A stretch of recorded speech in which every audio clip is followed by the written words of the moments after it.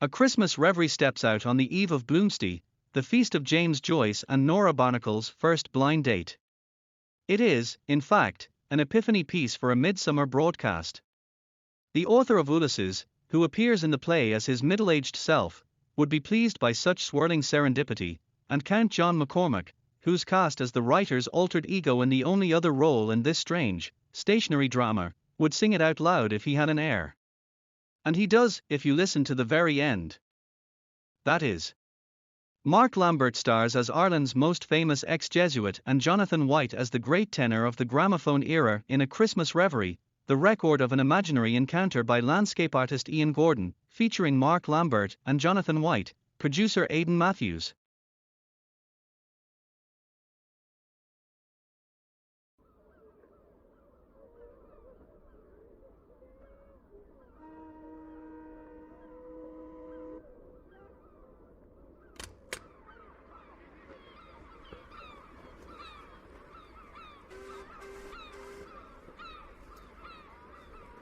Joyce! Joyce! Joyce! Up here! Look! Up here! James, it's me! Come on up, James. Yes, come on up. Through the door, below.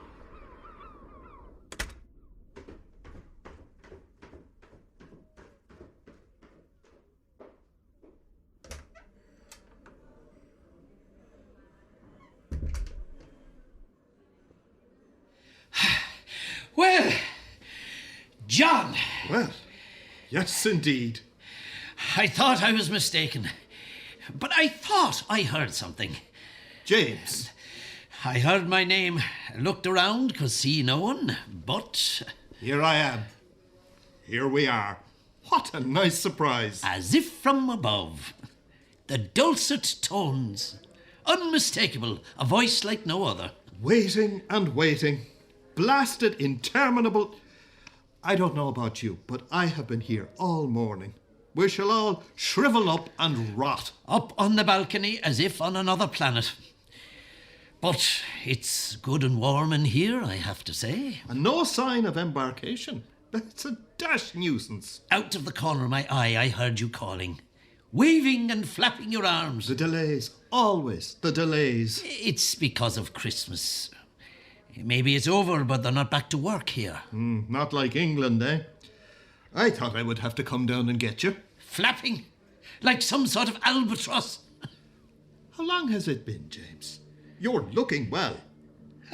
I'm getting by. As long as I keep away from Ireland. But John McCormack, my old friend. It's great to see you. It really is. And look at you, up here in this grand saloon. Wood panelling, leather chairs, a good fire. Well, they look after me. No, you deserve nothing less. Any books here? Well, I need my own room. I was ill. You were ill? Oh, maybe you didn't hear. I'm over it. No, I'll tell you. But sit down. There's time enough. It's a great chance to hear some of your stories. So, I presume you're bound for Cork on this boat? Are you travelling on to Boston? No, Cork it is. Dublin. Me too. No, I'm not travelling this year. I'm recuperating. The voice is good, I presume? You've got your throat well wrapped in silk? The silver and beige scarf looks well with your dark hair. Thank you. Yes, my voice is unaffected. So, no work at the moment? I can't. That's a lot of disappointed people. I can't take any chances. The doctors told me. I almost died. Never. A few months ago. Spanish flu, still. I thought it was over. Something like it. A throat infection. I don't know. I thought I was finished. The Archbishop came. I could have died. God, maybe you did. And you're just imagining all this. Archbishop Welch is a saint. Purgatory. A White Star Terminal shed. So kind he was. Where you bump into old friends. He convinced me in my fever. I hardly remember. He pulled me through, told me I would live. And you believed him? Well, here I am. And science has no answer. Anyway, enough of my problems. You must be working. I know you don't like to leave Paris. It's my new book, Ulysses. Finally, I have it. Ulysses? Yes. Is it a book? Yes, a modest book about Ireland. A great drama? An epic mythology after the Greeks? Could be just that. But what's this here? This big yoke? Portmanteau wardrobe? Oh, beautiful finish. Oh! A mouse! I got a wee fright. Ah, yes. Oh, the carpentry is beautiful. It's my baby. A wardrobe? No, it's not that at all. It's a phonograph, a music player. Really? I take it everywhere with me. I'd love to hear it. To hear you. You shall. You have the book with you? In the luggage. Second class luggage has all gone aboard. Mine too. I won't be parted from the phonograph, though. It's very delicate. A book is easy to carry. You just slip it in your purse. But if I had a phonograph, I'll dream of that day. Are you hungry at all? See there. The steward left a tray, mostly ghastly French charcuterie, goose liver in aspic, appalling cheese, awful. Some patisserie. I had a madeleine. I'm not really meant to. Have to watch my weight. Well, you're not fat by any means. Oh, but nonetheless, I have a tendency. It all runs to fat. Why shouldn't you enjoy yourself? You work so hard. Personally, I love the cold meats. Paris is wonderful for the food. Dirty as hell, though. That's the danger. Well, if it's all the same to you, certainly I would enjoy a small repas. Go ahead. Help yourself. It's all there.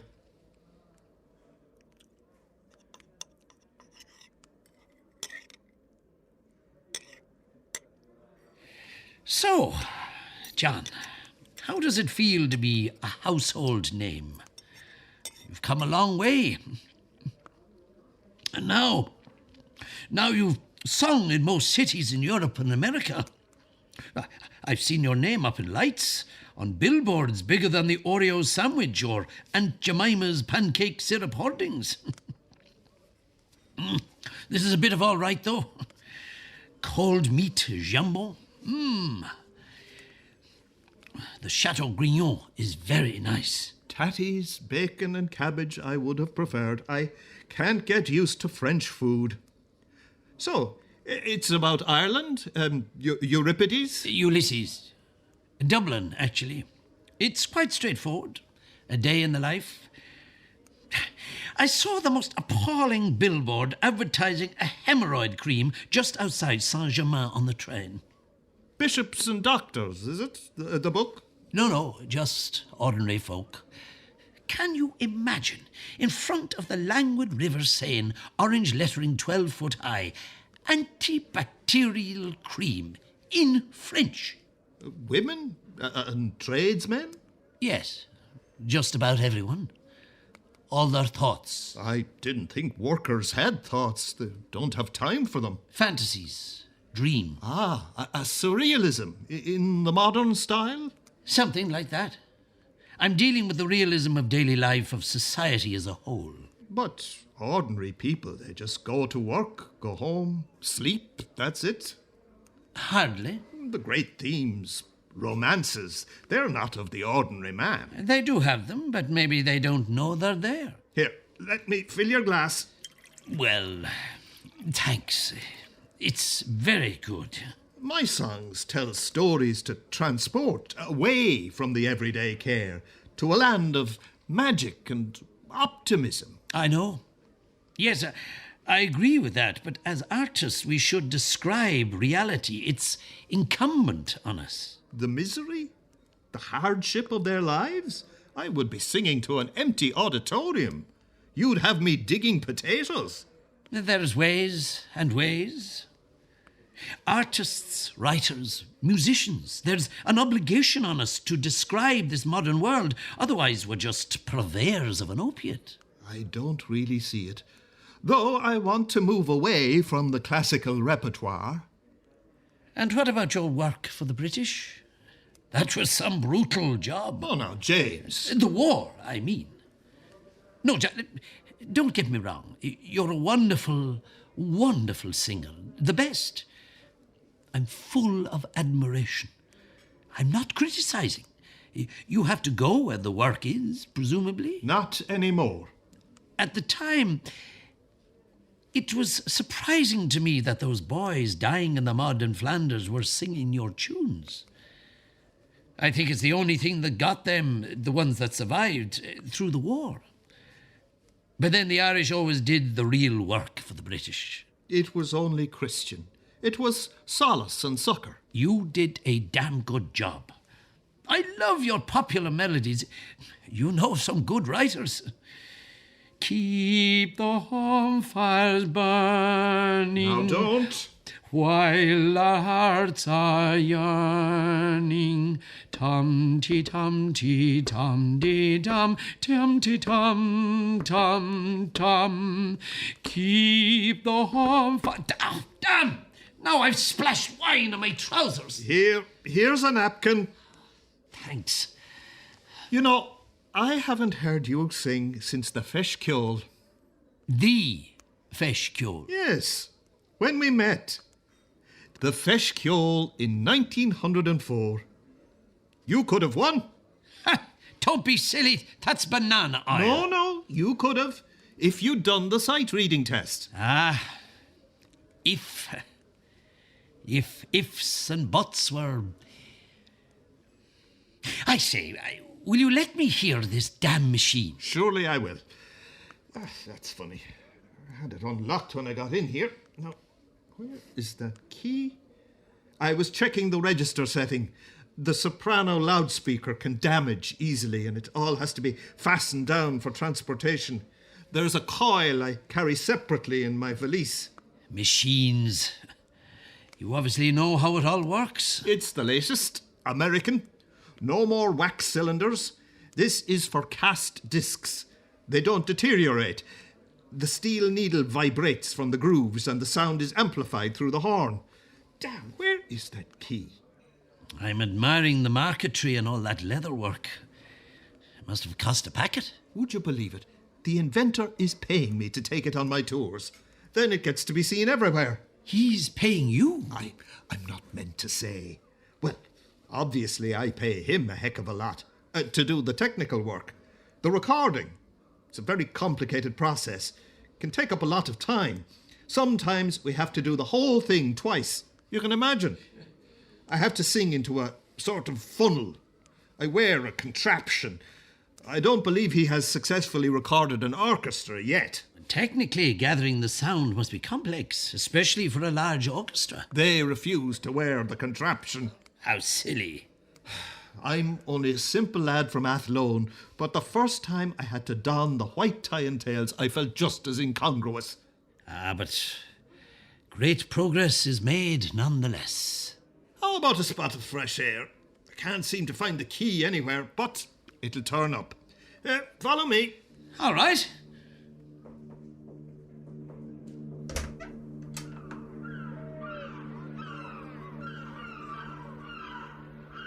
Oh, this is nice. This is a great view. Not bad. Oh, there's our boat. It's all happening. Or not happening, rather. There's a lot of activity. They let us on eventually. Well, why did they give us the early time to get down here? There's trains from Paris every 2 hours. It seems to be an inevitability. 3 or 4 hours delay in departure time. Yes, it happens every time. The whole world is in a rush. We expect so much these days. Actually, I like a wait. I don't like to be rushed. Oh! Oh! Oh! See the barrel, John! That barrel on the quay. It's away! It's rolling! They're not going to catch it. It's gone into the water. Kaplash! You like to be delayed. I don't mind.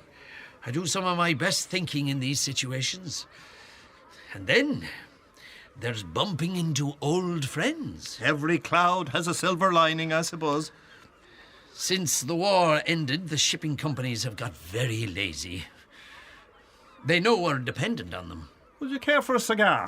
Till the dirigibles are safer. Oh, how very pleasant of you. Thank you. Quite dangerous. You seen the explosions? No way to cross the Atlantic? No, but thank you anyway. I rarely smoke now. I'm the same, truth be told. I can't afford to take any risks with my voice.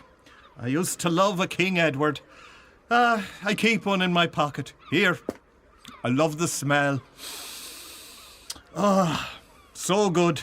And the feel between the fingers to hold. Yes, I know. I relish the tactile pleasure of holding a pen. If it could smell so good. And then, if I pause for a moment, I find the blunt end between my lips. You can't do that with a typewriter. What? They say Chekhov wrote on a machine. Chekhov. Excellent short stories. But then he was a newspaperman. That's how they work. They carry them with them. They're machines. Like you. Wherever they go. I suppose journalists have to be ready. Is he Russian? Yes. Is he a Red? Not exactly. In fact, he's very old-fashioned in writing about traditional characters, society generally. But his outlook is modern. He exposes the foolishness of the old society. In a way, I try to do that. So you're a communist now? I'm not really political. It's not that cut and dried. I'm a socialistic artist. I try to describe what I see in the hope that our politicians take notice and engineer the necessary changes. You're a brave man. Oh, I don't know. I see it in a simpler way. We're creative people. We give pleasure and we get paid for it. Well, that is until I got ill. I don't think it was ever that simple. They were making enormous demands on you. It nearly killed you. You said so yourself. Maybe I was too greedy. But you're right. Shine a light on the unknown heroes. We can do that. Life is so short. My violinist, Fritz, he was nothing till I picked him up, working with some orchestra. Now he can travel the world. When you're better. Yes. Do you pay him when you're sick? No, he's fine. I pay him enough normally. How about your book? I gather it's published. Yes. What's the deal? You must get some big checks. Au contraire. Very little money. Only 1,000 in print. I'm not a populist by any means. I wouldn't want to be. I'm teaching all the time. It's the only way it's possible. Well, I take my hat off to you. That can't be easy. Can you sell copies in Dublin, presumably? That's why I'm making this trip. Oh, for sure, it'll be distributed. And then I might even find an Irish publisher. In the long run, it could work out. And, well, if I'd stayed in music, it would have been exactly the same. I would be broke because I would have tended towards avant-garde composition after a while. I'm fatally drawn towards the experimental, the new. But don't you love the old songs? You do. I know you do. Love, here is my heart. I have gathered my heart as a rose from the midsummer garden, and my love at the heart of it glows. Go on. Well? I do love them. And you speak them as well as you sing. There is a flower that bloometh. That's poetry. It's funny. I've seen the reviews. I've read the papers. Those classical critics don't like it when you move into Irish ballads. They love it in America. And you chose to sing for them. Well, since I could afford to make choices, I thought to break away from the classical and operatic repertoire. You did right. I admit, I went where the money was. Your Irish heritage, your homeland. You are the voice of the people, providing stirring songs for the new state that's barely up and running, but fierce proud of itself. All that... the blood sacrifice. No, James. It wasn't like that. You showed the old order.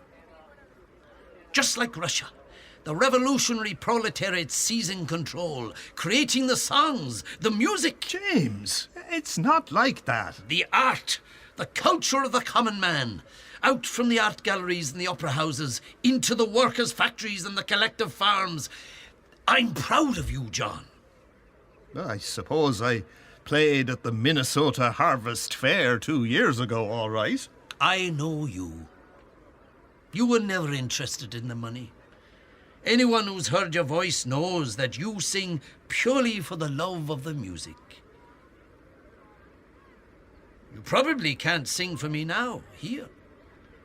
But would you ever recite Moon of My Delight? Very well. Ah, moon of my delight, who knowest no wane, the moon of heaven is hold the horses! Whoa, born in a cart. Delight who knowest no wane. Delight who knowest no wane. James, I'm going inside.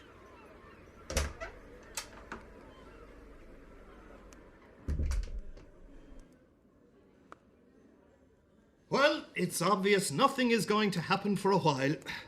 But you say you like waiting. Uh-huh. I should be more patient. The doctors told me I should take time, just relax. I play a bit of ping pong. Well, how about that? I love the game as well. You do? We could have a game here.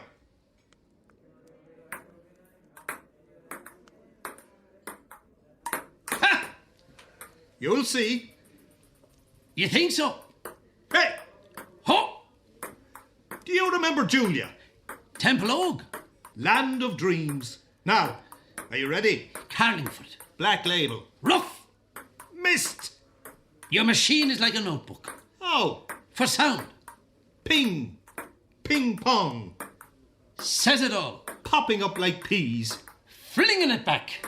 Speed of light. Sound. Sound is slower. Listen.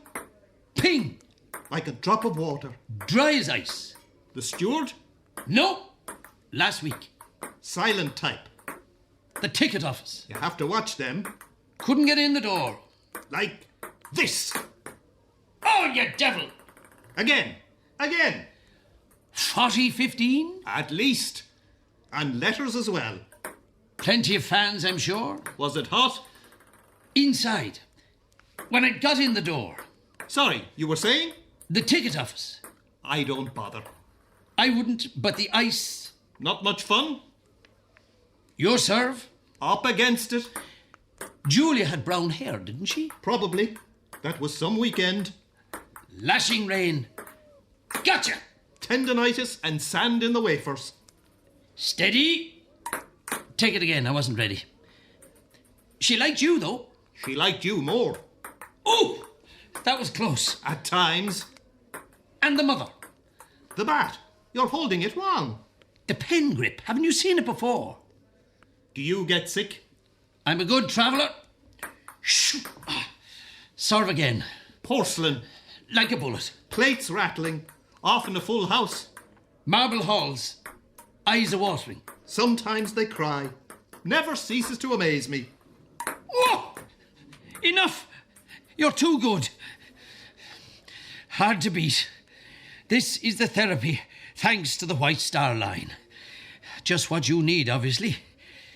My eyes aren't the best. You should have taken off the dark glasses. Yeah? Anyway, I'm certainly paying for it. If they had a spa here as well, that would be something.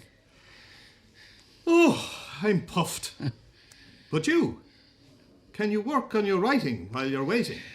Sometimes, certainly. Mostly ideas in my head. You have a big brain, James. I admire that.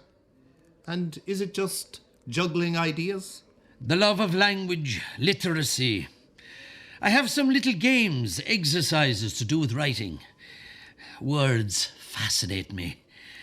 I'm happy reading a dictionary. Give me an example. Have you got any paper? No? I don't think we need it. Well, I have a game called Any Butterfly Can Dream. Yes. For instance, now, this is poetry, really. Think of it as poetry. If I said, after being careful designing ever-fruitful gardens, you wouldn't think much of it. But if I told you that the first word began with the letter A, the second word began with the letter B, and so on, through the letters of the alphabet, it becomes more interesting. A, B, C, D, and so on, and so on. I see. While I'm sitting beside my suitcases, or even on a train perhaps, I have a little notebook and persistently tried to write a sequence of 26 words. Maybe on a theme, to my own greater or lesser satisfaction. It's fairly trivial, I know, but it keeps a literary mind active. So you were doing that sort of thing when I spotted you? I don't believe I was, but I have one started on the theme of friendship. Yes? A blissful congruence designates every friendship. A, B for blissful, C for congruence. You see how it goes? I don't know what to say. No, there's nothing. Often it's nothing. Mostly failure. But that's the life of the artist, really. Pure folly. I don't know about that. I'm going to have another look at what's happening. No, not a thing. There's a whole crowd of people waiting. There will have to be an announcement eventually. Can you believe it? They're actually singing carols down there to pass the time. It shouldn't be allowed. Do you not take consolation in Christ, James? You must be joking. I find it helps. It's bunkum. You're not a churchgoer, then? Never was. But you love music. That's why they shouldn't be allowed to sing carols. They're out of tune and it's past Christmas Day. We both love music. You've sung religious music. Handel, Bach. Aye, surely. And you love it. Yes. In our own fair city, Handel's Messiah, the very first performance. And you say there is no God. I'm not one to criticise any man for his or her belief, but the damage! You sang for the troops, but you know yourself. All that vainglorious talk of war. The nobility of it, with God on our side. I'm sickened. That's always the justification for senseless slaughter. All right, grand. Religion is a powerful thing for you. But how about logic? We live in a scientific age and the world is rapidly changing. I'm listening. The start of the trouble is the culture of romance that's continually being used to mollify the people, to hoodwink them. But I have to admit I find it confusing myself. I try to analyse why we are sops to romance, a fantasy world far from the day to day. That wonderful song of yours, Love, Here Is My Heart. Of course, it's nonsense. If you say so, James. Well, speaking frankly, John, yes, it is. And I could no more write like that than encourage the religious charade that enslaves us. I find the song inoffensive. Damning with faint praise. It's a wonderful song, but ludicrous. Could you recite the first verse from memory? I could. It goes, Love, here is my heart. One rose for your hair. Yours if you keep it today, yours if you throw it away. What on earth is that about? And you are saying, There's no logic there. I see. It's a metaphor for life, I suppose. You can keep it or you can throw it away. Well, it's maybe not the best example of what I'm trying to say, but nonetheless. But my understanding of your writing is that you wander into the abstract on purpose. I do. You're correct. I believe there is a difference between diffusion for the purpose of atmosphere and diffusion as a method of control. What comes up if you dig a hole in a boulevard? What? It's one I heard in Quebec. What comes up if you dig a hole in a boulevard? A gendarme! I'm thoroughly confused. But to go back to your butterfly game, what happens at X, Y, Z? Doesn't it get awfully difficult? Well, yes. Sometimes you have to cheat a little. Really? I might say the word excite starts with an X. How about Q? A small deception for the good of the greater fabric. White lies are all around in this modern age. Advertising, that's the start. JKL. That must be difficult. Totally, upsettingly, very. But we have to accept lies are everywhere. EUV. Totally, unusually vacant. I see, it can go anywhere. I better start at A. T for Tipperary. It's a long way. If your legs have been blown off. A, B, C. Antibacterial cream. Antibacterial cream does eradicate. Have you still not found the key? Does eradicate. Fleas. John, the key. I want to hear the phonograph. Does eradicate fleas. The key, John. The key. The key of F sharp. What? We're still waiting. You know what would be really nice? Steak and kidney pie. Antibacterial. Antibacterial cream? You know, the butterfly thing. Oh! No. What you want is something like a blissful congruence. Steak and kidney. Some chips. A blissful congruence designates Steak, kidney, gravy, beans, legumes. legume, Potatoes. pomme de terre. No, chips. And an 04 Chateaubriand. A blissful. Where's that, Stuart? Congruence designates every. Carrots, steak and kidney, gravy. Yes, gravy. Are we going to get any service here? Blissful congruence designates. Pomme de terre, none. French fries, mustard. I want mustard. Designates every friendship Mustard English. going home. Damn it, I'm going to see what's happened to the steward. I've quite an appetite suddenly. Strange.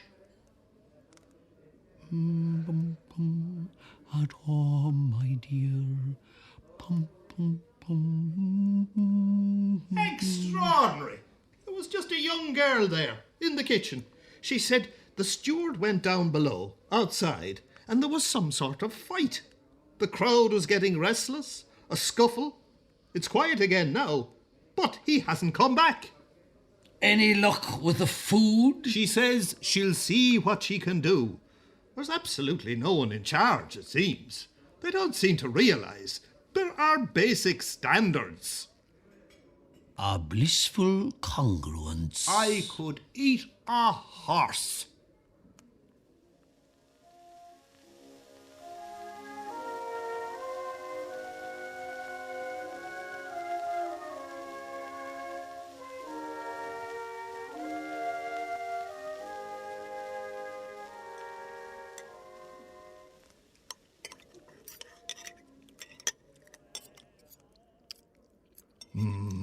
Oh, yes.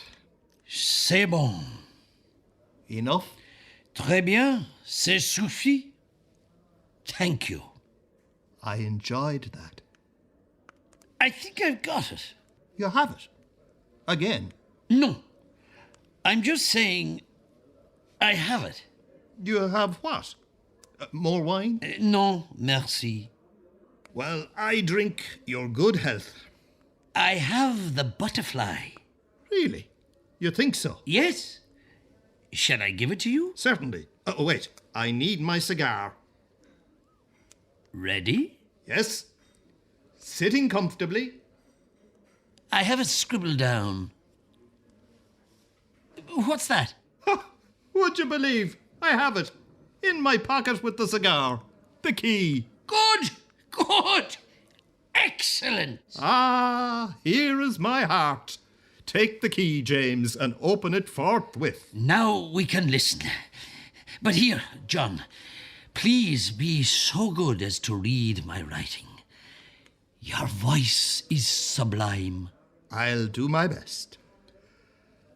Absolutely between candid discourse, every friendship gathers happily. It just keeps loving memory narrowly on path. Quite right. So that's understatement. Vacant, weak, Xmas, yawn, Z, Z, Z, Z, Z, Z, Z, Z, Z. That's not our boat, is it? Good Lord. You don't mean to say... I can't say I care. Me neither.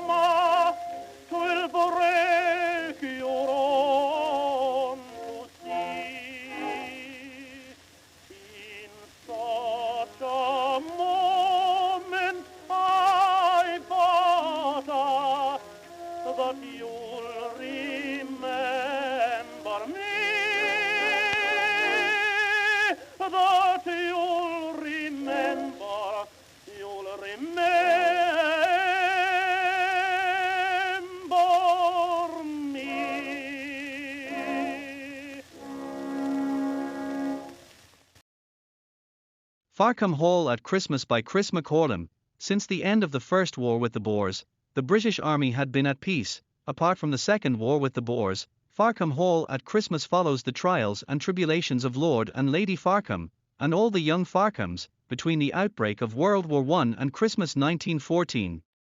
A tale of war, inheritance, opium use and the Irish Republican Brotherhood.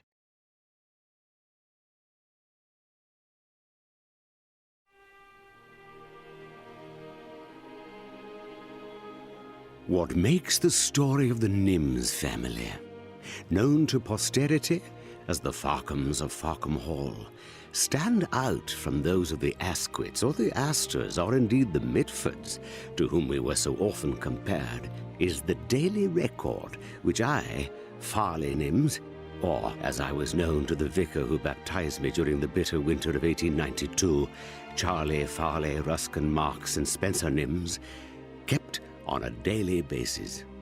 While critics have claimed that my vanity, libido and opium use made me the very epitome of the unreliable narrator, kinder voices suggested that my energy, imagination and large collection of pens helped me become England's finest diarist since the death of Pepys.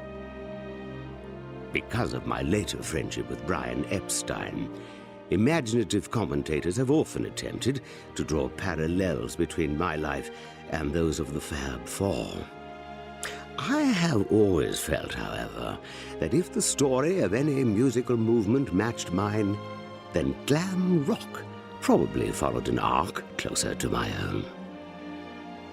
If I haven't stretched the metaphor to breaking point just yet, you could say that the opening chords of my story rang out during the fateful summer of 1914. At the time, I wrote, August 29th, 1914. I was, as I recall, smoking a cheroot in Farkham's Pet Cemetery when Biles, our one-legged groundsman, brought the news from Europe to my parents. The afternoon edition has arrived, sir. Anything we need to know, Biles? Apparently an archduke's been shot. An archbishop? An archduke? Oh, what a shame. The Archduke of where? Doesn't say. Somewhere in the east, I shouldn't wonder. Suffolk? Further east, surely. There isn't anything further east than Suffolk. Biles? Mum? If one heads east of Suffolk, where would a fella end up? North Sea, Mum. And first landfall? Denmark, sir. Typical. The Danes have shot an archduke. The swine. It will, of course, mean war. Terrible shame. Blood.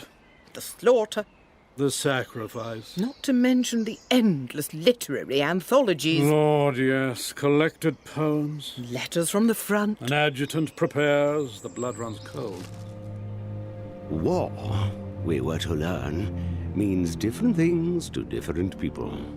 To my mother, Pandora, it meant simply that my younger brother George, that is, George Randall and Hopkirk Murder She Wrote Nims, would be coming down from university. She was in the kitchen, talking to the people about whatever it is kitchen people do, when Farkham Hall received more unexpected news. I'll send one of the girls to fetch some suet, ma'am. Master George was always partial to a pudding. Whatever you think, Mrs. D. Does a Miss Cook work here? Telegram for you, Cookie? Well, you'll have to be quick. I've a beef Wellington ready and I don't want my pastry spoiling. Oh, there you are, ma'am. Well? Oh, come on, Cookie. What does it say? It says our Alfred has been killed. Your brother? No.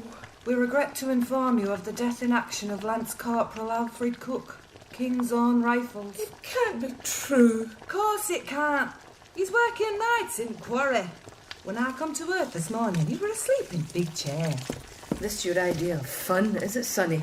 Riding round the country putting the fear of God into decent folk? They're just getting people ready for bad news, ma'am.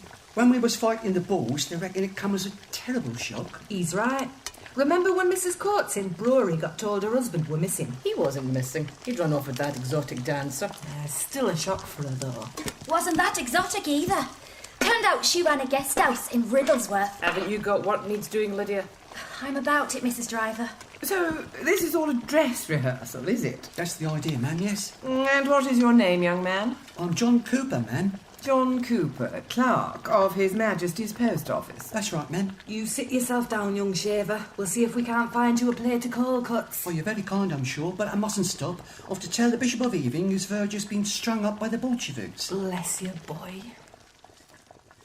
When news of the war reached my sister Alexandra, or Alexandra, Mary, Queen of the South Forfar Athletic Nims, she reacted in the same way she reacted to any other news. Yes, Biles, yes. Now, tell me again. Well, miss, according to Vita Manning, if you start in reverse cowgirl and reach your left hand towards Not your... that. Tell me again what Karl Marx said. Oh, right, miss. Well, Mr. Marx reckons anyone who knows anything of history knows that great social changes are impossible without feminine upheaval. Upheaval, yes. Social progress can be measured exactly by the social position. Oh, the position, yes. Of the fair sex, the ugly ones included. And we're nearly there, Biles. Go on. Capitalist production develops technology and the combining together of the various processes into a social whole only by sapping the original sources. Sources, yes. Of all wealth, the soil and the labourer. Yes. Yes. Yes. Now, Vita Manning. Yes, miss. What was she doing with her left hand? We may never know the real reason why my brother George hurried back to Farkham before war was even declared. But whether it was to test himself on the Western Front, or, as some have suggested, to avoid studying Piers Plowman, he was not the only one for whom the war became less a tragedy than an opportunity. George's return with his dashing valet Connie and a mysterious Irish chum cast a pebble into the pond which some of us feel to this day.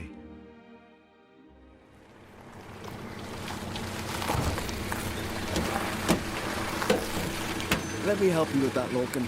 Thanks, George.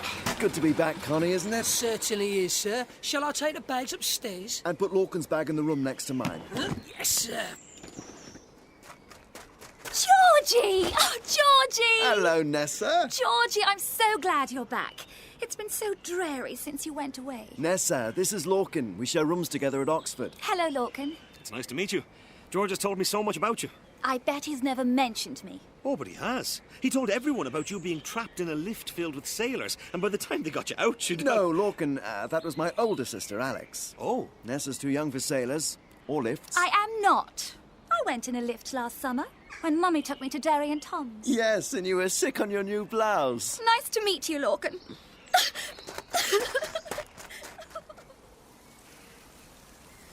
Remember the last war, Biles? Every time I look at a pair of shoes, sir, and remember I'll only be needing the one. We'll have to dig the square up. Pasture for the horses or some such. Won't miss it, sir. Never liked cricket. This isn't a cricket pitch, Biles. It's a croquet lawn. Oh, right. That explains it.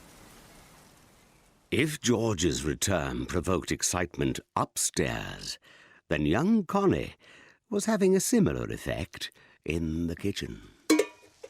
And are the girls in Oxford as pretty as they say, Connie? I keep telling everyone. I'm not much interested in girls. Except for our cookie, eh? Well, I am... It's all the one to me who we paid heed to. There's another world out there, Mrs. Driver. I've seen things since I was away. Get out of that, Connie Meadows. You went to Oxford, you daft thing. Not Timbuktu. There you go, Connie. Cookies, mashed turnips. Bet you didn't see any of those in Oxford. Indeed I didn't, Mrs. Driver. Indeed I didn't. Ah, now, here we are. Thank you, Father. George, you know the House of Lords grants me the privilege of droit de guerre. I've seen it on the family charter. And do you know what it means? I haven't the faintest idea. After the English aristocracy was massacred at Bannockburn, Edward II gave the landed gentry the right to exclude one of their heirs from military service. Do you mean... You and Farley have both been called up to the British Expeditionary Force. But one of you will stay here in England. But, Father... I thought long and hard about this, George, and I will not be dissuaded. Farley won't last 5 minutes, you know that. If the enemy doesn't get him, his own troops will put him up against a wall. The Nims family needs an heir. If you got yourself killed or otherwise rendered obsolete, the task would fall to Farley. And why shouldn't Farley produce an heir? Do you mean you haven't noticed? Noticed what? George, do you like oysters? What? Well, yes, I do. Yes, and so do I. I, however, do not like snails. No? We had them once on the school trip to Calais. I thought they tasted a little like... For the sake of argument, George, let's just say that you don't like snails either. Oh, well, very well. Good. But Farley, on the other hand, likes snails but does not like oysters. Do you understand? Not a word, Father. For goodness sake. Because Farley does not like oysters, he will never father an heir. You think his diet has made him infertile? Well, No, George, no. What I'm trying to say is that Farley is not attracted to the opposite, Oh, that! Why didn't you say? You mean you knew? Of course. Half the boys at school were that way. And at least 3 of the teachers. Oh, well. You know, it might just be a phase, like the Roman Empire. The Roman Empire lasted 400 years, and they practically invented all this love that dare not nonsense. Actually, Father, I think that was the Greeks. Well, I'm glad all that money we spent on a classical education wasn't wasted. The fact remains, George, you will not be going to France.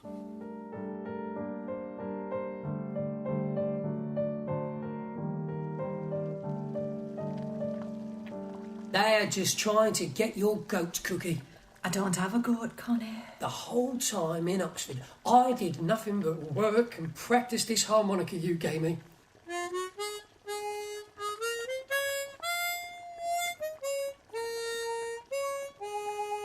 You've certainly made a lot of progress. I can't take all the credit. A fella called Ralph showed me the basics. Ralph? He's a footman to the Duke of Claridge's. Oh, I see. You'd like him, Cookie. He's such fun. I'm sure. With a war coming, we'll have enough of that, thank you very much. The draper says they've lost 3 chambermaids in a week. I've heard terrible things about Mr. Merriman's wandering hands. It's not Mr. Merriman you need to keep an eye on. Not the way I hear it. What do you mean, Mrs. Driver? I'll say no more, Lydia. Well, you don't mean it's her. Has Mrs. M got fishy fingers? As you know, I don't spread idle gossip. Course not. What I will say, though, is that there was none of this before she went to university. That's why I never wanted an education. And now there's all this talk of women's suffrage. Well, you wouldn't catch me voting, Mrs. Driver. I should think not, indeed. Connie? Sorry, Mrs. Driver. Having maintained a dignified distance, dinner meant joining the general hubbub of the house. On this occasion, however, George's Irish chum was to prove a most attractive distraction. It was, though, as inevitable as the lukewarm soup, that Alexandra would also be distracted. All very different from the friends George normally brings home. Really? In what way? God, you must have met them. Dreadful little aesthetes, draping themselves across the furniture and droning on and on about some awful poem that will never be published. Well, I'm sure I've written my share of doggerel over the years. And half of them don't know whether they're fish or fowl. They're on a voyage of discovery, Alex. We mustn't blame them if, occasionally, they take refuge in an uncharted harbour. You're very understanding, Lorcan. And perhaps it's their Celtic blood. Driven round your body by a heart where the poet is at war with the warrior. I hate to disappoint you, but my family are all farmers. Of course they are. And sons of the soil. You'll never know how I curse my own Saxon swill that carries neither courage nor conviction. Farley, you mustn't be so hard on yourself. Yes, Farley, let's not get carried away. Lorcan, do you want to get a wash in? They're going to dish up in 5 minutes. Thanks, George. I better just... Oh, of course. Well, I never. Run down to cook and tell her that I'll need breakfast for 2 in the morning. You can't be serious. Were you not listening? Uncharted harbours, and did you see those eyes? Of course. They hardly left mine the whole time. He wouldn't be interested in you. But why ever not? Because he's sensitive and gentle-hearted. Not the sort of horn-handed ruffian you consort with. Oh, I think he's horn-handed enough for me. I deserve him. Why? I am nursing a broken heart. Since when? 11 o'clock when Biles left. Biles is the groundskeeper. He'll be on his rounds again first thing in the morning. And sometimes morning seems a long way off. Fancy a little wager, then? What do you have in mind? We'll see whose bed the Irishman ends up in. If he chooses my bed, I'll make it up to you by giving you those prints that Uncle Eddie sent from the Congo. The bearers? Naked bearers. And if he comes to my bed, I'll give you this. What is it? George's exemption letter. Father's giving George droit de guerre? At the moment, he is. What do you mean? All you have to do is change the name on the letter and George goes to war. And? And you don't.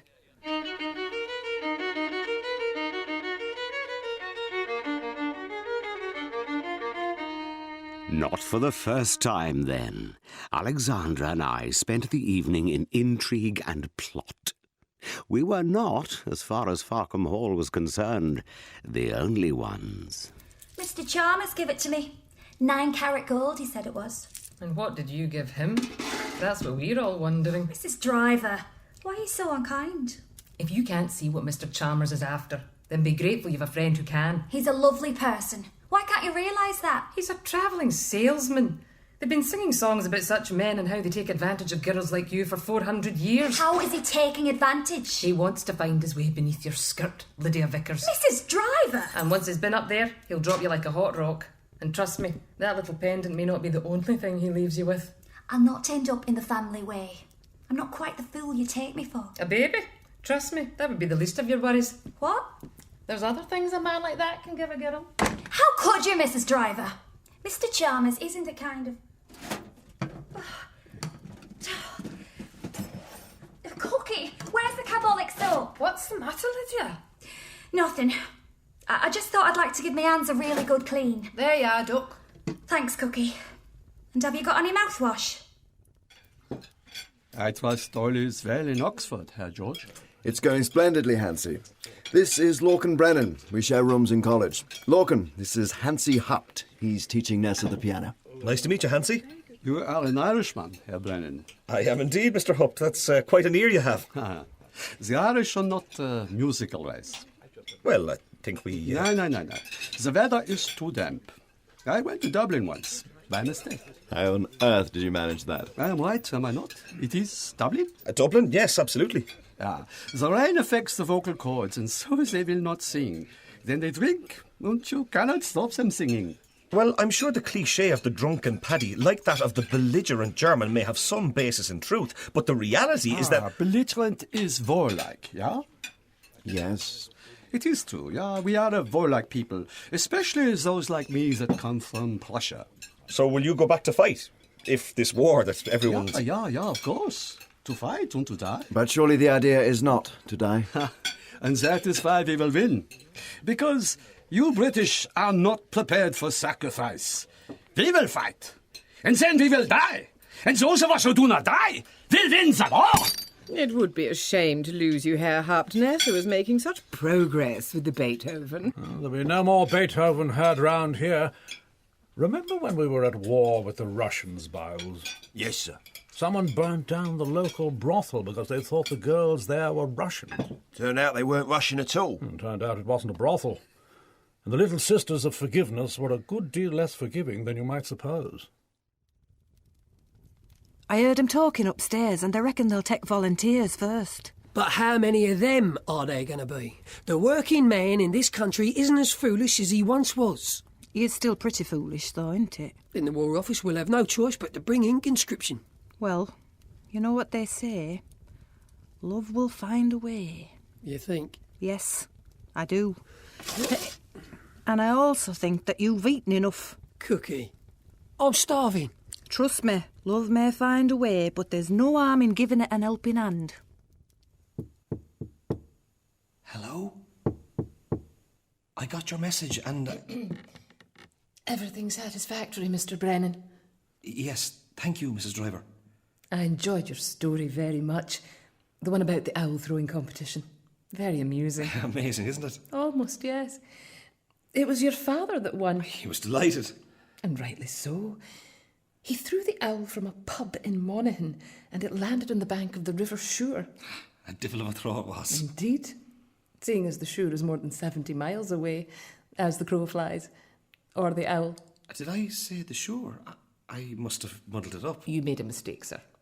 Yes, perhaps I did. And don't we all make mistakes, now and again? I dare say. Now and again. Good night, Mrs. Driver. And the same to you, Mr. Brennan. Hello? Are you in there? I thought perhaps you'd had a better offer. What could be better than this? The British Expeditionary Force was already learning that this war was not going to be easily won. At Farkham Hall, too, as my diary continued to record, the first weeks of hostilities brought their own mixture of mishap and misunderstanding. September the 14th. Father got a letter from the War Office this morning. Its contents delighted me just as much as they did George. Been the most awful cock-up. Alexandra's been up to her old tricks, has she? Somehow or other, they've given droit de guerre to your older brother. I know what you wanted, Father, but I, for one, cannot regard this mishap as bad news. Oh, it's exactly that sort of nobility I was so desperate to preserve. Promise you'll keep your head down.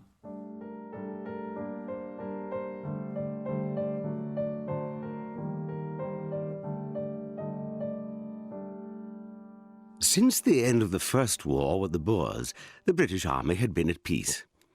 Or apart from the Second War with the Boers, and the Sudanese Mahdist revolt, the Third Anglo-Burmese War, the Anglo-Zanzibar War of 1896, and the Boxer Rebellion. So, there was much local excitement as the Farkham Rifles marched away. George, I want you to take this pistol to France. But, Mother... It belonged to my grandfather, John Wilkes Booth. Booth? Isn't he the man who shot Abraham Lincoln? It was all a terrible misunderstanding. John was trying to kill the lead actor, whose performance utterly ruined a marvellous play. Our American cousin. It is a good play, isn't it, Mother? Perhaps you could use his pistol to restore his family's good name. It's very good of you. But apparently the army will give us a gun of our own. One each? As soon as we get to France. Well, in that case... Goodbye, Mother. Goodbye, Lorcan. Goodbye, darling. Goodbye, George. Perhaps you might have use for this gun, Lorcan. You know what they say, one must never place a loaded rifle on the stage if it isn't going to go off. Then promise me you'll be careful who you point it at. Must I also be careful where I point my gun, Lady Farkham? Well, If your George comes within range on the field of battle, I shall act without mercy. I would expect no less, Hansi. I shall return in victory, Lady Farkham, but I shall not return at all. We live in hope. Time passed, and if I might return to my earlier musical parallel, the Kaiser seemed to be suffering from second album syndrome. While Roxy Music followed their eponymous debut with the classic For Your Pleasure, the Germans' early success in Belgium and northern France led to nothing more than the invention of trench warfare. When the situation was made real for us again, it was at the instigation of my youngest sister, Nessa, or Vanessa May, June, July bank holiday Nims, who reacted to any perceived obstacle with a mixture of hyperbole and hysteria. On this occasion, she worked her magic on a previously peaceful breakfast room. 3 months in and still no one has explained it. Explained what, dear? How the Danes convinced the Germans to do their dirty work. Good Lord. Daddy! What is it, Vanessa? I was up in Bigfield, exercising Brutus. What happened, There dear? was a man from the ministry. He says they're going to cut down the cherry orchard. What ministry? I don't know. The Ministry of Wood, I suppose. Ministry? Oh, but Daddy, you won't let him. You won't let him cut down the cherry orchard. No one's going to cut down anything, Nessa. Don't take on so. Mummy. I'll look into it, dear. Now dry those eyes. Perhaps, Miss Vanessa, you could distract yourself with some Beethoven? Helped? What on earth? We thought you were in Germany. And so indeed I should be. As you can see, however, I am not. But you seemed so sure when last we spoke that your ambitions lay with the army. And so they do, Lady Farkham, and always will. Years, however, of leaning over a piano has rendered my shoulders round, and unfit, it seems, to carry an infantryman's pack. And they turned you down? Ja, mein Herr. Well, you tried to do your bit, and that's the main thing. I don't know about Vanessa, Herr Haupt, but I think perhaps a little Beethoven might help you. Thank you. And of course, I'm sure there will be other wars. That's the spirit. Look on the bright side.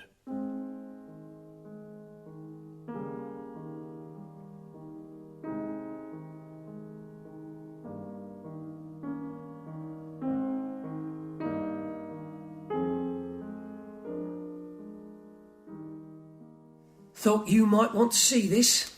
What is it? My papers. The call-up. OK, quick. Come in, ladder. A and take your trousers off. What? You heard me. Take 'em off. Listen, Cookie, I've been trying to tell you. Put this dress on. You've a fine, slim figure now, but I've more clothes for you upstairs. A close shave and a mop cap, and it might just work. But really... Listen to me, Connie. Do you want to get your head blown off on Western Front? Or do you fancy spending the next few years as Farkham Hall's new chambermaid? Well, I suppose it could work. And you're right, this thing fits like a glove. I'd better change back for now, though. They'll be missing me upstairs. Oh, Lydia, look after them. What's your hurry? I just think I should... Now that I've got you in here, Cookie, I really don't think I and can... maybe you think too much. Cookie! If some were trying to keep away from the war, those who had gone in our place were learning that nobility brought new complications. You having a problem, Nims? Nothing really, sir. But the men are in something of a funk. Whatever's got into them? Well, sir, as you know, we arrived on the Tuesday night. Full civic reception. The French do that sort of thing terribly well. It certainly started well enough. The mayor introduced himself, showed us to a dining table, and offered to take care of the horses. So naturally, I thought... Naturally? They marched them off, and we settled down for a glass of the local plonk. They're jolly good. They cooked them, sir. Eh? The horses? Flash-fried the best cuts in oil so the outside would be crisp. Did it work? Like a dream. Then they slow-cooked them in that sauce they use here, where they slice the onions very thin. With potatoes and rosemary. Melts in the mouth. God, I know. When I was home on leave, I tried to show my wife how to do it. Poor old thing hadn't a clue. I think the secret's in the herbs. Yes. The fact is, Nims, the people at home will never understand what happens out here. I know, sir. I know. Did he take from you that which a girl holds most precious? No, indeed, Mrs. Driver. He took nothing from me that was not freely given. Did he hurt you, Lydia? I have heard that some Not that men... either. What is it, then? Begging your pardon. I did not think you'd like to hear all I must tell. Mrs. Driver and I are women of the world. There's not much we don't know about matters of the art. Or of the flesh. I'm your closest friend, Lydia. Am I not? Very well, then.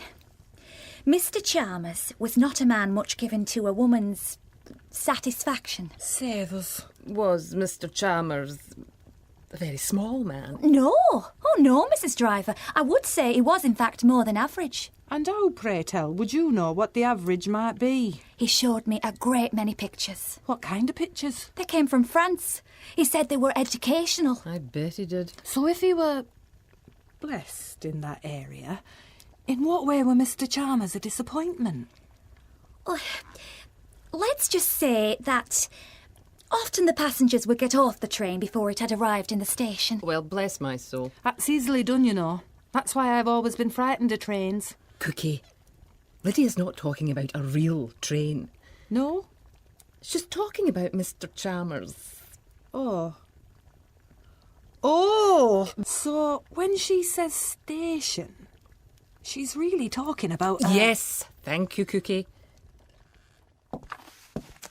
I'm sorry, Mr. Brennan. I did not mean to interrupt. Just reading a little Kipling, Lady Farkham. Well, he does write exceedingly good poems. Yes, he does.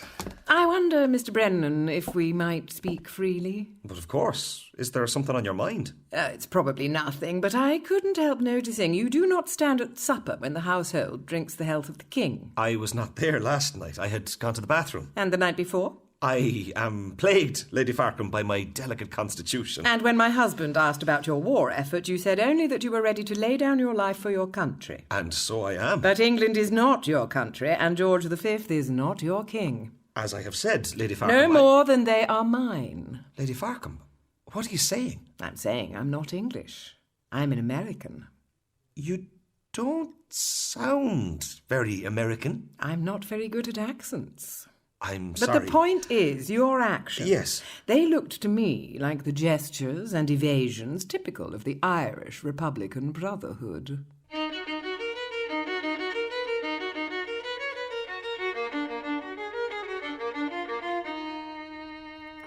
Mr. Chalmers was in many ways a thoughtful man. So when he told me he had other plans to satisfy me, I remembered the pictures I had seen. Really, Lydia? In one of them, a man was kneeling between a woman... We've heard enough about the blessed pictures. But I was so mistaken. He planned to give me chocolates and jewellery. There's many a girl in your position who might gain greater pleasure at the jeweller's shop than... But talking of positions, I saw... We weren't talking of positions, Lydia. No. And did he give you these gifts he promised? These chocolates? He had no money, you see. But I thought he were a wealthy man. He did have money. A great deal of money, he said. But when my birthday approached and he wanted to give me a special gift, he was still waiting for a payment which was owed him. You're not going to tell me that... He looks so sad, Cookie. You'd have done the same. I bloody wouldn't. Language, Cookie. Are we to suppose, Lydia, that you gave money to Mr. Chalmers? Give? No, indeed. It was only a loan. He was going to pay me back. But he hasn't. No. And now he's gone. Yes. There's only one thing for it. We must send into the village and report the whole matter to Inspector Gates. Gates of the yard? Well, who else? Oh, no, not that. Anything else, I beg of you. But Lydia, dear, whatever feelings you had for him, Mr. Chalmers has shown himself to be a common thief. We have to call the police. But that's just it. What's wrong? I have myself been dishonest. With you. Us? You see, there is no Mr. Chalmers, and never was. I don't understand. I made him up. I was seeing a man I could never name. Who is this man you can't name? You made up Mr. Chalmers to hide the truth? Yes, Mrs. Driver. So who were you seeing? Who were you trying to protect? Inspector Gates. Lord above. Oh. Mrs. Driver! I've killed her. She'll be all right. But you have given her somewhat of a shock. Why so? Mrs. Driver's been stepping out with Inspector Gates too.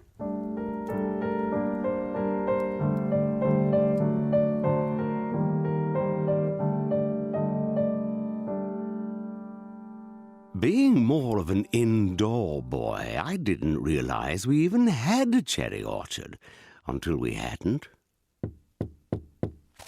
Come in. You wanted to talk to me, Father? It's about this business with the Ministry of Wood. You won't let them cut down the cherry orchard? I've been searching through the deeds. Clever old Daddy. And it turns out that the orchard doesn't belong to us. Doesn't belong? In 1088, William Rufus granted the full acreage of the estate to your forefather, Bruno of Bayeux.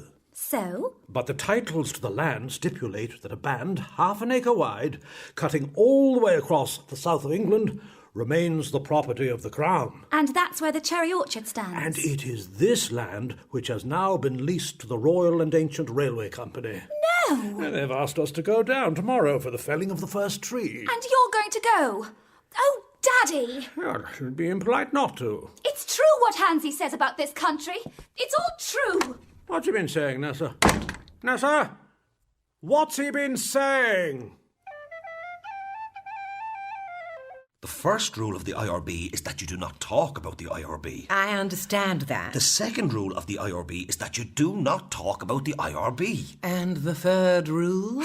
I'm not sure. I only joined a couple of weeks ago. If you came in the hope of advancing your cause, then you are making the same mistake that I once made. You? Yes. I was once a political firebrand, but I learned too late that Farkham Hall is a backwater. But I spend most of my time in Oxford. The ruling elite control half the world. Why would they waste their time on education? So you think I should... It's all about time and place. The time is coming, Mr. Brennan, but the place is not here. What isn't here? Darling! Well, they said the war would be over by Christmas. Hello, George. And for me, it looks as if they were right. Christmas during wartime is always, of course, an occasion of passion and heartbreak. I little realized, however, as dawn broke over Christmas 1914, that the heart most tested at Farkham would be my own. Mummy, isn't it time for the carol concert? Yes, it is, Alex, but the whole place is topsy-turvy. Connie's disappeared. And this laughter's a bit short-handed. Careful, Farley. Sorry, Mother, but where do you want these music stands? It doesn't look like there'll be any music. We can't find Herr Hut anywhere. Splendid that you're back for Christmas, George. I'm not so sure, Father. I seem to have ruffled a few feathers. What happened? It was yesterday afternoon, you see. Start of an unofficial Christmas truce. Few of the chaps had a kickabout with Jerry in No Man's Land. Top brass not too pleased, I shouldn't wonder. No, that's just the thing. Couple of minutes to go and I found myself on the edge of the German box. The ball dropped to me and I hit it. Screaming shot. We won 3-2. Good lad. Trouble is, there's a feeling at HQ that we should have let Jerry win. Christmas spirit and all that. Bunch of conchies. Anyway, the match ended and I was put into a staff car and sent straight across the channel. Has anyone seen Hansi Hutt? He seems to have vanished. With Miss Nessa and Connie. And a large amount of Mrs. Driver Smalls. What? Some sort of a sex cult, I shouldn't wonder. Good Lord. Well, one reads about this sort of thing all the time. Do you? Oh, yes, ma'am. I had a gentleman friend who showed me a great many pictures of young men wearing... That's enough for your pictures, Lydia. Oh, I'm sorry, miss, but you picked the wrong evening to stand around here. Sorry, Mr. Farley, that's my sister come for a visit. Consuela's her name. Consuela? She's from Brazil. I thought you said... Half-sister, your lordship. My father travelled a good deal. Not only did a good deal of by the sound of it. But does she speak English? Well, Not a word. Well, if she can't talk, can she work? Or play the piano. She can work all right, Mrs. Driver, and she's strong as an ox. Striking-looking girl, I must say. Maybe if you took her to the drawing room, Cookie. Show her the ropes. Thank you, Mrs. Driver. Maybe I could help her settle in. Why Brazil? I had to think of something. Let's just hope that none of them speak Brazilianese. Cookie? Yes, Mr. Farley? Sorry to interrupt, but Mrs. Driver needs you downstairs. Oh, well... Seemed pretty urgent. And don't worry, I'll show Consuela what's what. Well... Now, hurry along. If you're sure, sir. Brazil, eh? See? Where the nuts come from? See? Consuela, I don't know whether it's your swarthy appearance or your complete lack of English, but something makes me feel that I can be quite honest with you. See? From the moment my eyes met yours, I felt a connection, a bond, if you will, as if we shared something strange and fundamental. Tell me, could it be that you might feel it too? See? Oh, my stars! Farley, put that creature down. Alex, I swear I'd hardly touched her. Inspector Gates is downstairs. Gates of the yard? It's Hansi Hupt. He and Nessa were spotted on the night train. No. They're heading for Berlin. You mean... Yes, he's a spy. Good Lord. So that's why he had that enormous wireless in his room? No, he used that to pick up classical music. You don't mean... Well, they're saying he could hardly play a note. That can't be true. It gets worse. How so? Well, the police have searched the whole house. And? Apparently we haven't even got a piano. But what are we... Listen to that. Oh, Consuela, you play so beautifully. It seems we shall have music after all. Oh, the poor creature's homesick. These are the songs of her native land. I think she's playing Silent Night. So? It's not from Brazil. Between you and I, I'm not sure that Consuela is either.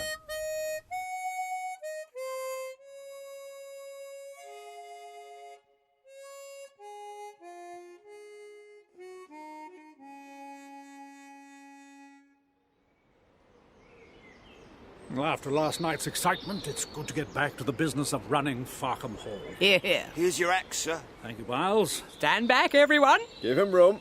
With the ceremonial felling of this tree, I strike a blow for the next generation. My daughter Nessa wanted to stand in the way of progress. But here at Farkham, we have never shied from sacrifice when king and country are called upon us. With this axe, I like to think I'm clearing away all the... Look out, Father! The other side, sir, it's gonna... I think I know how to cut down a... Daddy! Look out! It's going to... Timber! Daddy! Father! Dudley, are you all right? Hard to say, old girl. Biles, fetch a doctor. Quick as I can, Master George. Oh, for God's sake, George. What? I love Biles as much as anyone, but can't we send someone, you know... With both legs? Exactly. All right, I'll go myself. Message for George Nims. Hang on. George? It's John Cooper, clerk of His Majesty's Post Office. Telegram for you, Mr. George. Thanks. Not bad news, is it, darling? If somebody could It just... depends on what you think of Ireland. What? I'm being transferred to the garrison in Dublin Castle. That sounds like pretty good news to me. Hello? Me too. Really? Absolutely. Serving with the British Army in Ireland, there can't be anywhere safer. If you're going to Ireland, perhaps I should go back too. Would you, Lorcan? Be nice to see a friendly face. Any sign of that doctor? Sorry, Dudley. Got a bit distracted there. He won't be long, Daddy. Oh, tell him not to bother. I don't think I can... Oh, don't talk like that, Father. It's true, Farley. But you mustn't worry, because I won't. What do you mean? I was always concerned about Farkham, about what would happen when I was gone.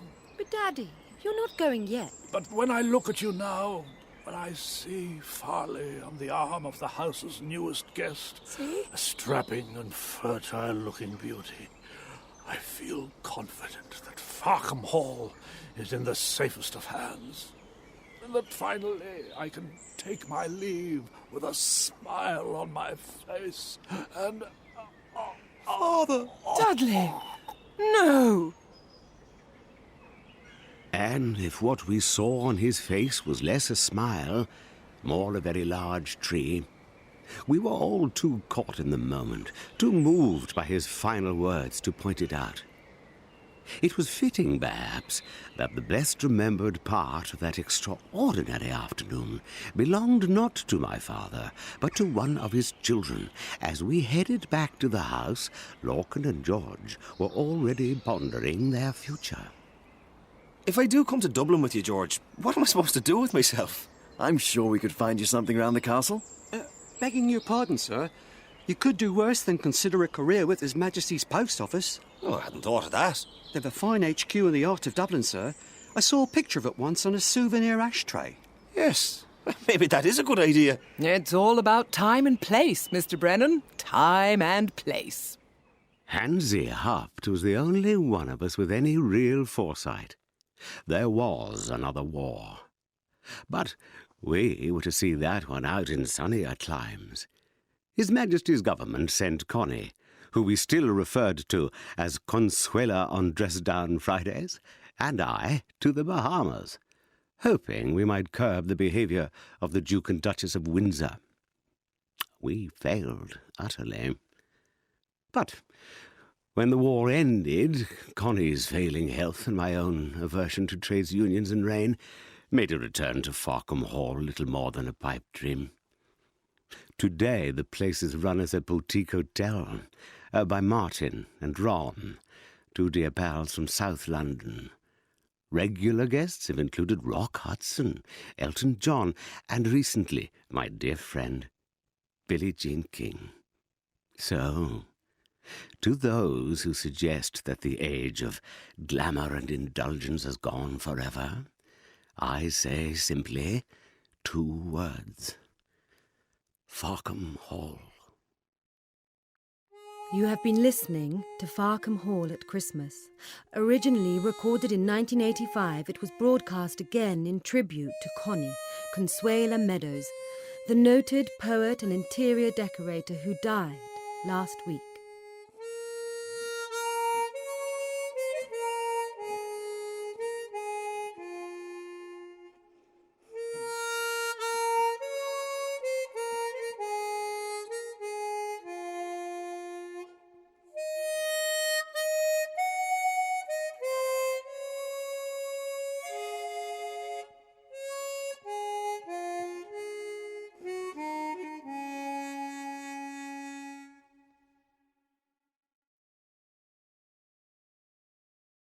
A disturbed state of affairs by Joe Oberneck leaves instead to the Christian liturgical calendar in its recreation of the early hours of the April insurrection through the eyes of 2 enthralled messenger boys in central Dublin.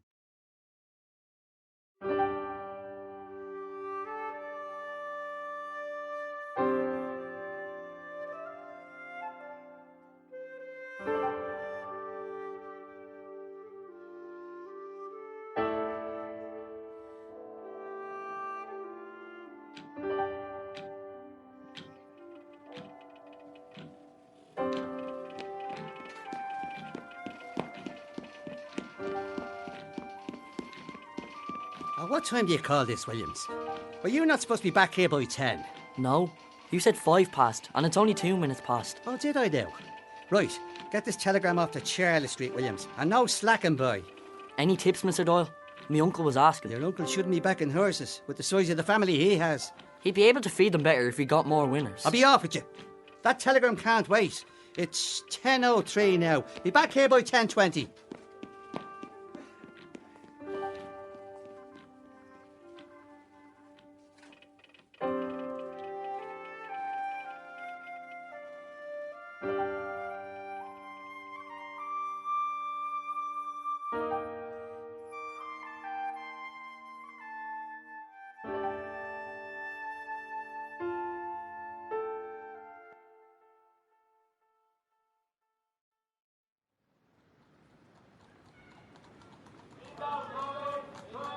Anyone for tulips there? So, you look like a man could do with buying a bunch for your beautiful wife. Indo! Times! Indo! All right, Mickey. Waste of time today, Jack. No one about with the weather. See you later.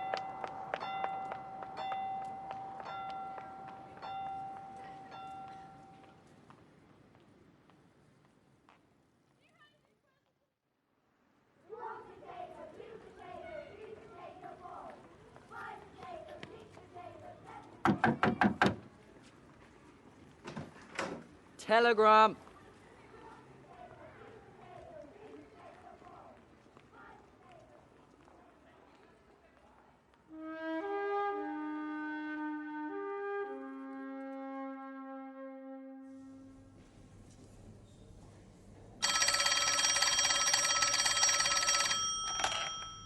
Yes?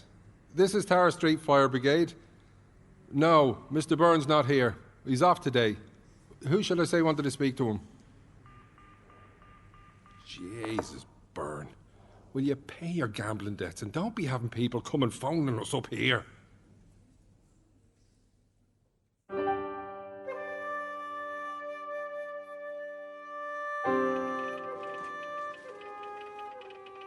What time did I tell you to be back here at, boy? 10:20, Mr. Doyle. It's 10:21. You're late. I'm sorry, Mr. Doyle, but I met Mr. Sheridan on his way to Liberty Hall in his uniform. Oh, Jesus, those clowns in Liberty Hall. Slowing down the postal service. Someone will have to put a stop to them on their antics. Right, boy, here's 2 for you. 1 for Fontenoy Street and another for Paradise Place.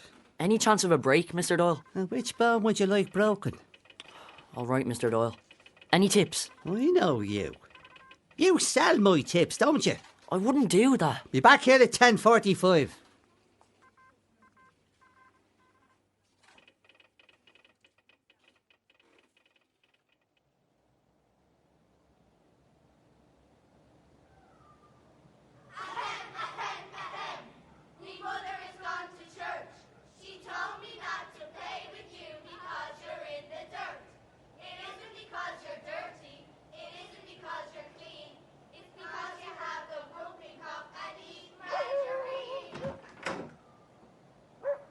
Hello, Kate. Be good drying today? That there is. Any plans for the day? Pat is on duty. He wanted it. Extra pay. And a quiet day at Tara Street. We're heading out to Dollymount.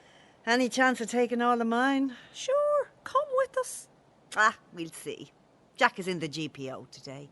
Won't be finished till about 3. That boy is the fastest runner ever I saw. Should be running for Ireland.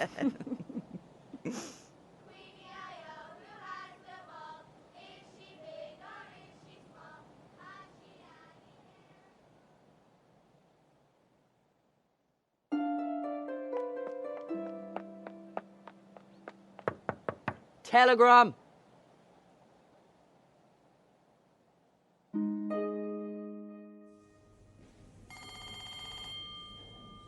Dockrell's fire signal correct. 11 o'clock. Jesus. Time is passing fierce slow.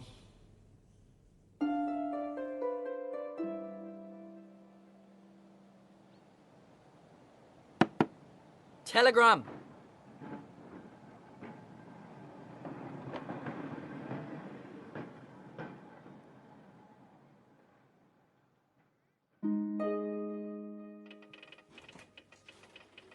Common Street. Be back by 11:35.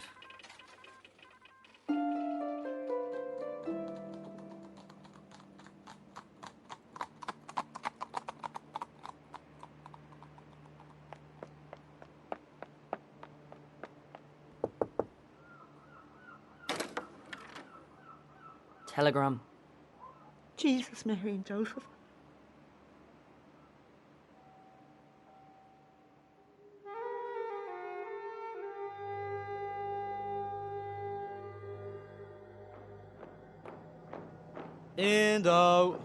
Indo! How are you, Jack? Anything from Doyle for me, Dad? Very tight lip today. Jesus. Indo! Must be a parade on today. Seen a lot of fellas headed for Liberty Hall this morning. Indo times Indo.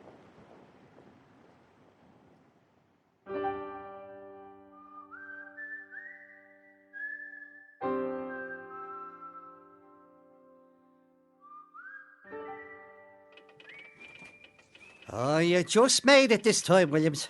There's a parade starting from Liberty Hall. Have them clowns nothing better to be doing on a beautiful day like this? Me dad likes Mr. Connolly. He goes to hear him give his speeches. That James Connolly is a firebrand. Well, tell me dad you said that.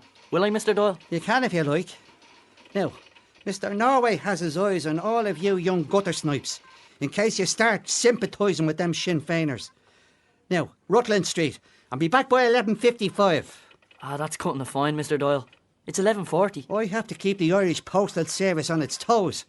Not a second to waste. Then can I have a break? Your right arm?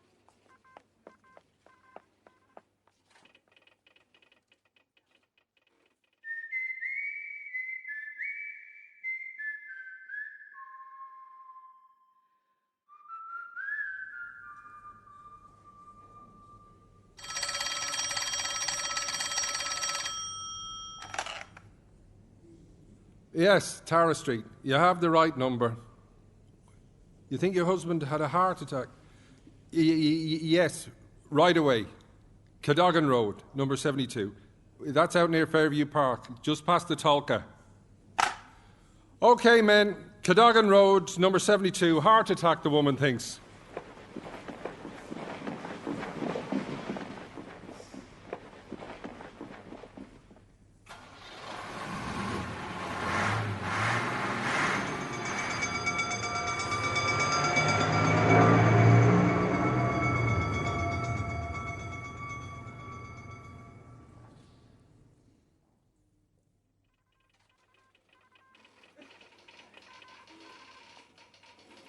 Me break, Mr. Doyle. Let me think about it. Fair enough. But only because you made it back on time.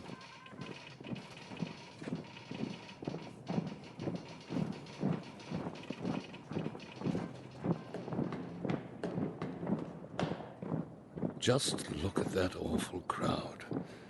They must be on a route march. Them Sinn Féiners, mister. Don't you let them turn your head, boy. We've a war to win in Europe. Well, mister, you don't look like you're doing much fighting.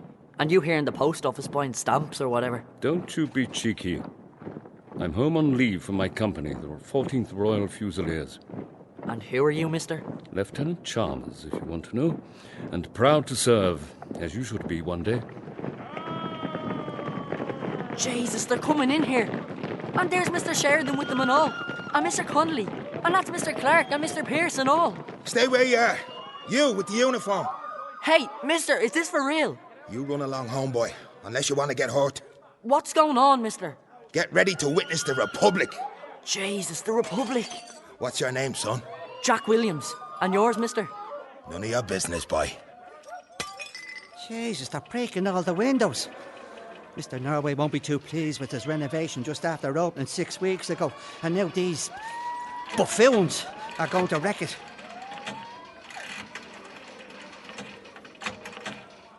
This is the General Post Office in Sackville Street. We've come under attack. Stop right there, young man. Mr. Doyle. Mr. Doyle, I have to get back to Mr. Doyle upstairs in the telegraph room. You can't go up there, boy. Get out of here. Don't hurt Mr. Doyle. He's a great man for tips on the horses. The best in Dublin. We've no time for bets on horses. This is an important day for Ireland. I could help, so I could. Off with you, son. Hey, mister, is that where they stuck you? In the phone box, all tied up? They'll all be sorry. You're the one all tied up in a phone box in the GPO, mister. And how long will it last? An hour? You'd be able to tell if you weren't tied up in there, 'cause there's a clock up there on top of your little prison house. You might think that funny, boy, but we'll see who'll have the last laugh. Home with you, boy. Why does everyone want me to go home? This is the best excitement I've seen in years. I want to stay, mister.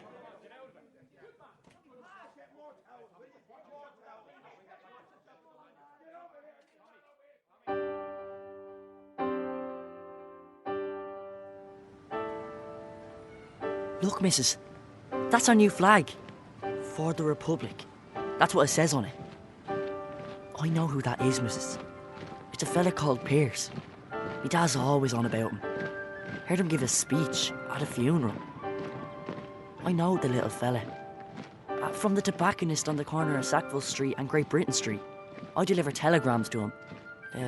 Clark is his name.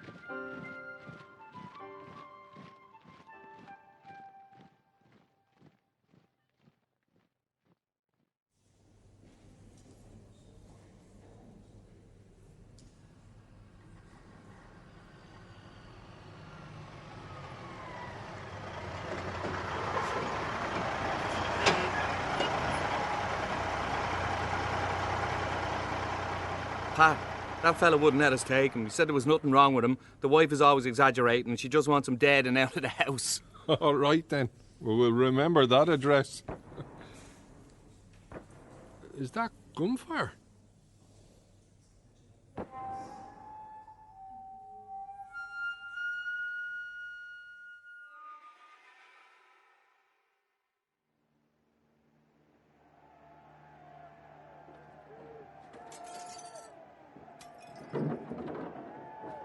What are you doing, mister?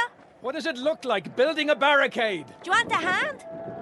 All right, but once it's done, then you have to go home. It's going to get dangerous around here. Right, lads, come on. Let's give the Republic a hand building its barricades.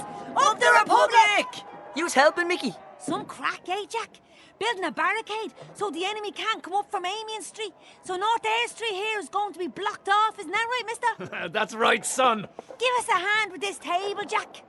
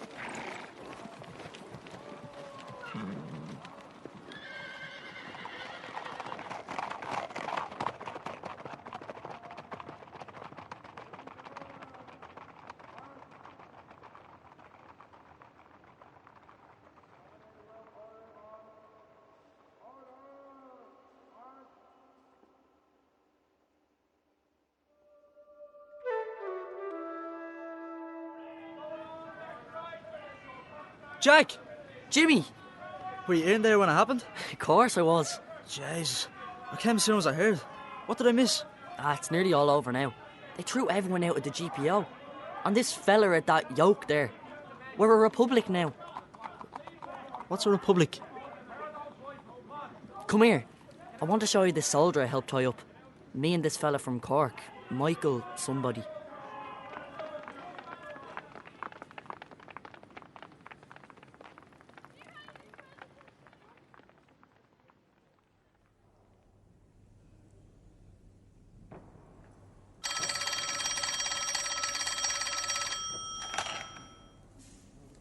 Calm down.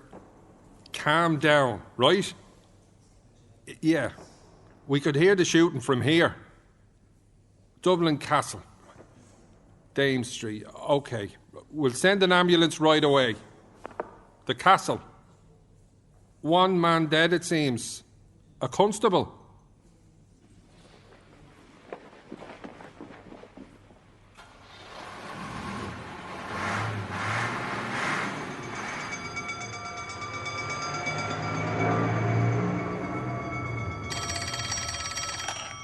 Yes. Benburg Street. Right.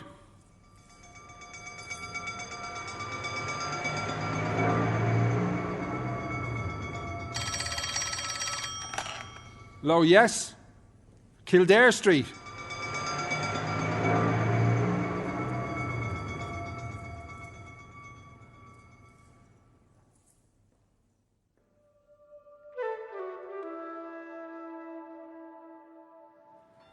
Oh, look it up there, Jimmy. They've put guns on all the roofs of the corners. They've taken Kelly's ammunition shop in Bachelor's Walk. I saw them. And Hopkins' jewellery shop on Eden Quay. They've guns sticking out of everywhere. That's to hold the bridge and Abbey Street corners as well, just in case they come that way. This is some crack, isn't it?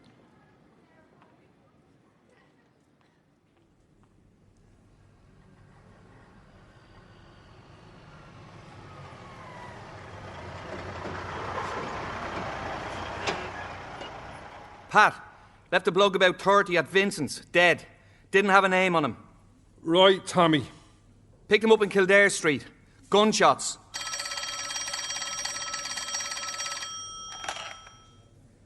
Right. Ambulance to Earlsford Terrace.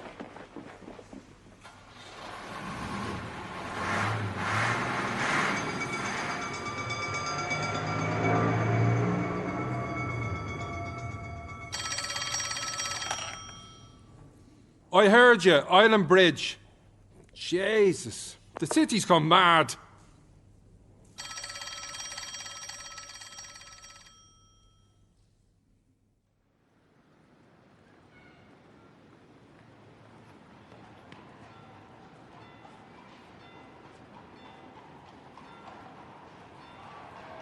Everyone ready. Get those sandbags stacked better. Only shoot when I give the order. Out of here, you two. All right. Jimmy, let's go down North Earl Street here.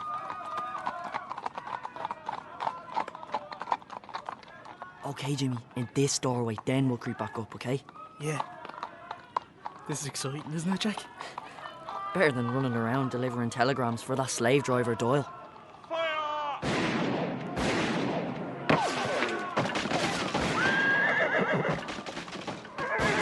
Look at the poor horse, Jack. Retreat! Retreat! Did you hear that, Jack? They're retreating. Ah! Me face! Ah, me face! You're bleeding, Jimmy. It's me nose, isn't it? It's really pouring blood, Jimmy. I don't want to be killed yet, Jack. Now with the Republic and everything. Your blood is everywhere, Jimmy. We won. Jimmy, we won. They're all cheering. I don't want to die now, Jack. Don't worry, I'll get you help.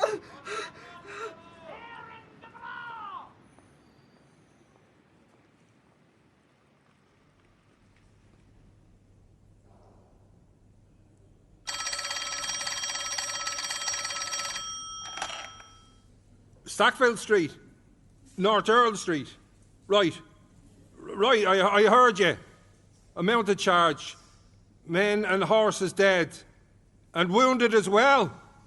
Right away. Right away. Jesus.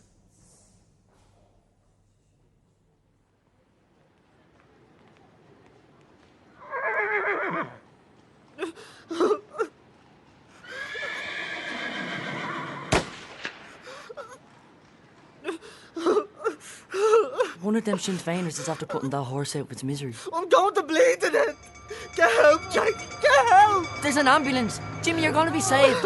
I'll go and get them. Hey, Mr. Maguire. Jack, what are you doing here?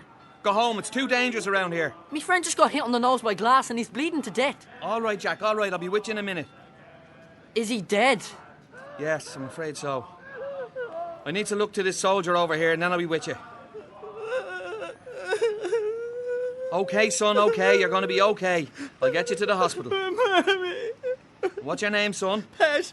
Pat Lean. That's quite an accent you have on you, Pat. Where are you from? Abbeyfield, Limerick. Is that Corporal Headland just there? Is that his name? Yeah. Is he dead? I'm afraid so, son. I don't want to die yet. I'm only 22. You'll be okay, son. You will. Mr. Maguire is the best ambulance man in Dublin. My mother thought I was safe here in Dublin.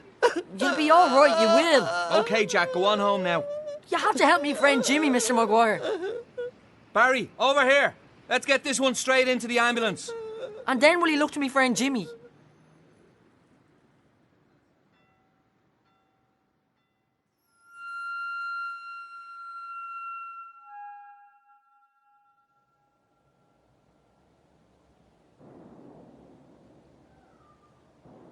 There's shooting all over the city, Mary.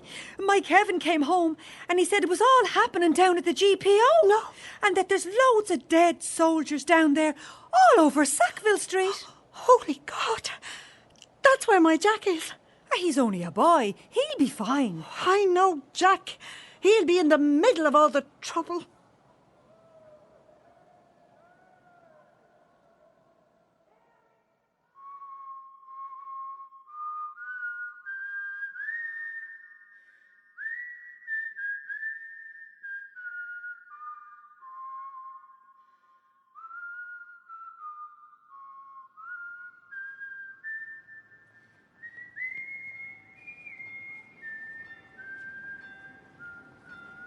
Long live the Republic of Sinn Féin!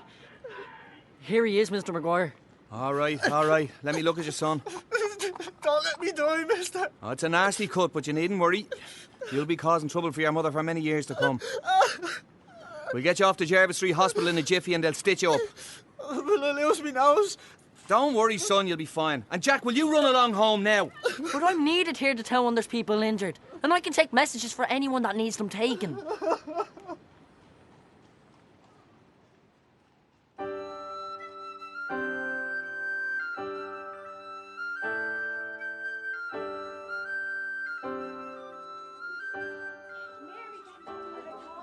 Pity it's good weather, or I'd have been wearing me jacket with all the pockets.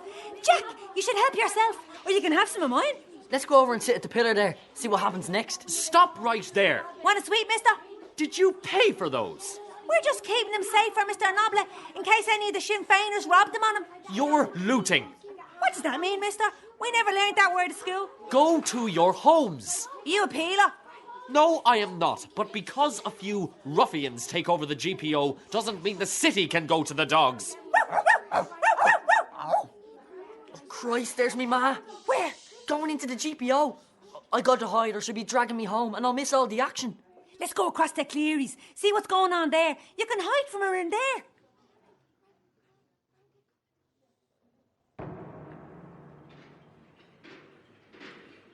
You can't come in here, missus. I'm looking for my son. He's only 13. He was working here today. All the workers have been sent home, and none of them were hurt.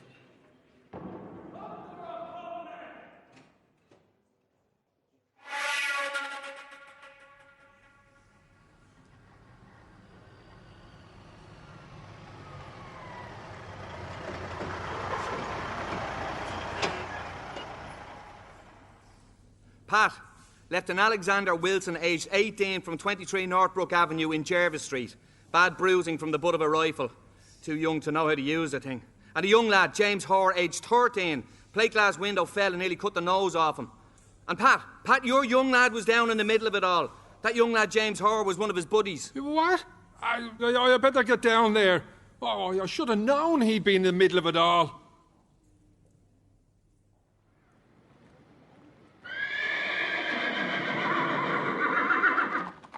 That poor horse has gone mad after all the shooting. It doesn't know where to turn, and its rider is probably dead. It's a danger to the populace of this city. You haven't seen a boy of about 13 in a postal uniform. No, missus, but watch out for that horse gone mad, missus.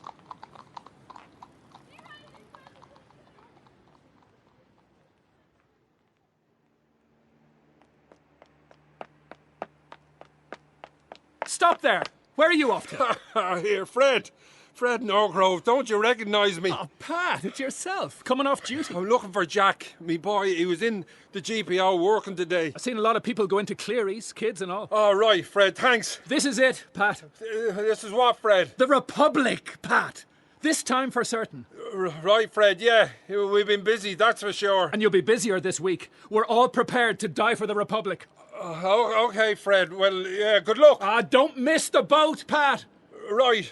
We'll see, Fred. I'll find Jack first.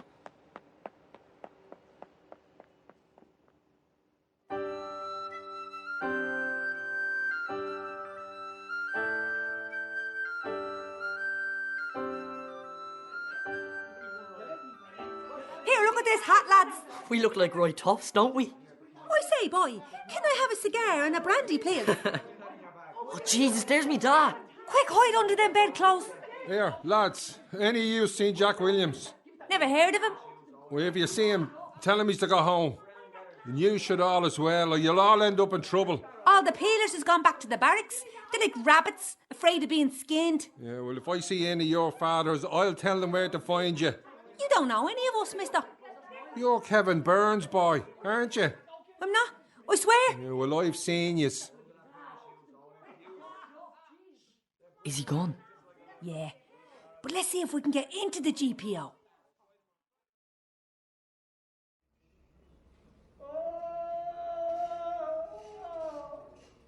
Hello. Hello. I'm looking for my son, Jack Williams. I've been waiting here for ages with this bandage to me nose.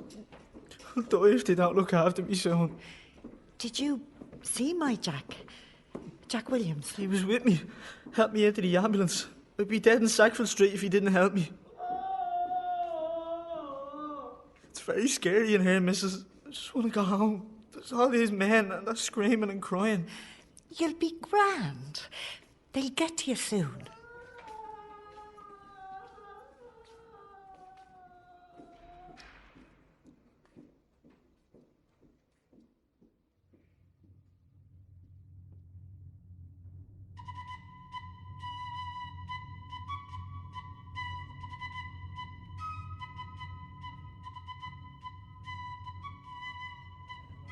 Can we not just come in and have a look? Only members of the Irish Republican Army can come in here. We can volunteer. Yeah, we'll all volunteer. Look, that's your man with the car that came up to Liberty Hall. He told me to come here. Who? Him? That's the O'Reilly. He's one of the leaders. He told you to come? He said something about winding up the clock. He helped do that. These boys want to volunteer. We are very grateful, boys, but you are too young. We'd be in trouble with your parents if we let you. I'm a telegram boy for the post office. I'm a really fast runner, and I know the city like the back of me hand. I can do messages for yous. I told them that before. Okay, well, you can come in here. We do have a few urgent messages we need to get out to other garrisons. But the rest of you have to clear off. And Mr. O'Reilly, take me as well. Wait here. I'll be back in a minute. What time is it, boy? I'm not a boy. I'm a volunteer now. What time is it? 22 minutes past 2. No, boy. It is time to go home before the reinforcements arrive. Are they coming? Of course they're coming. Shut your trap. Now, I want you to take this to the Four Courts garrison. It is for Commandant Ned Daly. Go up Henry Street and approach with caution. Make sure no troops or constables catch you. And when you approach, just pretend that you are an onlooker. And it's from the O'Reilly. Now be careful. Right, sir. Do I salute you? No, it's all right, son. What's your name? Jack Williams. Right. Off you go. Up the Republic! Jack, wait for us. I can't. It's a very important message. Jack! Wait!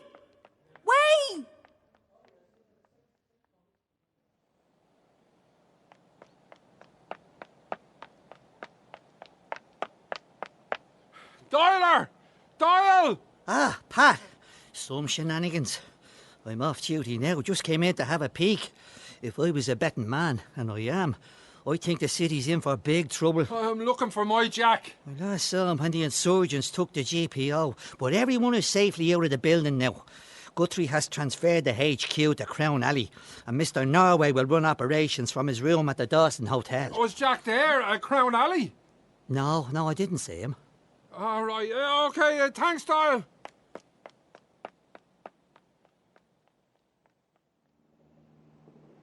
Back there! Stay away, boy! I've come from the GPO with a message from Mr.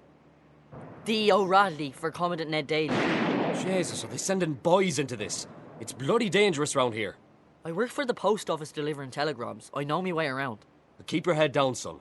We have a battalion of the Lancers holed up there in Charles Street round the corner. Took them by surprise, we did. Heading back to barracks. I seen the action in Sackville Street, so I'm used to it. Oh, are you now? Bet you've never had to dodge bullets before. Come with me.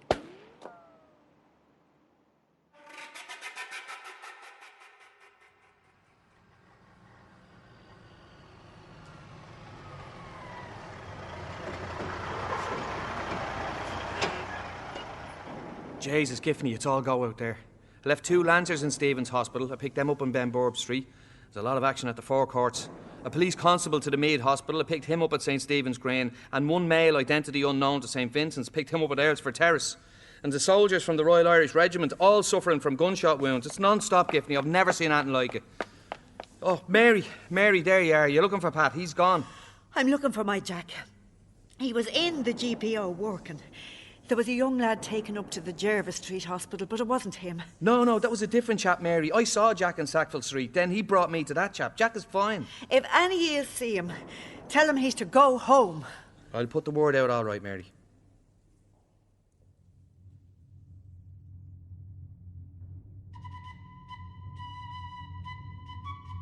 What do you want, boy? I've a message for Commandant Daly. Right, well, give it to me. I'll bring it to him.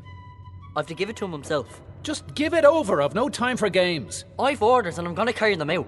Orders from the O'Reilly. The O'Reilly? I see. Right. Well, come with me. He's not here at the forecourts. The battalion HQ is in Father Matthew Hall.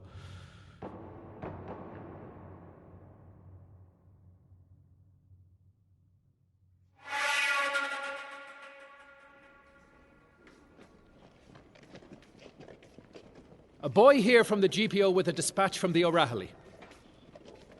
There you are, Mr. Daly. Commandant Daly to you, boy. Commandant Daly. Sorry, sir. Okay, is there a message to go back? Would you wait till Commandant Daly's ready to give you an answer?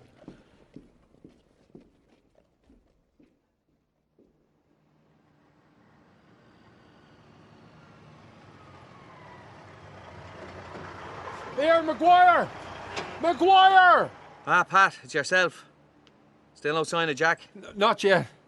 Mary was down the station telling us to keep an eye out for him. Oh, was she? Better be getting on to Jervis. I have to take roundabout routes. There's barricades up all over the place. I got a woman in the back here having a fit. Must have been all the excitement. There's about 10 layers of clothes on her. All to be paid for yet, if you catch me drift. Pat! Pat! Mary! Ah, well, at least you found each other. I've been all over, Pat, all over. And I just know he's in the thick of it somewhere. How is this all going to end, Pat? It won't end well, that's for sure. I met Norgrove earlier. He thinks this is it. That Fred Norgrove is a dreamer, Pat. Don't be listening to him. Those kinds of dreams get people killed. I was in Jervis Street and it's filling up with casualties. Are the Lancers coming again? Oh, no. Look, it's just a horse. It must be just running about lost. Well, who knows what happened to its rider?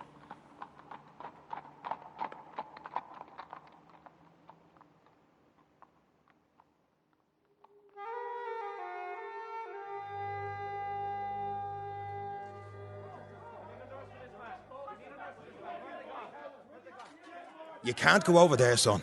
They're having a meeting. I'll have to see the O'Reilly. I did a message for him up to Commandant Daly to Father Matthew Hall. Okay, I'll see he gets it.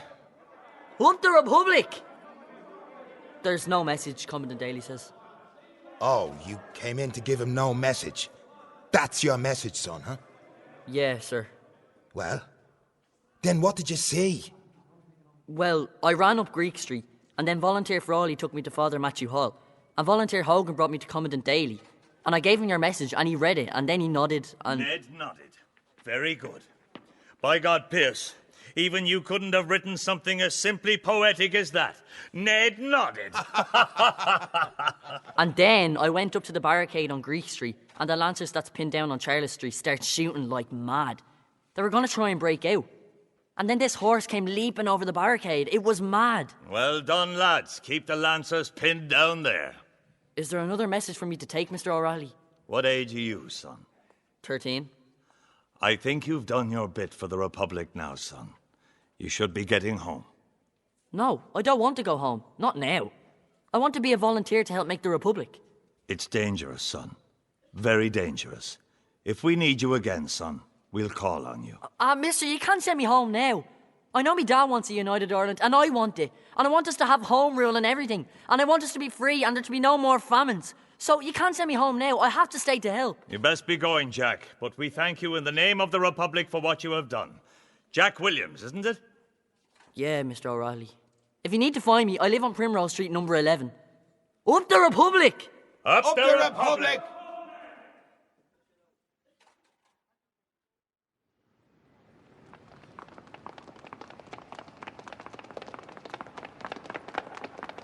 Sorry, you can't come in here. We're still looking for our son. He works for the post office. All the workers are gone home, but there was that little fella that just went in. Was up to the forecourts with the message. Our Jack. He's about this tall, has blue eyes and freckles, with hair down over his eyes. That sounds like the little chap, all right. Is he inside the GPO? He just went in, I think.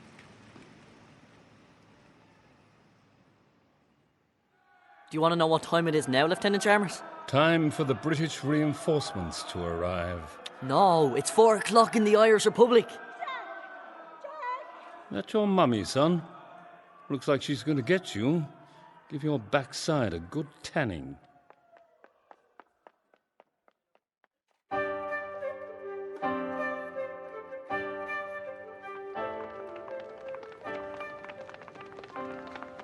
Jack! Jack! Come back! Come back! Jack! Jack! You'll be sorry for this! He heard us. I know he did.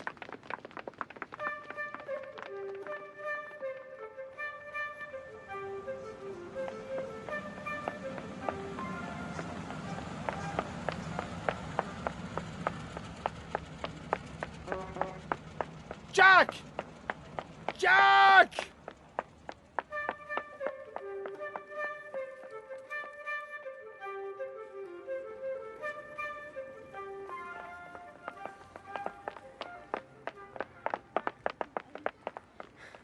Right, I'll run on and catch him. You go on. Go on. I'm grand.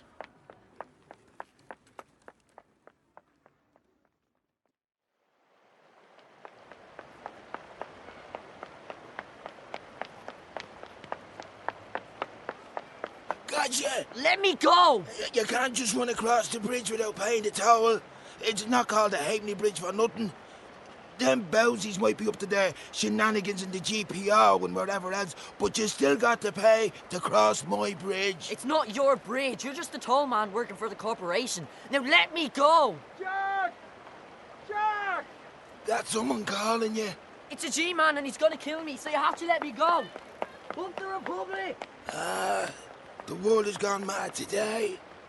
I'll get the sack with all the people not paying.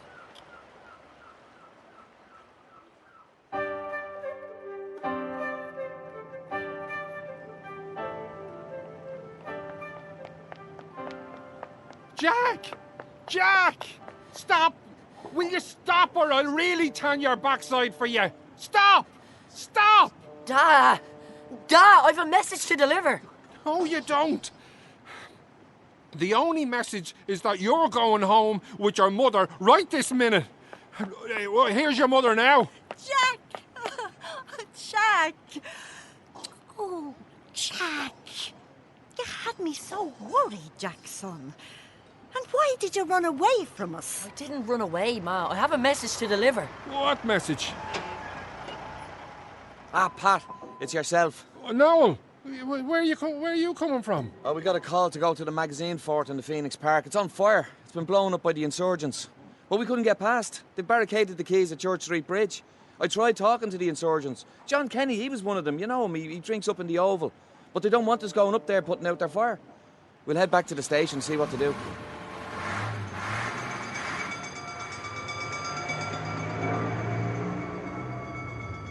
Right, Jack. Let's get home now. Oh, Mammy, what about me message? Give it to your father. He'll deliver it for you. So there isn't one? No. But I did deliver one to Commandant Ned Daly at Father Matthew Hall from Mr. O'Reilly in the GPO. Well, then you did your bit for the Republic. But, Dad, this is the most important moment of me life. I can't be spending it at home. Jack, no ifs and buts. You're going home with us. Ah, Dad! It's the Republic at long last. Jack.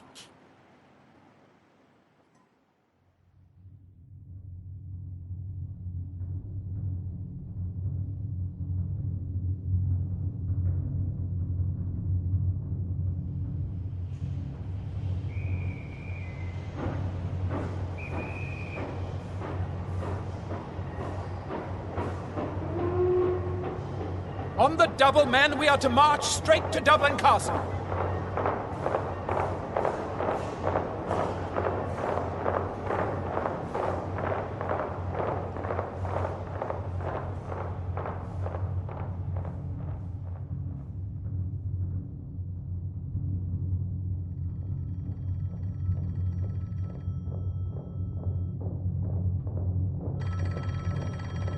Ambulance to Henry Place.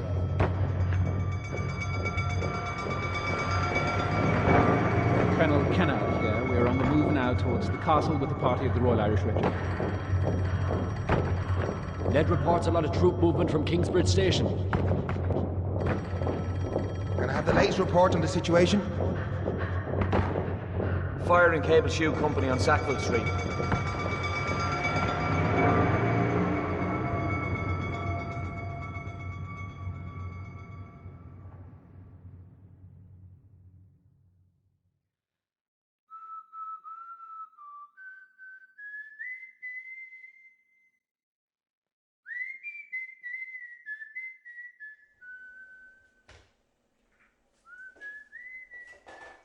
Ma, you can't keep me locked up in the house all the time.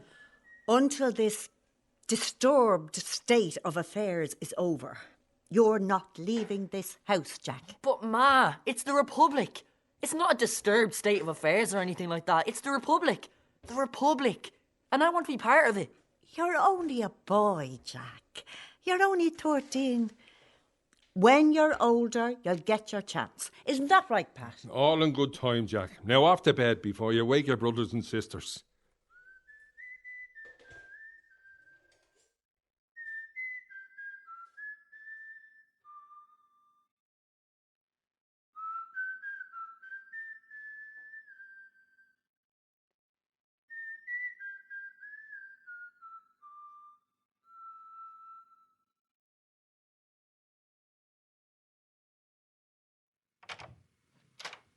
Jack, why are you not in bed? I can see guns going off. Little flashes. Can you see them, Dad? And a few fires, I'd say. Dad, you hope they win, don't you? I do, son.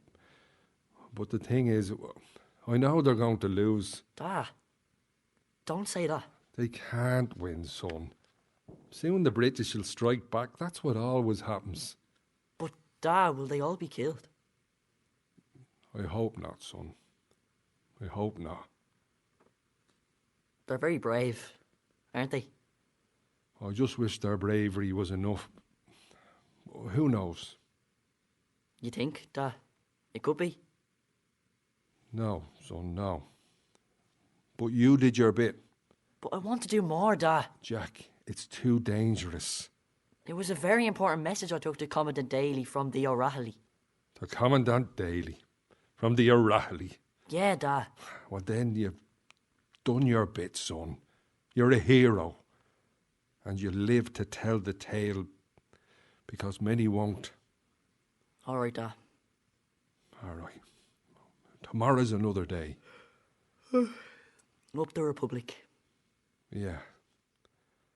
Up the Republic, son.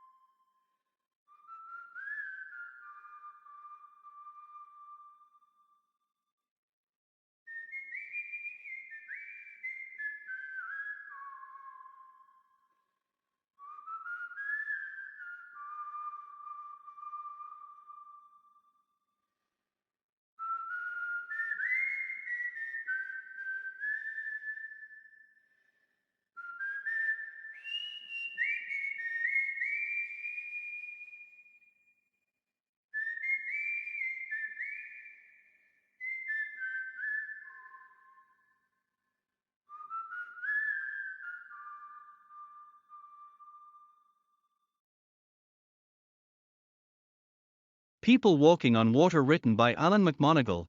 This darkly comedic drama centres around retired bricklayer, Maloney and Stephen, a young man begging on a bridge. The two strike up a surreal conversation and slowly an unlikely friendship develops.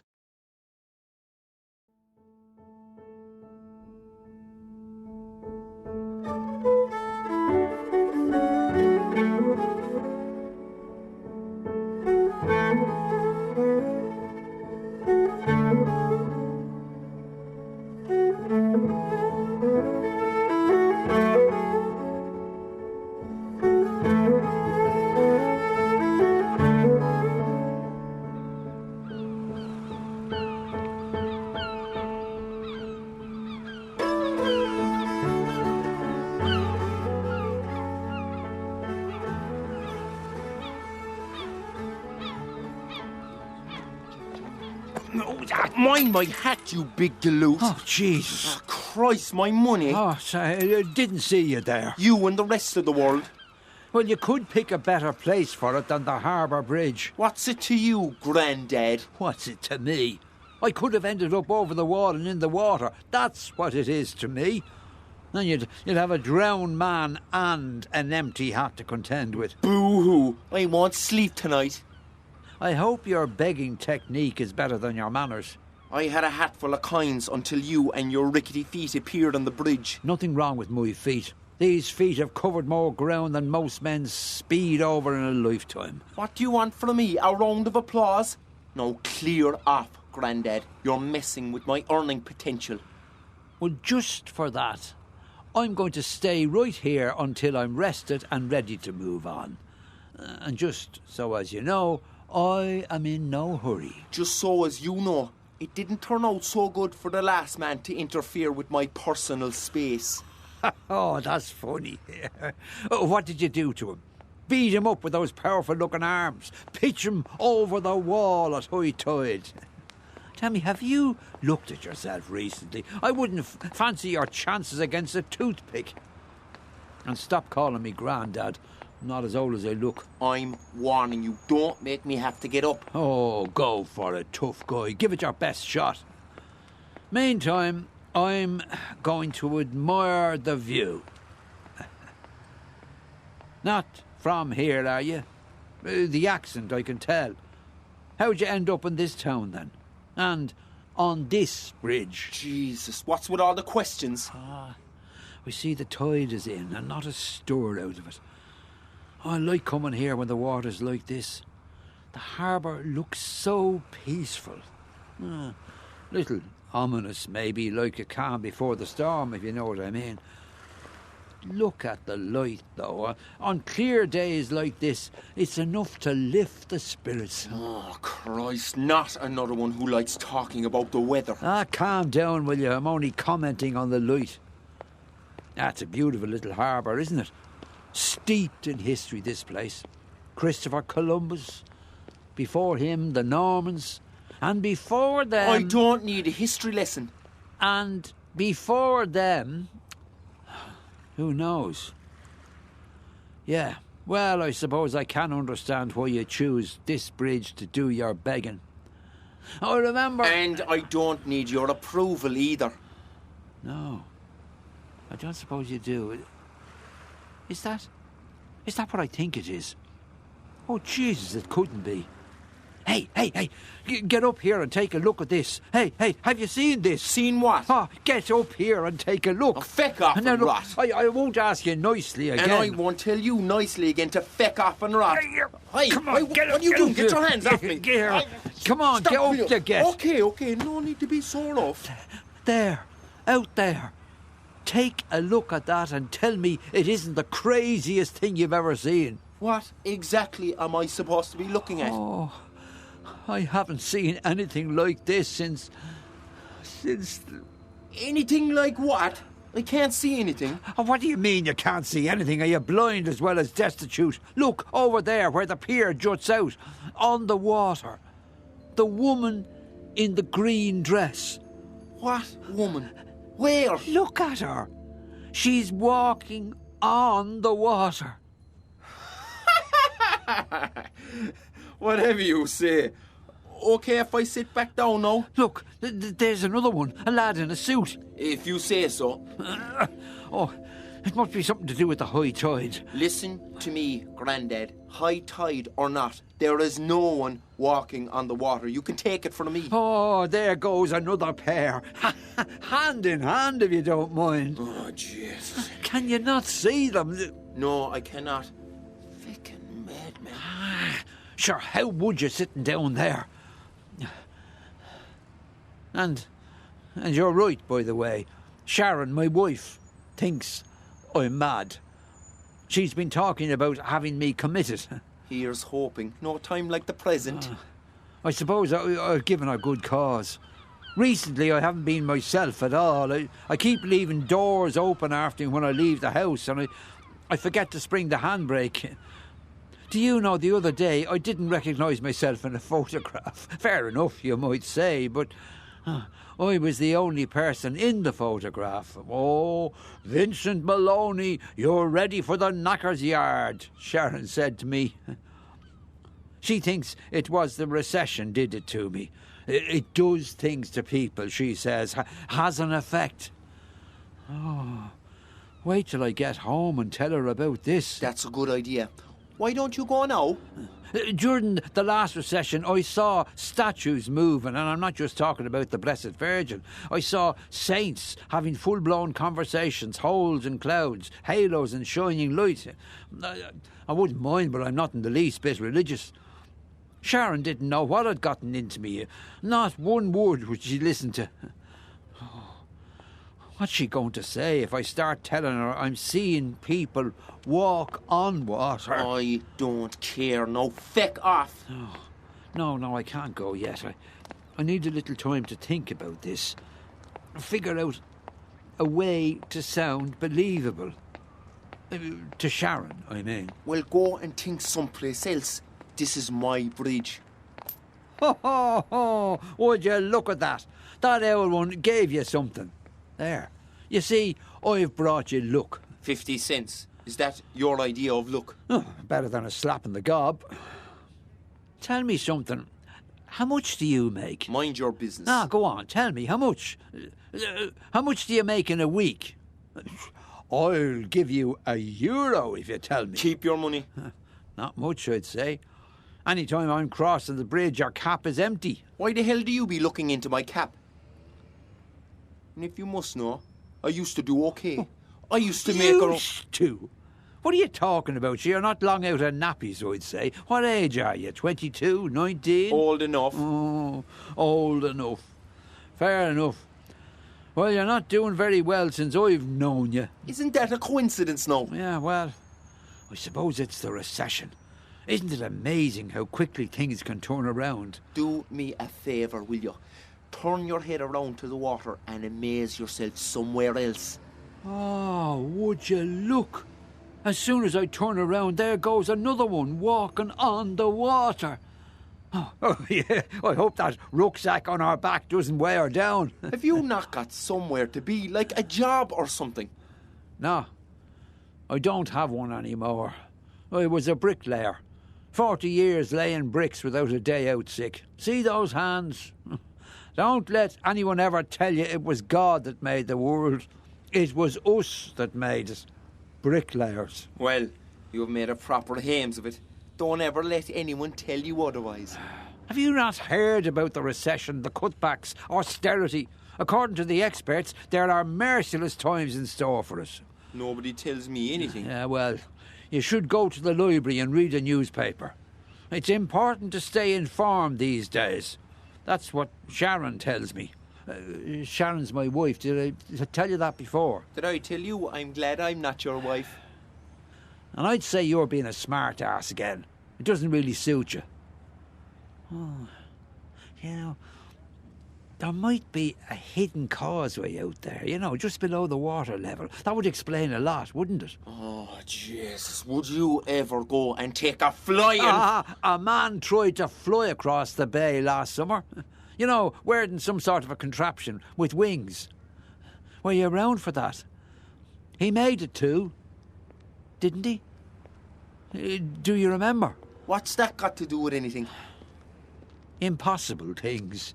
They can happen, you know? Oh, I wish you'd disappear. Do you think that could happen right now? Yeah. But people just don't walk on water. Oh, look. There goes a lad on crutches. Oh, well, I've seen it all now. I hope he doesn't think his faulty legs will be healed. Oh. Jesus, will you listen to me? Oh, I'm glad Sharon isn't here. Wherever she is, I wish you go there too. You're far too young to sound so world-weary.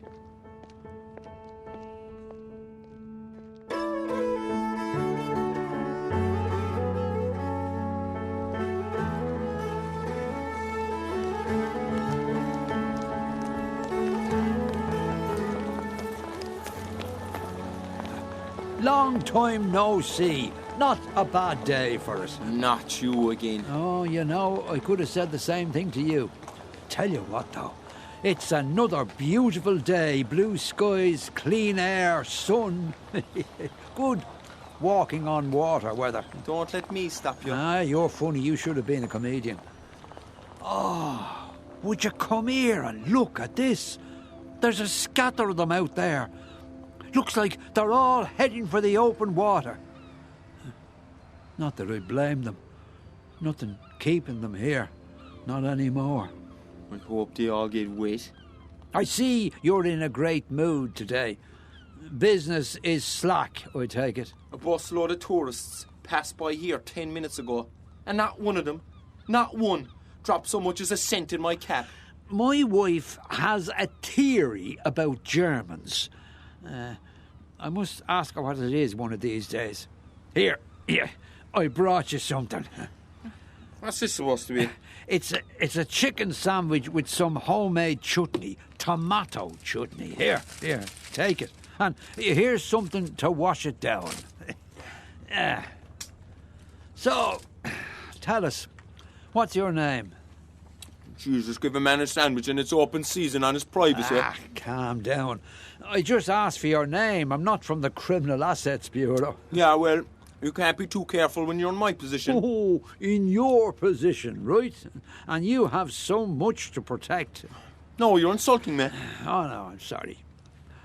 How is the sandwich? I've had worse, thanks. No need to thank me. The wife made it. It's pretty good. I'll tell her you approved. It's Stephen, my name. Oh, well, glad to know you, Stephen. I'm Vincent. Vincent Maloney. Right. Yeah. Now, here we go. No, what are you doing? I want a photograph with this phone, you know, of someone walking on the water, to show the wife. Now, I got a crash course on how to use it. There. That should do it. Here, I'll take one of you. Say cheese. Hey, what are you doing? You can't be that's taking not one. bad if I say so myself. Did I say you could take my picture? Give me that phone. Hey, give that back to me. Let go. No. Jesus, that was my mobile phone. I only got it last week. It belongs to the fish now. I was going to get a photograph for my wife.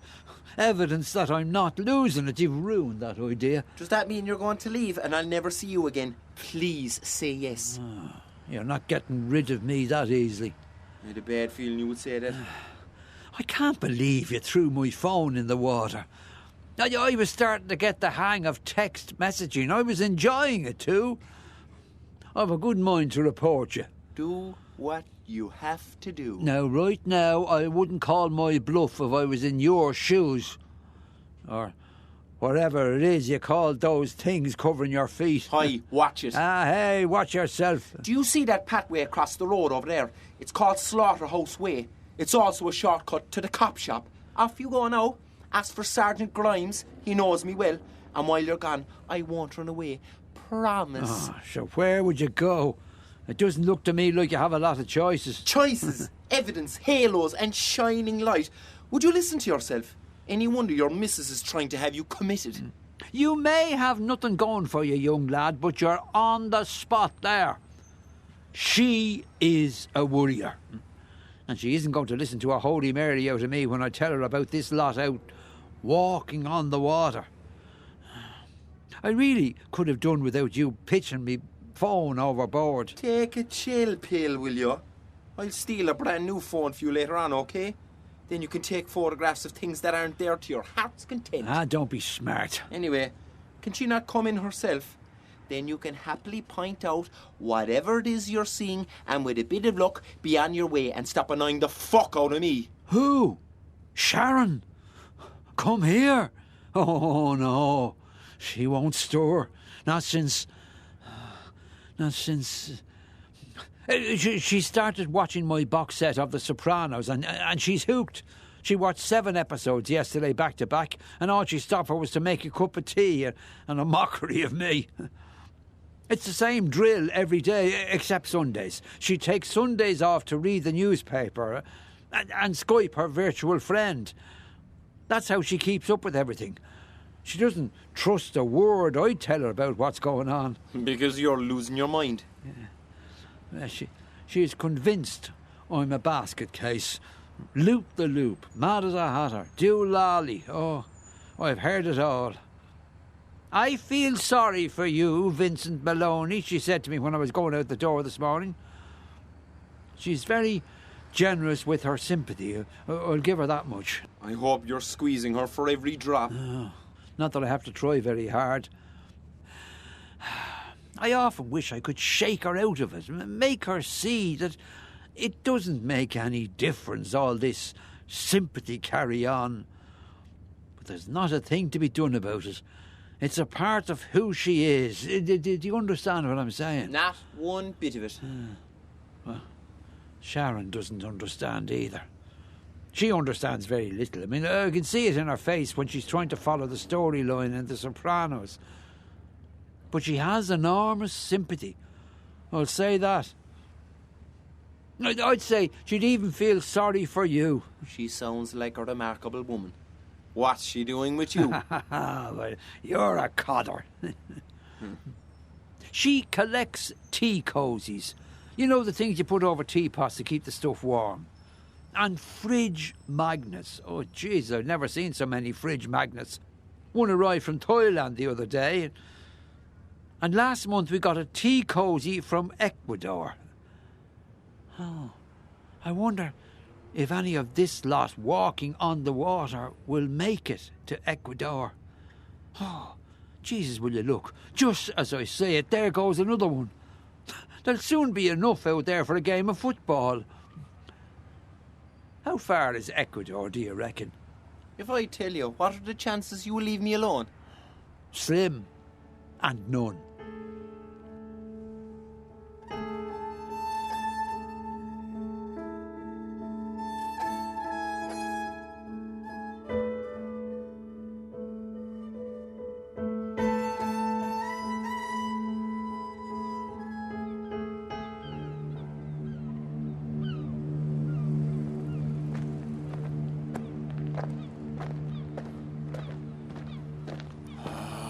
No, not again. You should be glad to see me. Look at the state of that cap. What about my cap? It's empty. That's what's about it. Here, I brought you another sandwich. You seem to enjoy the one I gave you yesterday. Maybe I did. So, did you tell the missus you're seeing people walk on water? I did tell her. And? She gave me a clip across the ears and told me to catch myself on. That's what you get when you've got no evidence. Oh, you're very smart, aren't you? But I'm glad you mentioned that, because it just so happens that I have my camera with me today. Shove over there and take a look at this. It's a Canon, a digital Canon. Well, actually, it belongs to Sharon. I bought it for her last Christmas. It says here in the booklet, it has optical zooming, image stabilising, lots of pixels and other features that don't mean a thing to me. The best money can buy.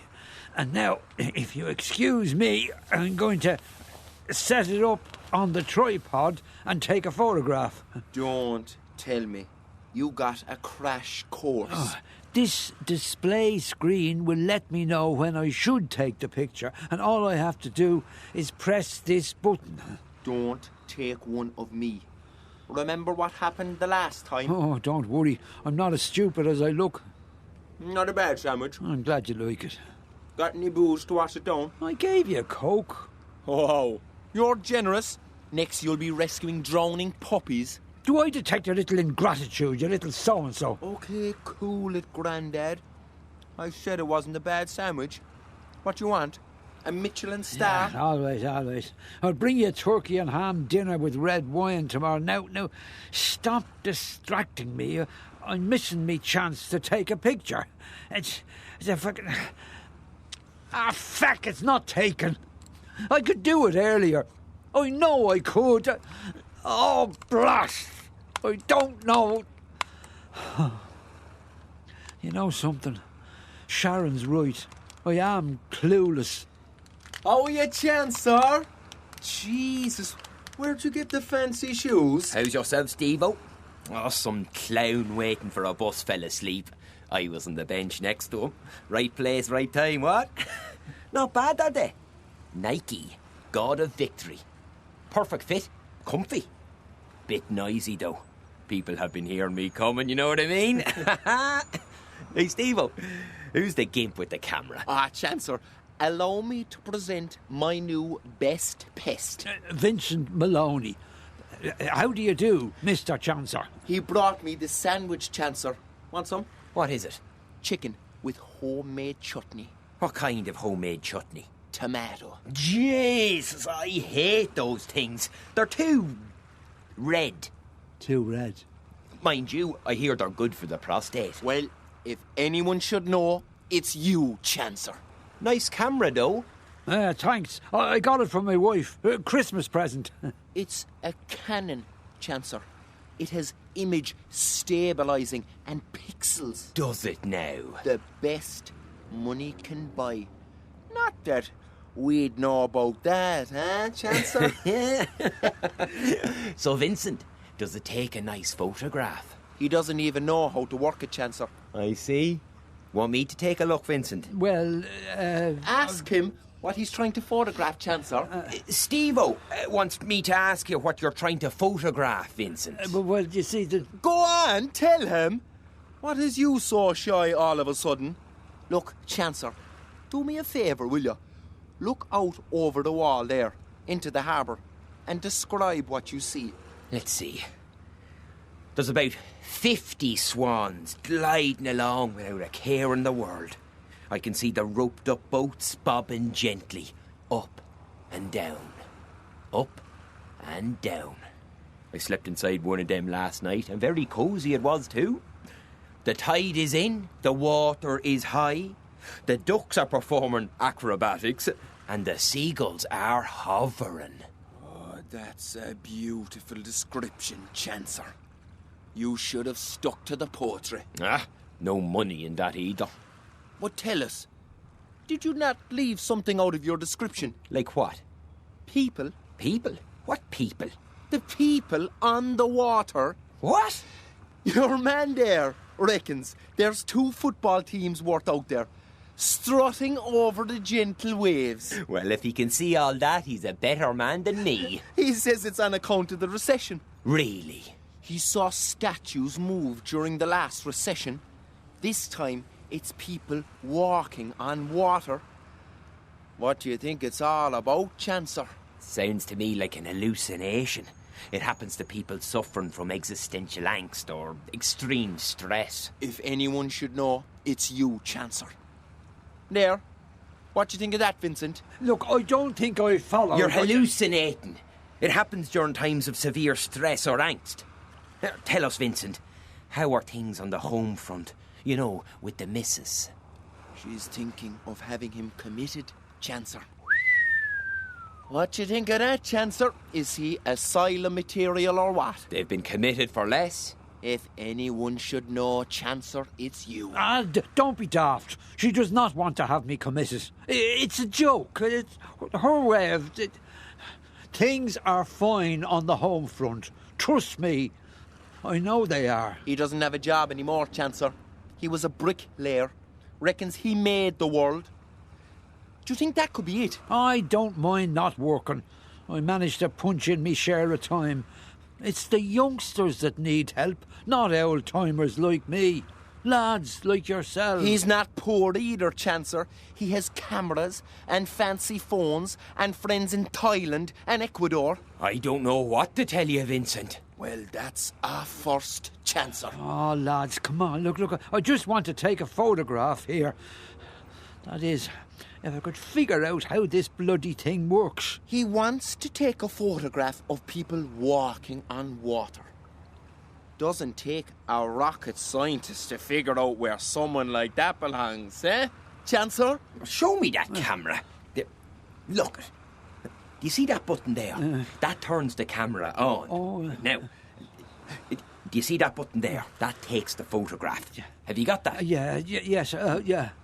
No, not that button. The other one. Now that's it, good man. There. Now, point it wherever you want, and it should give you a good shot. You might even get to send it to the National Geographic. I hear they pay well for photographs. Oh, thanks, yeah. No bother. The invoice is in the post, what? Look, I'd love to stay and chat some more about the hallucinations, but I have a woman to meet.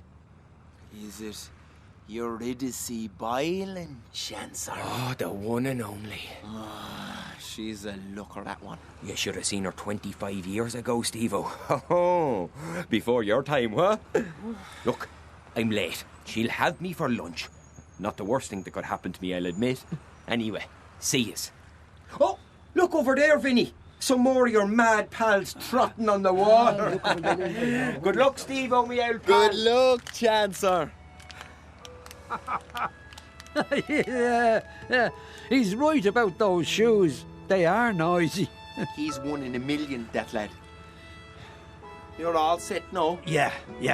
Here goes. Hey, where's the camera gone off the tripod? Oh, me camera. It can't just have disappeared.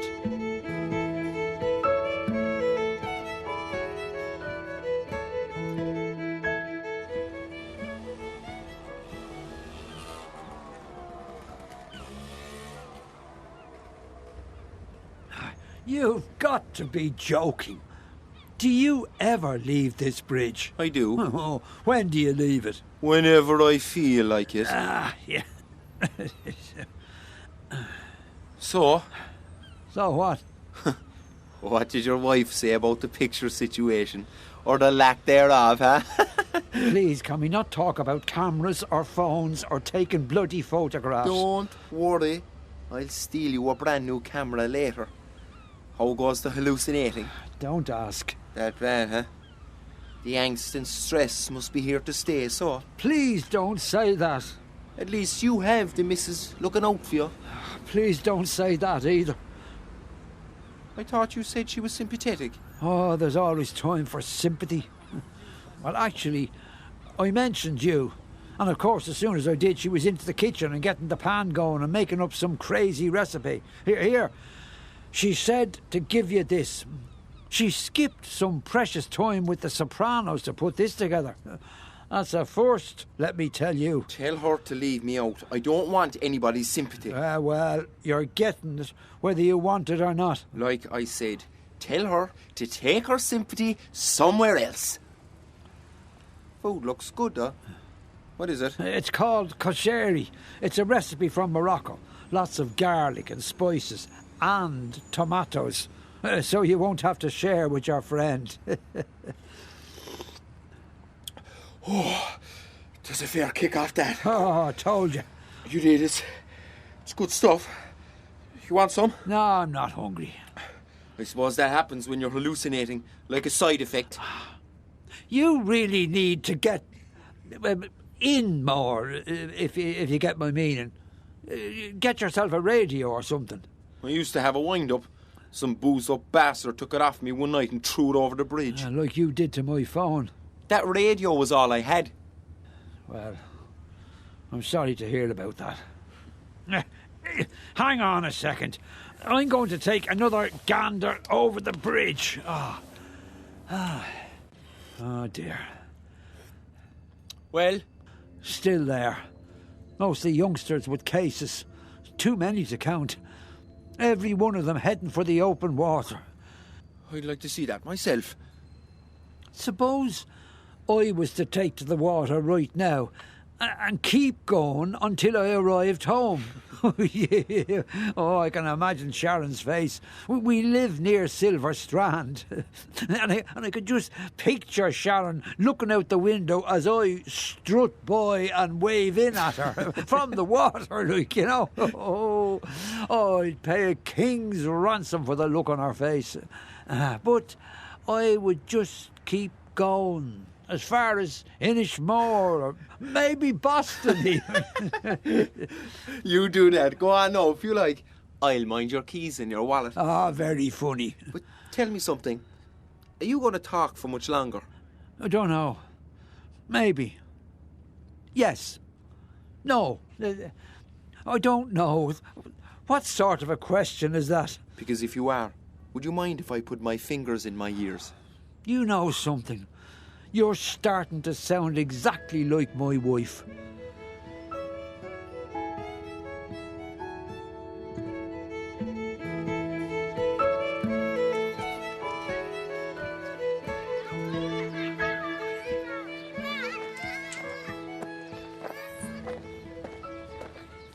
Here, shove over there in the bed. Ah, not you again. Now, what have you got for me? Is that a tea cosy? It's the one that arrived from Ecuador. It's very colourful. I thought we might share a hot drop, the cold one that's in it. Pour away. To the good in you, Steve. To the good in you, Vincent. Hallucinations and all. Oh, that's good, yeah. Tell me, would you like to swap places for even one day? Not for all the tea in China. But you're an awful codder. Did anyone ever tell you that? Every day, Vincent. Every day. Oh, I believe you. Here, put the tea cosy over your flask. Ecuador, huh? That's right. Who do you know in Ecuador that is sending you tea cozies? Oh, it's no one I know. No? No. It's the friend of Sharon's. The virtual friend. Huh? Yeah. She spends half the night chatting on Skype. They're both watching The Sopranos, and they stay up half the night talking about their favourite characters on account of the time difference. You see, that Tony Soprano wants his arse written. I hear Sharon squealing at her computer screen at all hours, and she has the nerve to say, I'm losing it. Sounds like you may be suited after all. Yeah. Well, we've had our moments. Do you remember the last recession? Sure. How would you? Anyway, a priest came to talk to me about the statues, the moving statues, the weeping statues. He was getting really hot under the collar about it until Sharon ran him. Yeah. Feeling alive is the only religion you need. That's my wife's theory. Priests. Huh? They must think we're all simpletons. So what else are we? Not a bad brew. Do you want a hot drop? Pour away. Yeah. Can I ask you something? Absolutely not. Where are your parents? No idea. Oh, come on, you must have some idea. No, I don't. Any brothers, sisters? No. Anybody? No, nobody. No, but out you interfering no, old... look, I was only asking. I'd stick to staying out of the loony bin if I were you. Wise beyond your years, aren't you? You should start charging for those nuggets of wisdom you're so quick with. I might just do that. I'd clean up on you alone. You're very smug for someone in your situation. I mean, look at you. Dirty rags, blotchy skin, smelly hair, barely grown up, and you're as good as through. For God's sake, you're only about the age of my son. Your son? You never mentioned a son. Yeah, well... Oh, don't tell me. He's another one who thinks you're ready for the knackers yard. I couldn't tell you. I haven't seen him recently. There. Sounds to me like he's onto you. I wouldn't know. Where is he? Is it him who sends fridge magnets all the way from Thailand? I used to bring them here. Them? Yes, them. Yes. My two boys. When they were little. They loved looking at the water, at the boats and the swans, especially Luke. I remember once bringing them here during the high tide. The water was so high it was flush with the pier, like it is this week. And they were both so small, I had to take turns lifting them up so they could see over the wall. Luke first, and then Simon. Oh, wow, da, said Luke, looking out, taking it all in. He stared at it for ages. Look, da, says he. Look at what, son? There, he said, pointing out over the wall with his finger. What, says I, what do you see? Over there, Da, he says, again, pointing into the harbour. There are people walking on water. Yeah, you're daft, I said to him, but he wouldn't drop it. And so I looked again, just to keep him happy, you see. I followed the line of his little pointing finger, and there, where the long walk juts out into the harbour, sure enough, there were 3 or 4 people walking on water, just like he said. The tide was so high, do you see, the water was flush with the pier, and you should have seen the wonder on his little face. Then Simon pipes up, let me see, and so I swapped the one for the other. Of course, Simon couldn't see what his brother had seen. He squinted and shielded his eyes. I even tried to direct his line of vision, but it was no good. Ah, what do you say, Lukey? I said, turning, looking down. He's not there. Then I heard a scream. The little boy, he's in the water. We couldn't get to him in time. 6 years old. Look, Da, there are people walking on the water.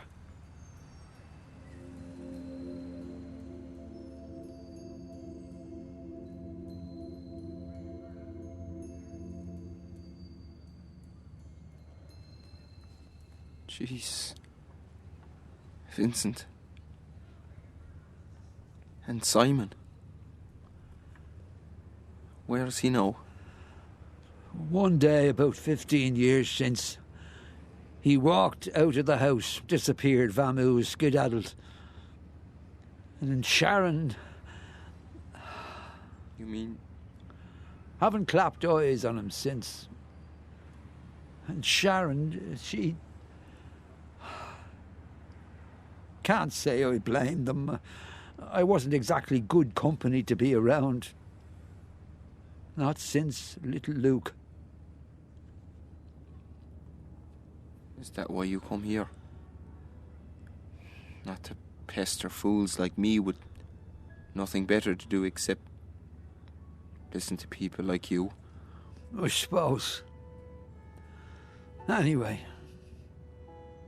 I think there's only one fool here, and it's not you.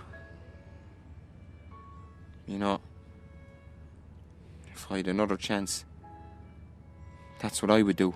What? What would you do?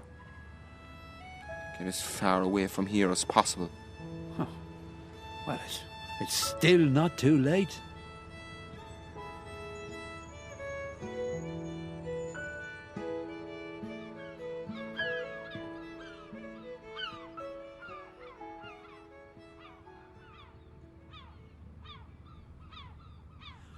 How are you, Stephen, me man? Oh, aren't we a pair? No, we are not. I brought you something else. Oh, Jesus, what is it this time? A radio. I don't believe this. Here are some spare batteries. I leave them in your cap. There's plenty of room.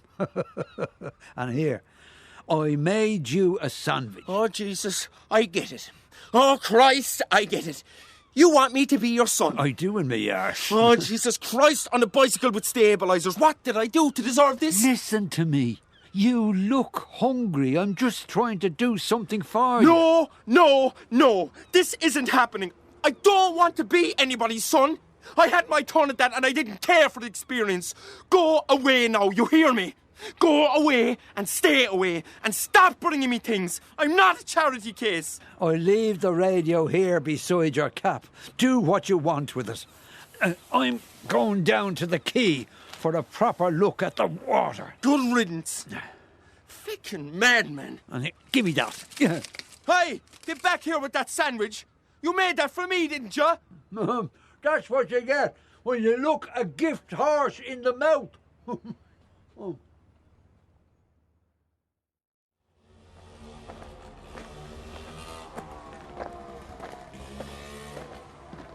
Ah, no. Not you back again. I thought you'd gone for the spin in the water along with all those other flakes. A long spin. Jesus, you don't quit, do you? How are you, Steve-o? How are you, Chancellor? How did you get on with Eurydice? Ah, she's a heartbreaker, Steve-o. You know what I mean? Still, I can't think of anyone else I'd rather have break my heart. If anyone should know, it's you, Chancellor. Ah, Vincent, I didn't see you there. Did you get the camera going? I'm only joking, don't I have it here? The image stabiliser was out of whack. Had my man fix it. Good as new now, huh? Ah, thanks. Thanks, Chancellor. Don't sweat it, old man. Oh, thanks, son. And how are the hallucinations, dare I ask? They're still... Hey, would you look at that? What? Look at what? I can't see them. You can't see them? No, they're gone. Every one of them. Every one of them that weren't there in the first place? Yes. They're gone. Would you credit that? Good to hear, man. Good to hear. There's enough madness in the world for us to be getting on with. Isn't that right, Steve-o? You said it, Chancellor.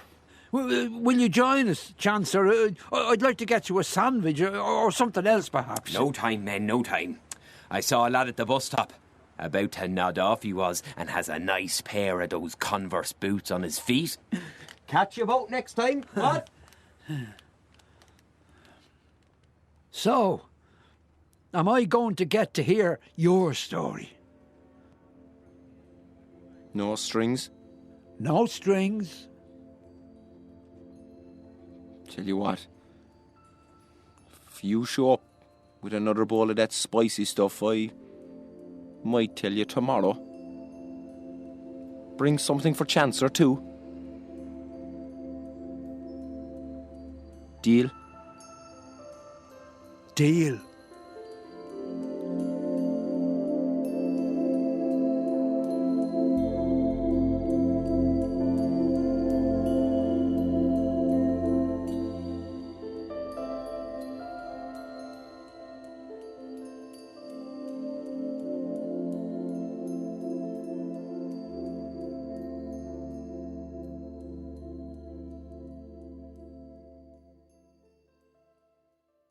The Queerfeller by Brendan Behan. Behan's masterpiece marks the 50th anniversary of his death. Behan's play was perfectly poised. It premiered in November 1954, 7 months after Michael Manning's hanging in Mountjoy and 7 months before Ruth Ellis's capital sentence was carried out in Holloway.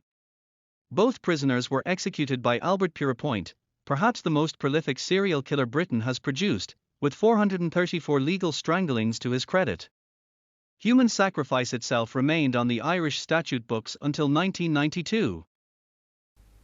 We now present The Queerfeller, a play by Brendan Behan, adapted for radio by Philip Rooney, and produced by Micheál O'Hay.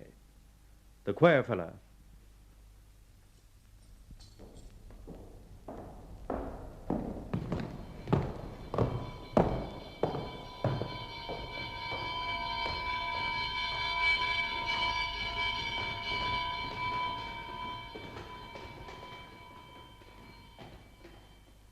Now it's only a matter of hours. 24 hours. A new jail day is beginning, an uneasy torture day. In the condemned cell a man waits, the man they call the Queerfeller. He waits in his cell, guarded for every minute of those last 24 hours that are left to him. Still, his presence is felt in every nook and corner of the great silent jail, as prisoners are released from their cells to face a new and dreadful day.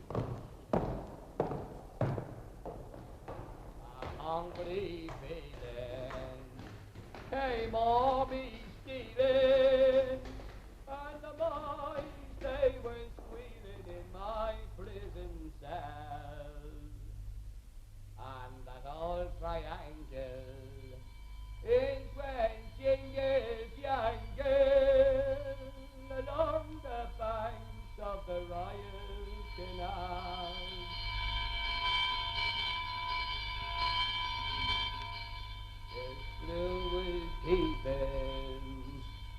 the lag lay sleeping. Hey, you there! The screw is listening as well as peeping, and you'll be bloody well weeping if you don't give over your moaning. If I go down there, I'll give you something to sing about. B-wing, wings 2, 3, and 1. Stand to your doors. Along the banks of the Royal Canal.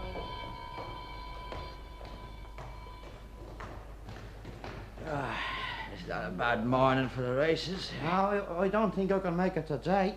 Too much to do in the office. Oh, yeah, I heard a lot of commotion last night around in G-Wing. There must have been one of them reprieved. Which one? It's 2 for a haircut and shave tomorrow. Oh, I don't know. Dunlapin would know there. Give him a call. Hey, Dunlapin. Dunlapin, are you going to scrub that place of yours away? Hey, Dunlapin! And they ran to what's all they shouting about? I'm shining up for a special visitor. Healy from the department is coming up today to inspect the cells. Hey, listen, Dunlapin. You're like the news of the world. Sitting there at the corner of the wing with that joint in the hot water pipe getting your news from every art and part any time you put your ear to it. Tell us, sir, what was the commotion last night round in G-Wing? Did the queer fella get a reprieve? Now, which queer fella do you mean? The fella bet his wife to death with the silver top cane. There was a presentation to him from the Combined Staff's Excess and Refunds branch of the late great Southern Railways was reprieved, though why he got chucked any more than the other fellas more than I can tell. Well, I suppose they looked at it this way. He only killed her and left it at that. He didn't cut the corpse up afterwards with a hatchet. Oh, terrible business. There's nothing so common as a hatchet. Real bogman act. Nearly as bad as a shotgun, or making a mistake and getting the weed killer mixed up with the stirabout.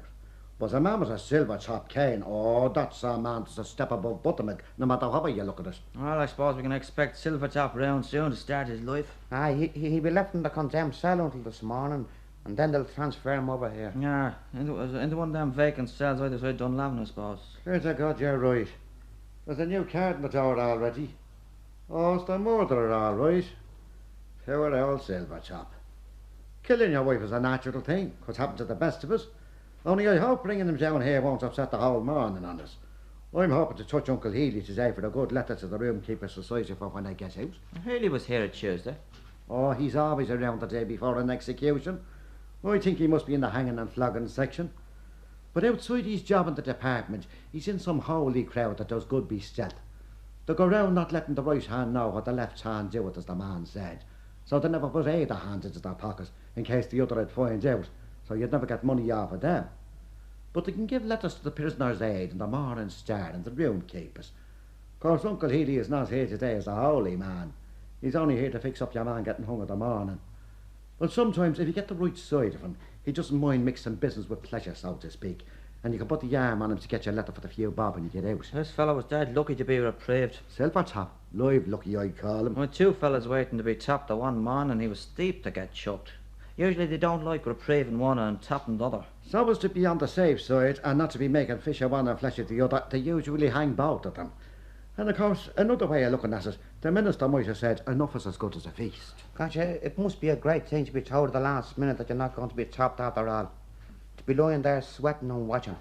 The 2 screwers for the death watch coming on at 12 o'clock, and the 2 going off shaking hands with you. And you go to bed and stare up at the ceiling. And the other 2 screws nod to each other across the fire to make a sup of tea. But the 2 was easy in case they wake you. And you turn round at the bed towards the fire and you say, I'll have a sup as you're at it. And one of the screws says, oh, so you're awake, Mick. We were just wetting it. Isn't it a good job you spoke up in time? And after that, the tea is drunk, and they offer you cigarettes, or the mouth is burned off you from them. Anyway, you've more than they have. You've that many, you believe them after you. And you lie down and get up and lie down. And the 2 screws not letting on to be minding you, and not taking their eyes off you for 1/2 minute. And you walk up and down a little bit more. And they ask you, would you like another game of drafts? Or would you sooner write a letter? And getting on till morning, you hear a bell out in the city. And you ask them the time, but they won't tell you. But they'll put a good face on it. And one will say, there's that old watch stopped again. And he says to the other screw, have it the time, Jack?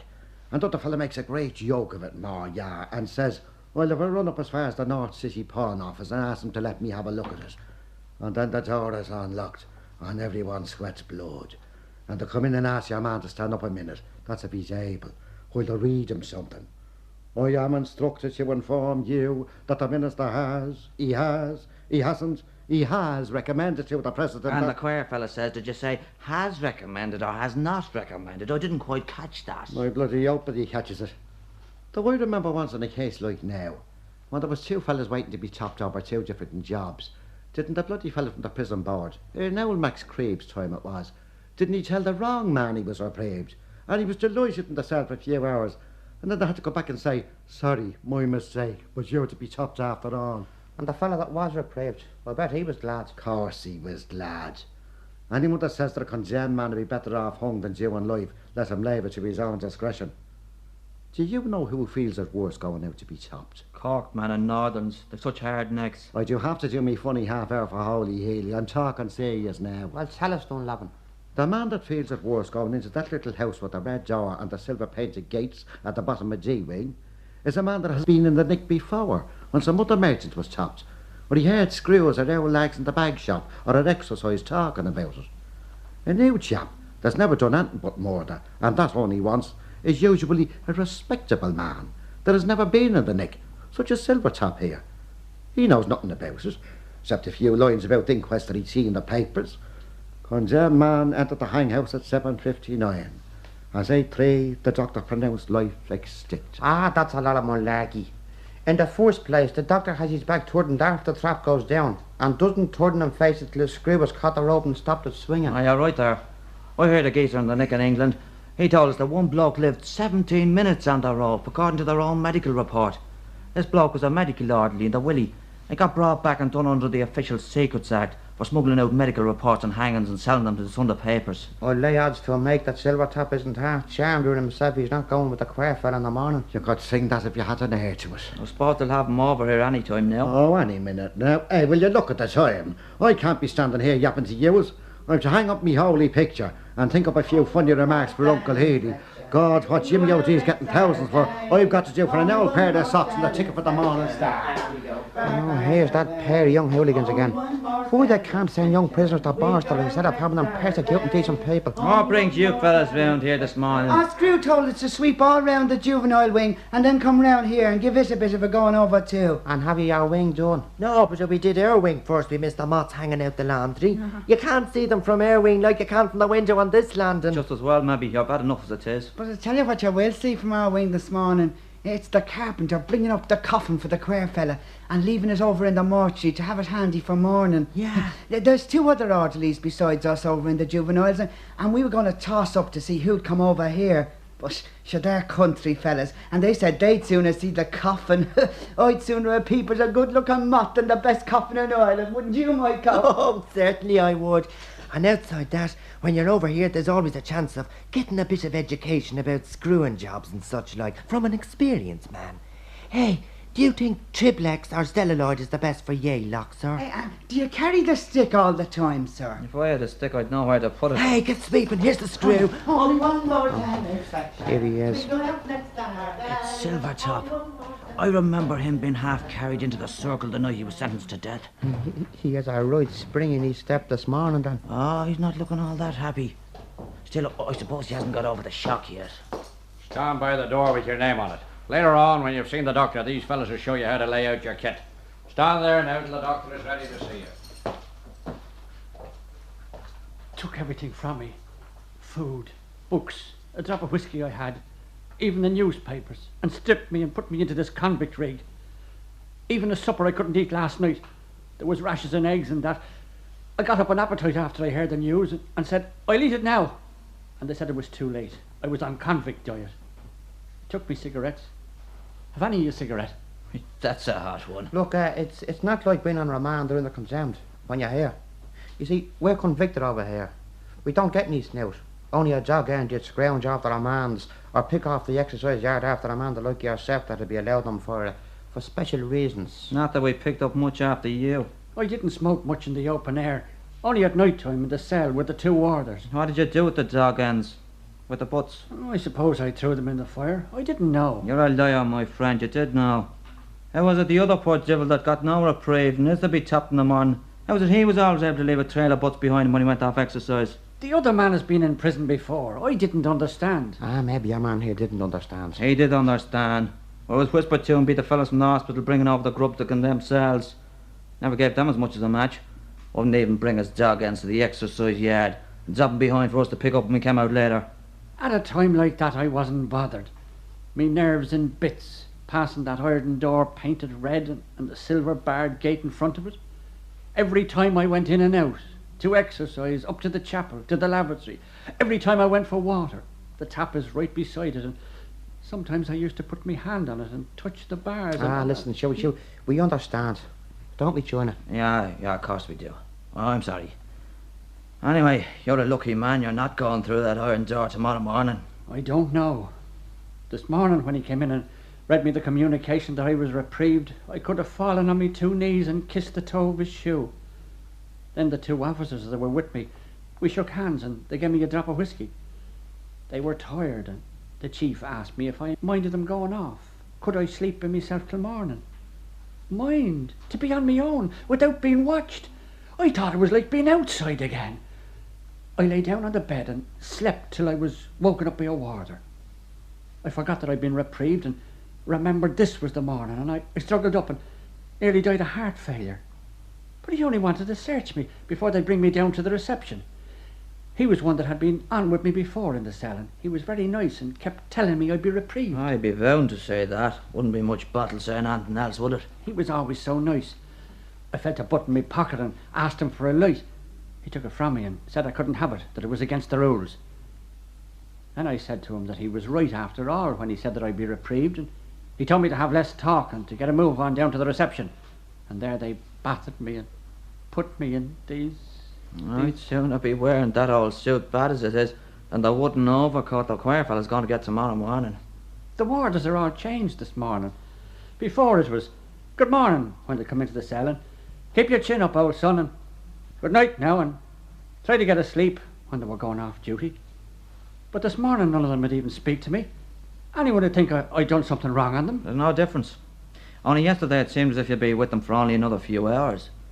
Now it looks like you're going to be in prison for a little while longer. For the rest of me natural life. You know well it's not for as long as that. The longest you could do be 20 year. More than likely you get out in half of that.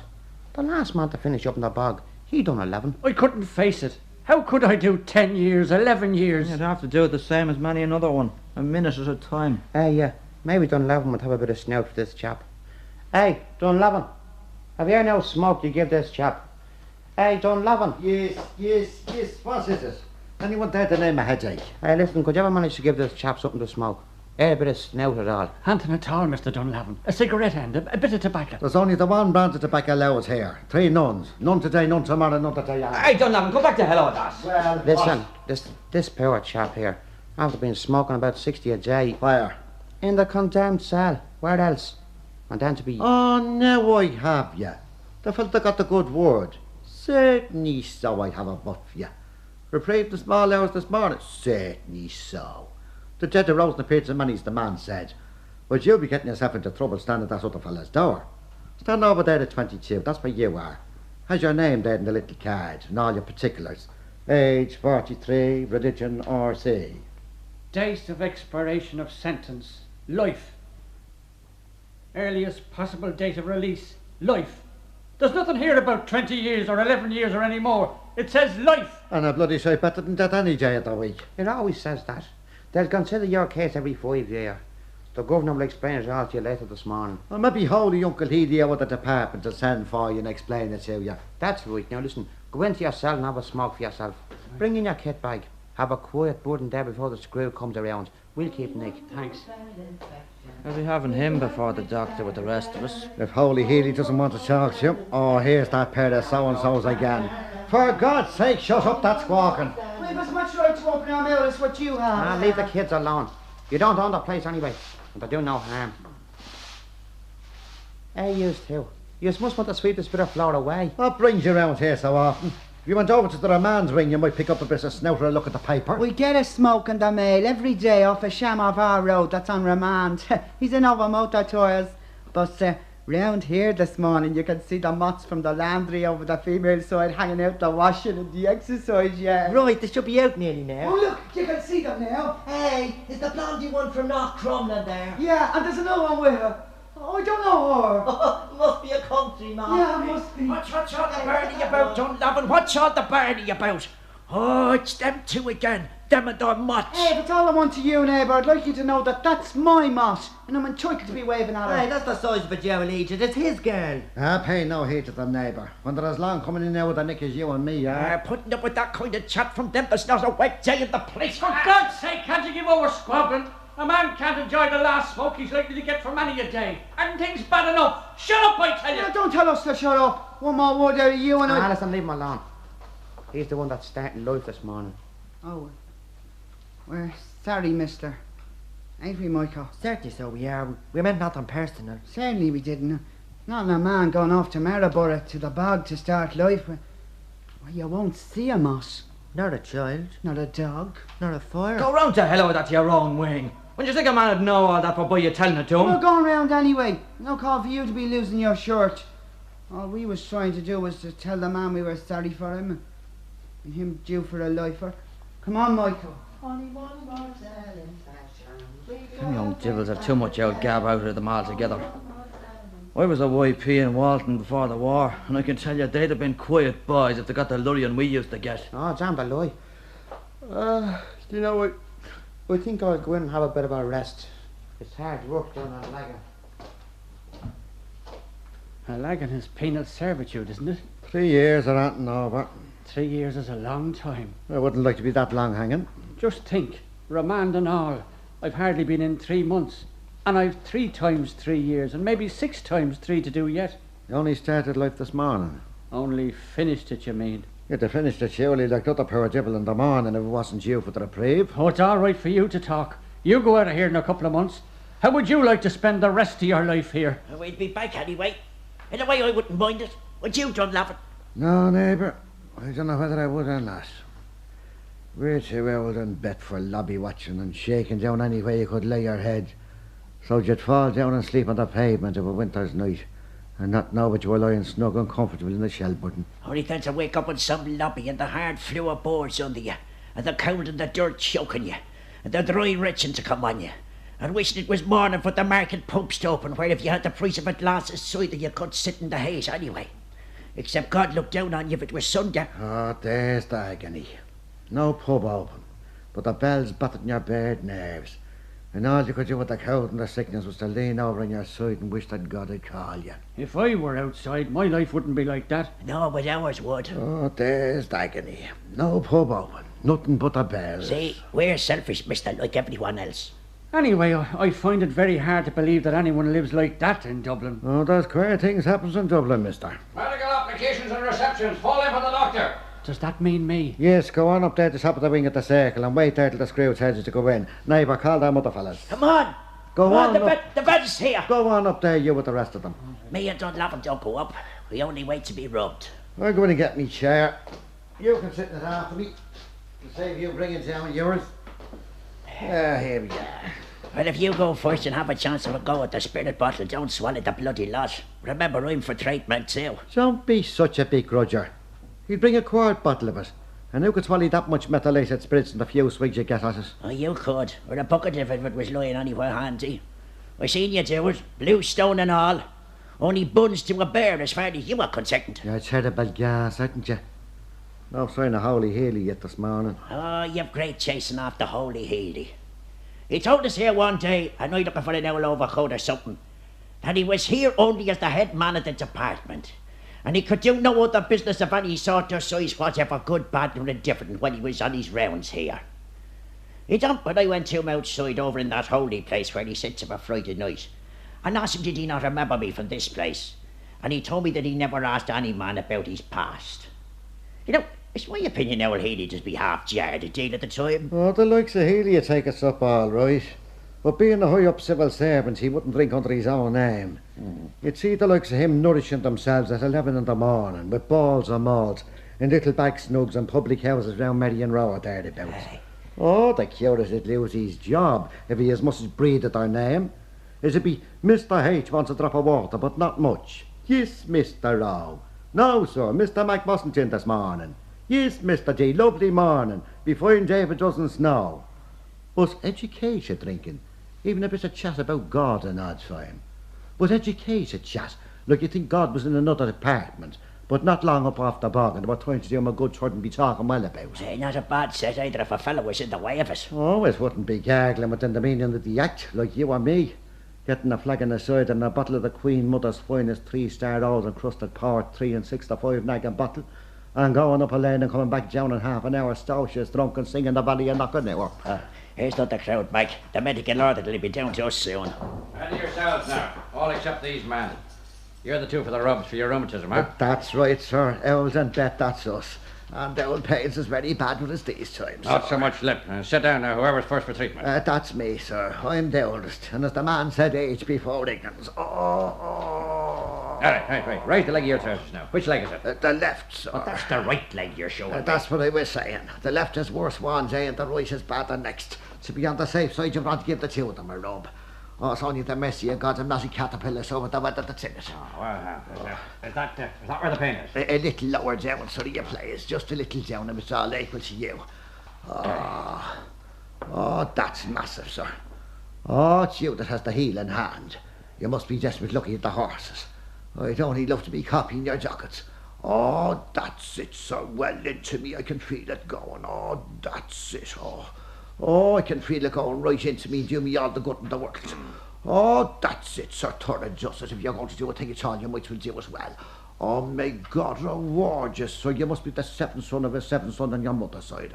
Oh, that's the cure for the colds, the winds, the wurtles, and the black. Come on, the other leg. Attention! All correct, sir. Holy Haley. At attention. Be the left laugh. Two receiving medical treatment. All correct, sir. So there you are. Yes, just getting her up for down like Mr. Haley saw her spit. I thought as much. It almost smells like a bar. I need drunk myself, sir, on the smell of it. Well, don't let me interrupt the good work. It's the old legs, sir, being out in all weathers. Of course, I haven't that complaint here, sir. No, I suppose not.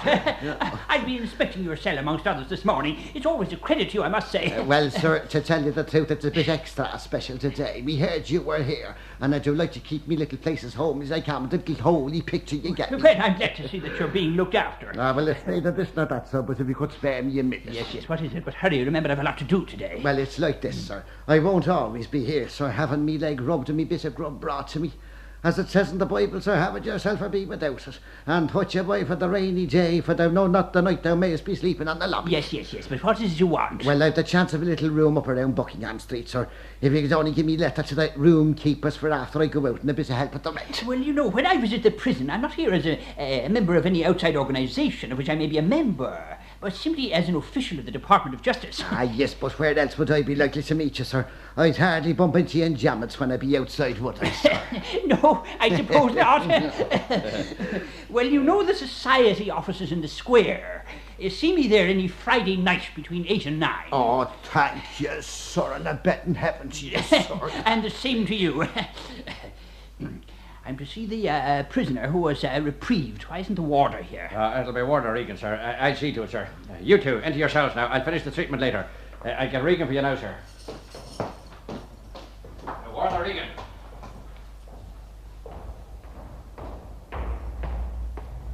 All correct, sir. Regan, sir. I'm sorry I was delayed, sir. I had to see the canon about some business relating to tomorrow morning. Oh, that's all right, Regan. I think I heard the canon mention you. He seems to think a lot of you, Regan. You serve mass or something, don't you? Too old and too bad for that now, sir. I meet the canon at executions. Oh, dear me, yes. Tomorrow morning.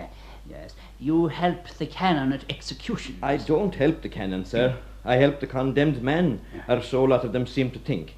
But my job in the long run is to see that the man doesn't do away with himself during the night, and that he goes off the top in the morning without making too much noise about it. But the canon has nothing to do with that. He's only there because he has heard there may be a Christian in danger of death. Me and the hangman, and if you don't mind me saying so, yourself, sir. We're the danger of death. I went to see the canon this morning to tell him that we appreciated what an ordeal the execution was, and he practically told me this was none of my business, and told me I couldn't make God my accomplice. As if I wanted anyone to be hanged. Well, maybe he thinks you believe in hanging, sir. Don't you believe in capital punishment? In neck-breaking and throttling? They say, sir, if you call veal dead calf, no one would eat it. I wonder if you call capital punishment neck-breaking and throttling, would it turn the people off it? I can't see how society could exist without it. Well, I've seen such a lot of it, sir. I suppose familiarity breeds contempt. But do I believe in it? Well, it works. I've never seen the fella could go out and drink a pint after it. You mean we kill people to stop other people killing other people? And because they have killed other people? Oh, sir, in the business we never mentioned that part of it. That'd be revenge. But we give a condemned man every spiritual facility. I venture to say some of them die holier deaths than if they had finished their natural span. But that's not our reason for hanging them, sir. We don't advertise commit a murder and die a happy death. Oh, you'd want to be very careful in what you're saying, sir, or you'd have them all at it. Well, the fact remains a condemned man does get a priest and the sacraments, more than his victim got, maybe. Well, sir, maybe it'd be more of a deterrent if we gave them no priest and no sacrament. That, my man, is ridiculous talk. Certainly it's ridiculous talk, for you couldn't beat God. You couldn't keep him out of the hanghouse if the condemned man wanted him.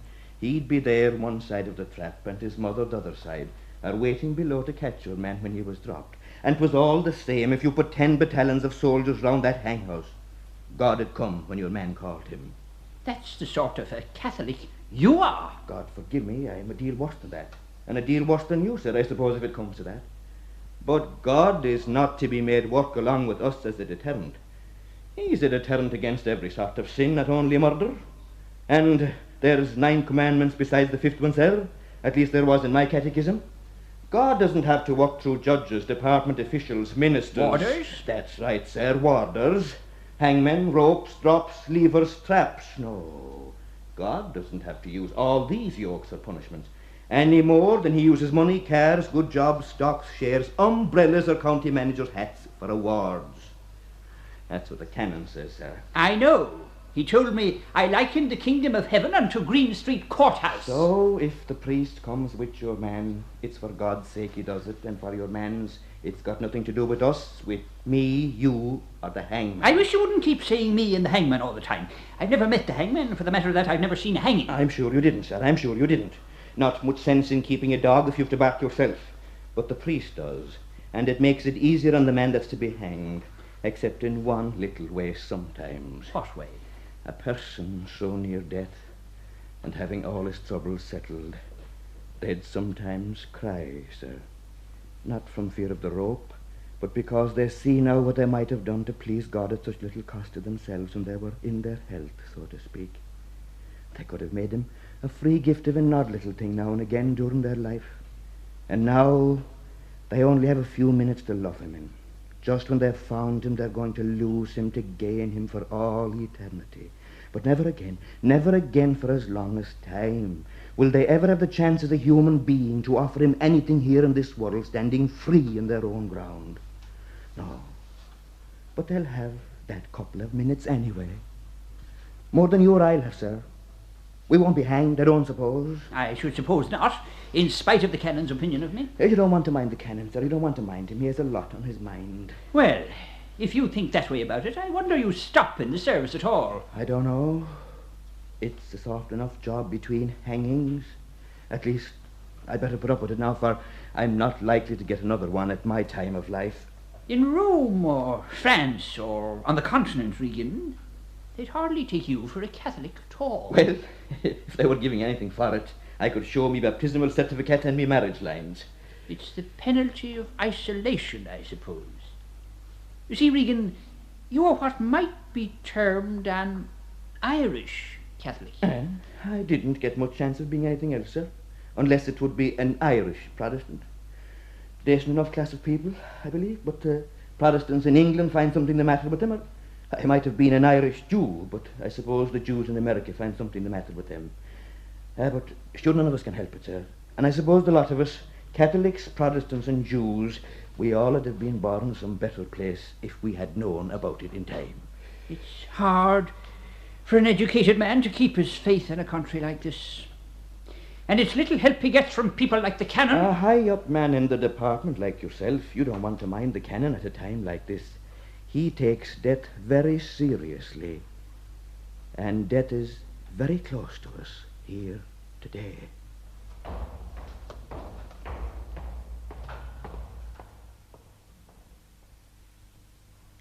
Death seemed very close all through the slow day. The picture of the double cell, where the warders sat 2 by 2 with the men about to die, was in every man's mind as the routine of the jail day went its slow course, from cell to workshop, from landing to exercise yard. The water falling, get out of bed and clean up yourself. And an old triangle is when jingle jangle along the banks of the Royal Canal. B1, B2, B3, lead on for exercise. Right, lead on B1, all the way to exercise.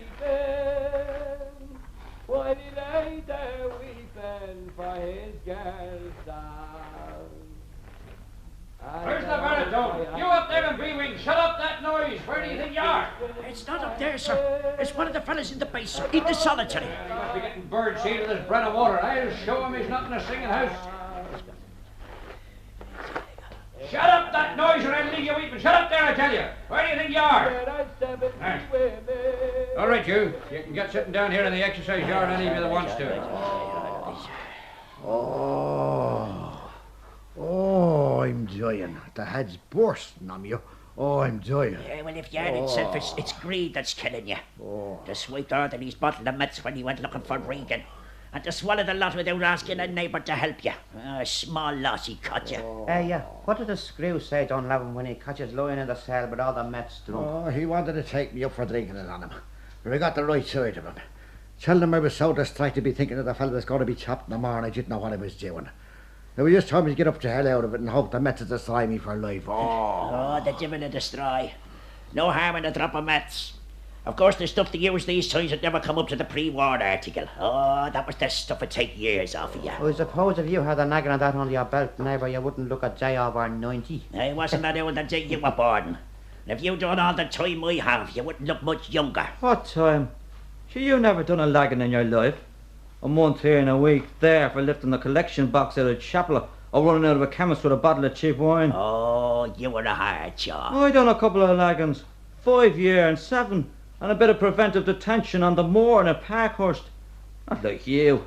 Anything over a carpet or 6 months would be the death of you. 5 years, 7 years, for what? For ferocious begging? I haven't got your habits.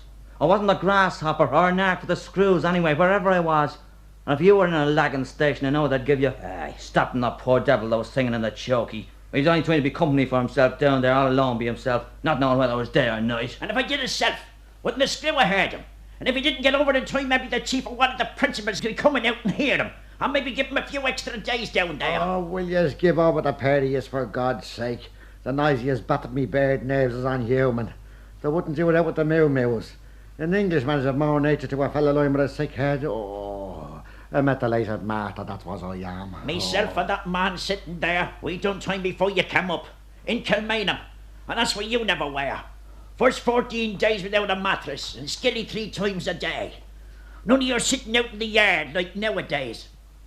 I got me toe amputated for the sake of getting out to the hospital on the outside for the feet and the smoke. And was I right, Dunlavin? Pity you didn't get your head amputated as you were at it. I would have kept you quiet for a bit. I got me mouth to talk the same as the next man. Maybe we're not all that well up that we can get up at the Christmas concert and do the electrocution. It's like that. It's neither this nor that, neighbour, but if you should only give over arguing the toss about nothing and change over to a friendly subject of mutual interest, like the queer fella's going to be hung tomorrow morning. Oh, true for you, Dunlavin. Maybe this other fella will get reprieved too before the night's out. God, can you fellas talk of nothing but hangings and reprieves? Have you no hearts? Your man doesn't like to talk about hanging. Oh, he forgot he was only reprieved himself this morning. Hey, well, he's gone now. We can have a chat about it in pace. Sure, he must be saying something, and it's better than scandalising our neighbours. Maybe they'll let him off. The queer fellow I met. Not a chance. Never in a race of cats. He'd be hung as high as Gilderoy. I'd nearly laid me son to bacon on it if anyone had be ages enough to bet theirs that he'd be chucked. Too late now for him to get reprieved. Hey, any takers? Neighbour lays a Sunday bacon to a Sunday bacon, your man is topped in the morning. Any takers that even bacon's the field. Yourself, sir? I wouldn't date anything he'd be after handling, not unless it was well fumigated first. Maybe it's the yellow jam there's the foot and out to see you get off of it. Oh, is that so? Now, sir, don't interrupt that betting. Hey, you, sir, over there. You have the colour of a sportsman. What about you? I know, sir. I wouldn't like to be having anything to do with a thing like that, sir. I wouldn't care for the like of that at all, sir. No, I wouldn't. What's wrong with him? You think with the sorrowful voice of him was going to be chopping the morning, not the queer fella? Oh, she's only a kid. He's over in the juveniles until he turned 20 day before yesterday, and they shipped them over here. A grand birthday present, huh? It's the sight of the open grave that's sickening the lad. Wouldn't you think to do more than put a bit of canvas round it if they have to have it in the yard where young lads like that who exercise? If he's as soft as all that, the next no place for him. He's a country fella. From the same part as the new screw, the young Cremon fella. It's tough on a raw lad like that to be in for the first time when there's a man going to be chopped. There'll be no one chopped in the morning. The queer fella'll get his reprieve. Oh, God, you were great gas. You were wasting your time here. There'd be no more reprieves. One was plenty. What do you want bringing all that up for? Do you begrudge the reprieve to me? Do you want to see me going the same way in the morning as the queer fella? Do I begrudge what to you? I don't know what it's all about. You're not at all. Will I throw myself into the grave there? Would you all be satisfied? Would that please you? I wasn't talking Don't pay about any you. heed to neighbours out chat, son. She wasn't talking about you at all. Go on, have a walk for yourself. Do you all the good no wood. Go on. Mixer's waiting for That's you. what I'm trying to come on. Don't mind a dirty young man. Hey. And take it easy, neighbour. I'm caught up and steal you in the hospital alone someday. Hey, take care now, Mixer. Take care. I seen the queer fella in here a couple of years ago. A young hardshaw. In the pride of his strength and impudence. I saw him over in the ball alley in A yard, and his ball came out and near took the ear off me, and I walking round with poor old mockerish, and neither of us minded no one, and all laughed, and the queer fella said I headed the ball when the ear was nearly cut off, and me deaf off it for 3 days after it. And who is the best of it now? Strong and all as he is, and young as he is. And how will his own ear feel this morning when the washer is under us? And whose legs will be the weakest when the trap goes down from under him and he's dropping the bricks? What's the use of his young heart now? What's the use? Shut up, maybe you dirty old half on him, will you? Pipe down, I tell you. Here's a screw. He's opened the hospital gate. It's all right. Join the coop with the queer fella's tea. Be damned, there's a rush for you. You think they never saw a teapot in a born day? What do you think you're on? Oh, the 2 eggs. And the yolk in the middle like a bride's eye under a pink veil. And the grace of the rashers, pale and pure like melted gold. Oh, may God forgive you. So the body wasn't sick enough as it says. The 2 big back rashers. Go along, you begrudging old dog. Maybe when you go back to standard of living in your town residence, number 1R James's Street, might be gone up, and they'll be serving rashers and eggs. Oh, you do a lot for them, when you begrudge them to a man for his last meal in this sort. Well, it's not his last meal if you want to know. He gets supper tonight and a breakfast in the morning, and I don't begrudge him the little he lays at that. Seeing the rope stew that's to follow, and the lever pudding and the trap jaw cutlet for dessert. And anyway, didn't you run over the same as the rest of us to see what he was getting? If I did, it wasn't to begrudge it to the man. Actually, we all ran over. Anything to break the monotony in a joint like this. I suppose you're right. In strange ways in Manchester, I know during the war we used to wish for an air raid. If we had one, and we left locked in our cells. We stood up on our tables and took the blackouts off the windows and had a grand stand view of the whole city burning away under us. Screws were running around shouting in the spy holes at us to get down from the windows, but they ran off down the shelters for themselves. And we had a great view of the whole thing till a bomb landed on the Assize court next door, and the blast killed 20 of the lags that had their hands stuck up to the bars of the windows. They were left standing there on their tables without marking them. Some said the blast broke their neck, more said it smothered them, but they were taken down stone dead. Anyway, we all agreed it broke the monotony. Well, maybe you won't be the last washer night the queer fella will eat in this world. You never know what might happen before morning. God is good. And had a good mother? He be hung as high as Gilderoy. You're the heart of corn, all right. Your neighbour is only computing the odds to it. Even the Sunday bacon, isn't that it, neighbour? Yes, if you could get anyone fool enough to take us up. I'll take you up. If it's only to shut your greedy gob itself. Are you cotton me? I'm not cotton you. I bet you me Sunday bacon against yours, your man the queer fella gets chucked. The reprieve will come before the night's out. I feel it in me bones. That's rheumatism, Dunlavin. But I'll make the bet. Is he on, neighbour? He is. Well, shake on it. Puts it there. Why, you Lord Noble. Oh, never mind that. The minute the trap goes down tomorrow morning, your Sunday bacon is mine. God lave you your health to enjoy it. The minute that reprieve comes through, your Sunday bacon is Dunlavin's. And better than that, when the queer fella comes over to A-Wing to us to wait for the few days before they take him to Maribor to start his life, I'm the very man who'll tell him you better bake and he'd be topped. He'd be topped, all right. Oh, you never know, neighbour. But just it'd never be bad enough to tell him a thing like that. If he was replete itself, I mean. He said only rise to sense a disturbance. Anyway, there's his grave. And the hangman and his assistant came in today from Collinstown. What's to stop them sending them back again through Collinstown? Aye, and they always dig the grave the day before to give them a bit of a sweat. Oh, here's the screw out. Must be time to go in. Right, fall in. Come on, get in the line there. That's it. Ready for searching. Come along now. No mailbag scissors, needles, knives, razor blades, guns, hatchets, or empty porter bottles. All done, sir. Right, sir. On to you, sir. Right. Lead on, B1.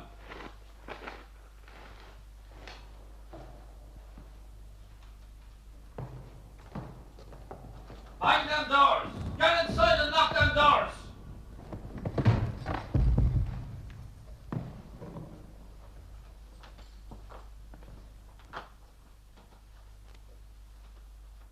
The wind was rising and the day declining as I lay there pining in my prison cell. And that old triangle is when jingle jangle. Who's that scene? I think it's one of the prisoners in the chokey, Chief. Where? In the punishment cell, sir. Well, that's more like it. Well, tell him to cut it out.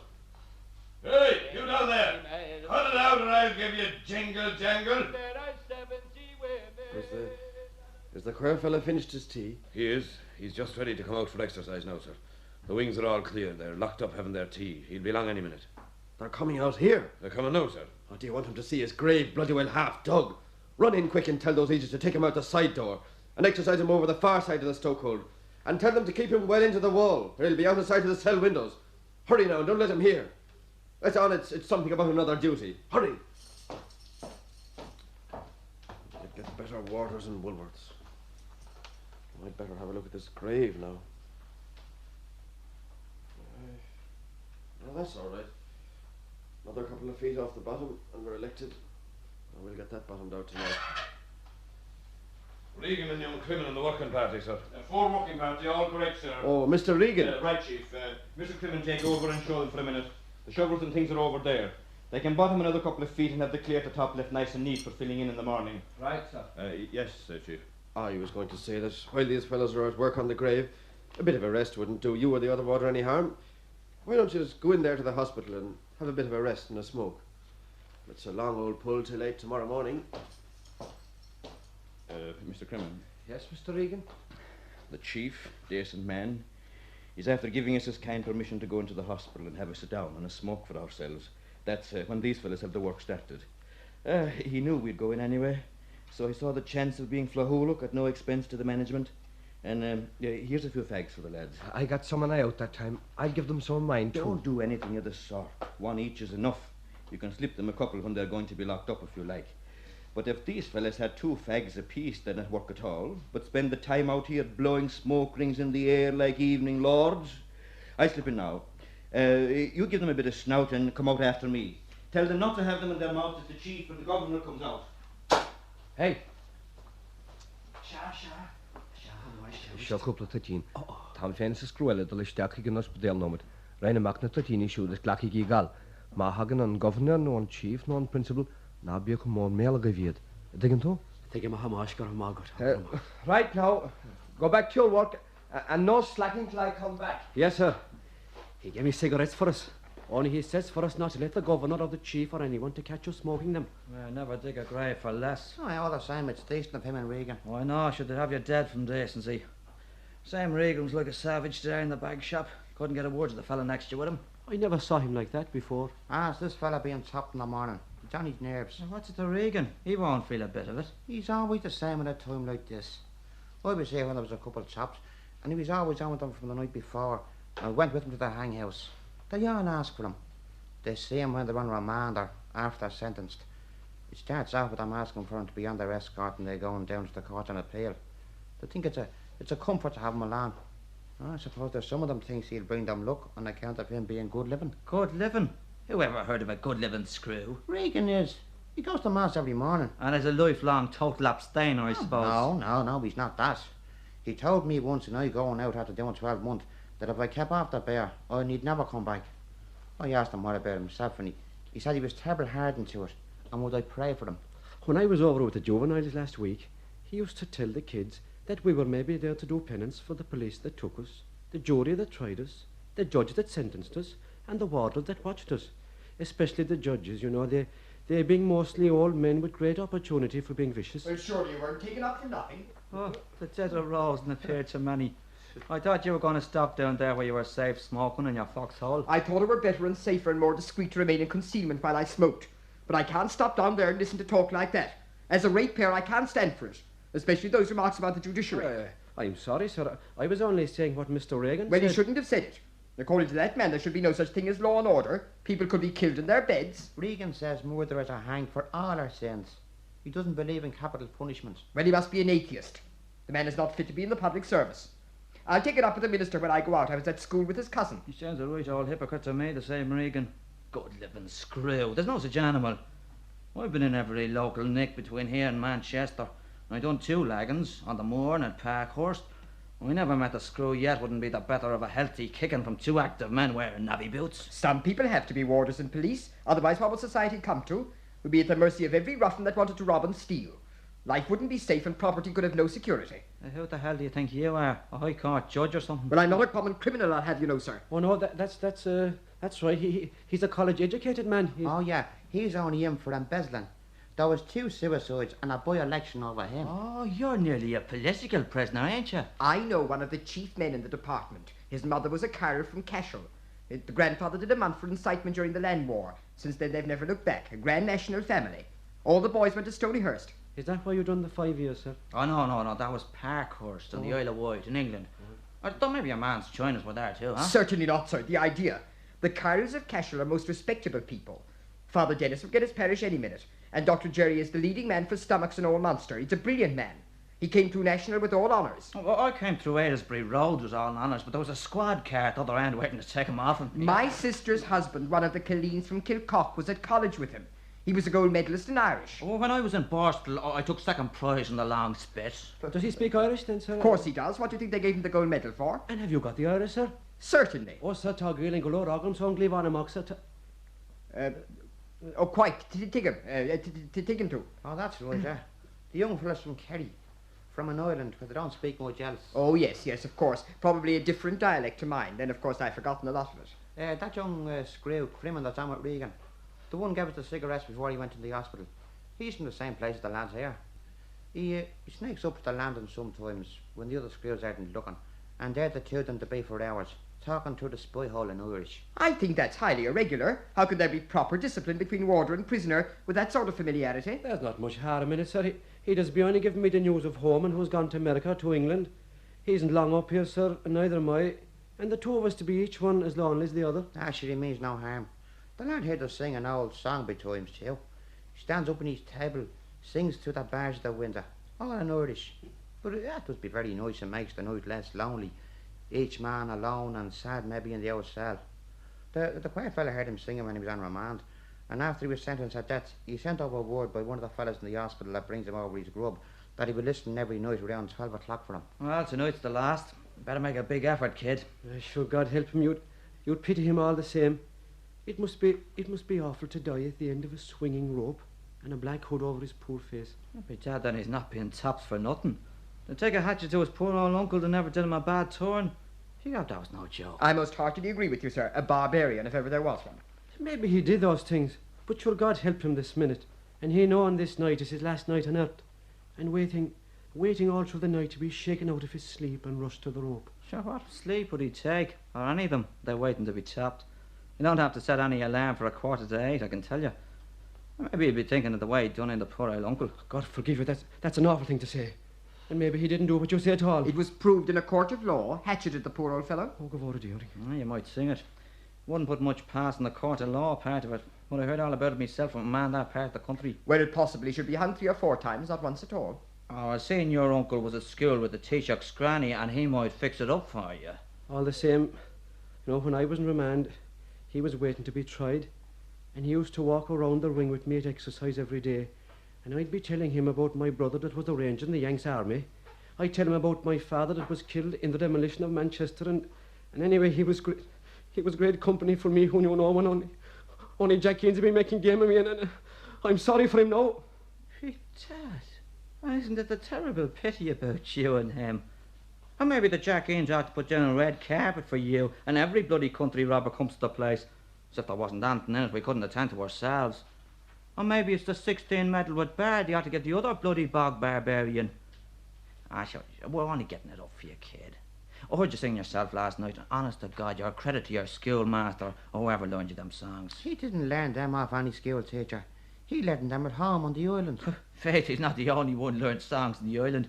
Learned a couple myself at Parkhurst University on the Isle of Wight.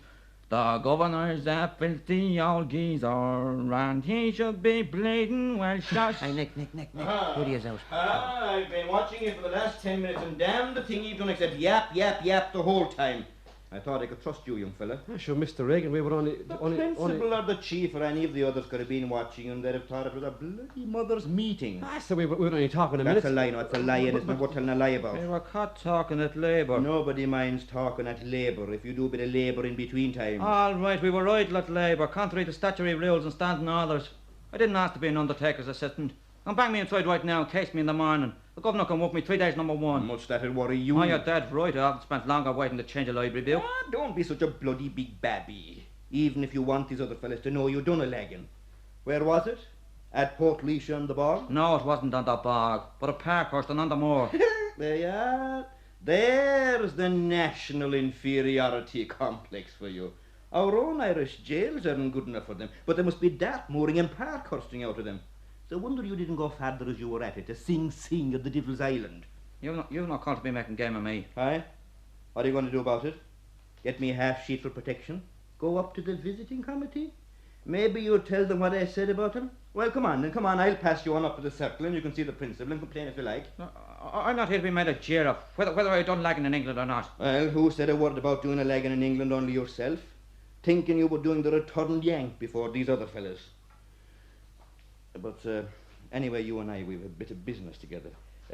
Come over here, Odette, for a minute. Come over here, I say. I don't want... Come over here now when I tell you. Get on with the work there, you. Get on with it. How would you like to do something for that young Kerry kid? Huh? That young fella. I put him in the bag shop with you and the other fella. You seem to be decent chaps. I don't mind that old cod of a solicitor or whatever he is. He's lost without the crutches of his money to hold him up, huh? Still, I suppose we'd be worse in our own way if we were brought up to it. This young Kerry fella was more than likely reared in a good home where they'd have the family rosary every night. Will you do what I ask? Listen, when I came in here, I put down for religion nil. In England, you can't do that. If you won't say or something, they put down C of E.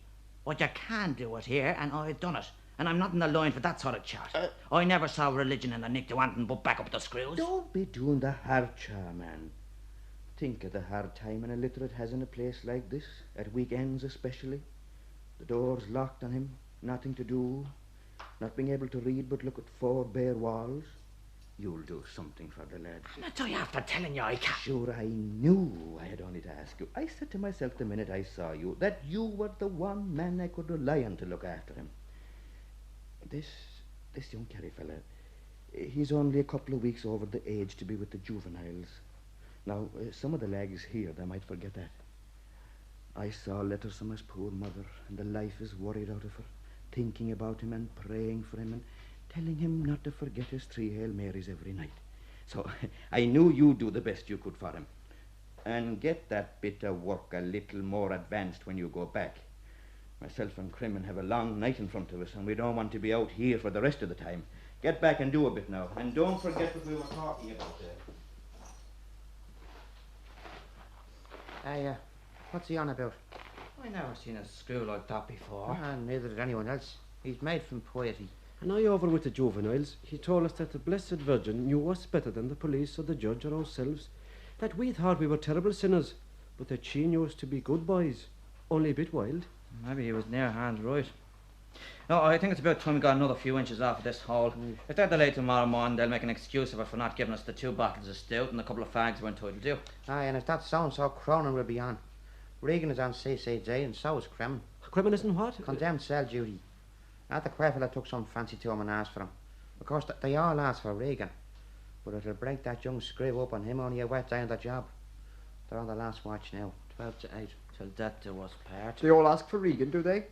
It's said that all murderers are mad, probably some affinity there. That warder's probably not in his right mind. They say that it's only the governor keeps them in it.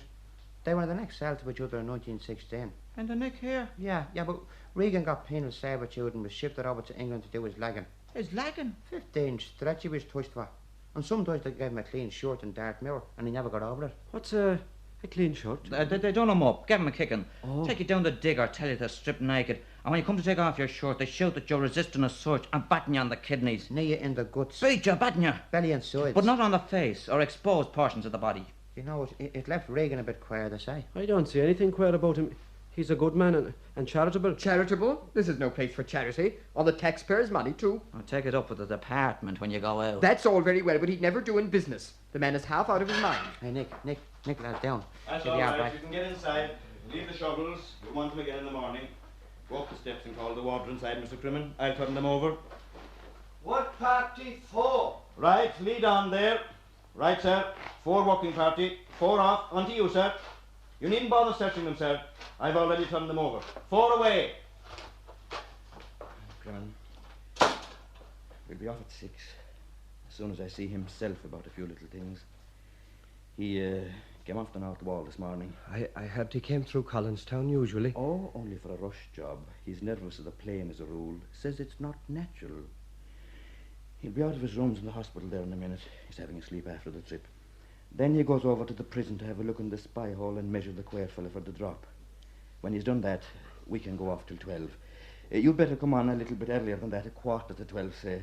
I'll be in myself from 11:30 on to see if there's any little thing he wants before we go in with the queer fella for the night. Right, Mr. Regan. And right. for God's sake, try and look a bit more cheerful when you come on tonight. I'll try, Mr. Regan, but I never saw anyone die before. Of course, I'm a callous savage that's used to it. Seen many men go down the hole. I didn't mean that, Mr. Regan. Everyone knows you're not like that. I don't like it now any more than the first hanging I was ever on. And that was the worst. A woman. The last that was ever hanged, and please God that ever will be hanged in this country anyway. Oh, God send it. Oh, the women made many a fella grey and drove all Ellis to suicide. He was the hangman those times, and he made 2 attempts on himself before he did it. The women used to scream and roar and plead and cry and had everyone else roaring too. This one was hanged in a dead faint till the trap went down and the jerk woke her to struggle on the rope till she died sitting in a chair. Oh, God forgive them. May he forgive everyone. Next I was on was a little Protestant lad. He asked to be walked backwards from the condemned cell to the hanghouse so he wouldn't see the rope. Then the young clergyman who was attending asked if the canon would come with him. He had never seen an execution before. I went to the canon that night and I asked him. A fine big man he was those times. Regan, says he, I thought I might have escaped this time, but you never escape. I suppose neither of us ever will. Ah well, says he, maybe being hung 20 times will get us a minute or 2 sooner out of purgatory, and that'll be something, Regan. That'll be something. Amen, here in the year. In the morning, the young clergyman was great, and read a bit of the Bible with the young Protestant lad while we waited outside. Then he came out with him, holding his hand, and telling him in their own way to lean on God's mercy that was stronger than the power of men. And I walked beside him and guided him backwards onto the trap and under the beam. Then the rope was put round him and the washer under his ear and the hood down over him, and the young clergyman still called out to me in a grand steady voice in through the hood and stroked his head till he went down. Then the clergyman fainted and myself and the canon carried him up to the governor's office. Now, listen, Carmen. Yes, Mr. Regan? The queer fella asked for you especially. They all ask for me. I must think I'm good at it. But he wanted you. Probably because you're a young lad and not yet practiced in badness. All young people are very dear to Our Lady. Did you know that, Crimin? I say my prayers and I go to Mass of a Sunday, but I never thought about things like that. All the young of the world are under her special protection. They're being not long out from under it. That's why you'll be a consolation to the Quairfell in the morning, when he's surrounded by myself and a few more, bigger bloody ruffians than himself, if the truth was known. He asked for you, and he's depending on you to a great extent. Now, will you do the best you can for him? I will, Mr. Regan. Oh, there's another one of the warders here that fancied themselves hard men at the sect. Just as the Quairfell fancied himself a hard man when he did his own bit of a job. But isn't it a funny thing how a condemned man can pick out the warders that's going to upset most? Here's somebody now. It's himself. Oh. Well, hello. Are we with us this time? Why, it's Mr. Regan. Well, as girls said to soldier, here we are again. So I see. Not a bad evening. No, sir, and we had a very nice crossing. Oh, I'm glad to be in Old Ireland again. Came off boat, had a nice bit of steak and a couple of pints to wash it down. Well, I expect you're waiting to knock off and go down and have something to eat. I'll just go down and have a look and be back in a tick and you can knock off. We were waiting for you. This young man coming with us in the morning. Yes, sir. Well, just lend me your cap a minute, lad. It shan't be a tick. I don't think 'twould fit you, sir. Oh, we don't have to be all that particular. I expect Mr. Regan let me have his. It ought to near fit me by now. Thanks. You won't catch cold for the time I'll be away. Have a moment. What does he want the cap for? He gets the Quairfellas away from the doctor, so he'll know what drop to give him. But he likes to have a look at him as well, to see what build he is. He says he can judge better with the eye. See, if he gave too much one way, he'd strangle him slowly, and too much the other way, he'd pull the head clean off his shoulder. Oh, for it, dearing. I know. That's why you should have lent him the cap. When he lifts the cover of the spy hole, all the Quairfella can see is the peak of a warder's cap. Could be me or you or anyone else looking at him. Himself has no more to do with it than you or I or any of the people that pays. And that's every man and woman that pays taxes or votes in elections. If they don't like it, they needn't have it. And if they want hanging, let them keep their mouths shut and not run down men they have working for them, who try to see that it's no worse than the humane killing of the bullock they get their dinner off. Here he's back. No time left today. Very well set up. Oh, fine, lad. 12 stone. Well, I expect you'll give us a call this evening over at hospital. I'm in my usual apartments, Mr. Regan. This young man, too, if he wants to join company, there'll be a sup for everyone and he'll be quite welcome. Well, ta-ta for present. We'll be off ourselves now in a minute for a bit to eat. Listen. Yes, Mr. Regan? Remember now what I told you. Try and look a bit lively when you come on tonight. The Quairfell has enough on his plate without putting him into the blue jigs altogether. As the old Home Office memorandum says in recommendations to warders on condemned cell duty, an air of cheerful decorum is indicated, as a readiness to play such games as draughts, ludo, snakes and ladders, and a willingness to enter into conversations on sporting topics will be appreciated. And, Crimin. Yes, Mr. Regan? And take off your watch and leave it behind you before you come on tonight. Then, if coming on to morning he asks the time, you can say that you don't know. We better get out now. There's 6 o'clock. And anyone else?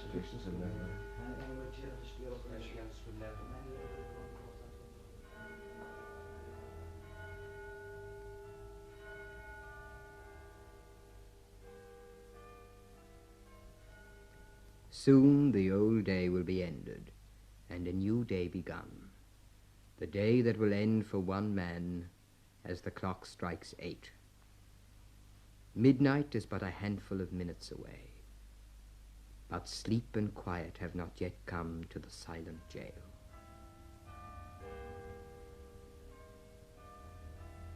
The day was dying, and the wind was sighing, while I lay there crying in my prison cell.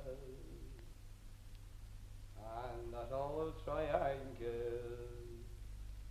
is when jingle jangle along the banks of the Royal Canal.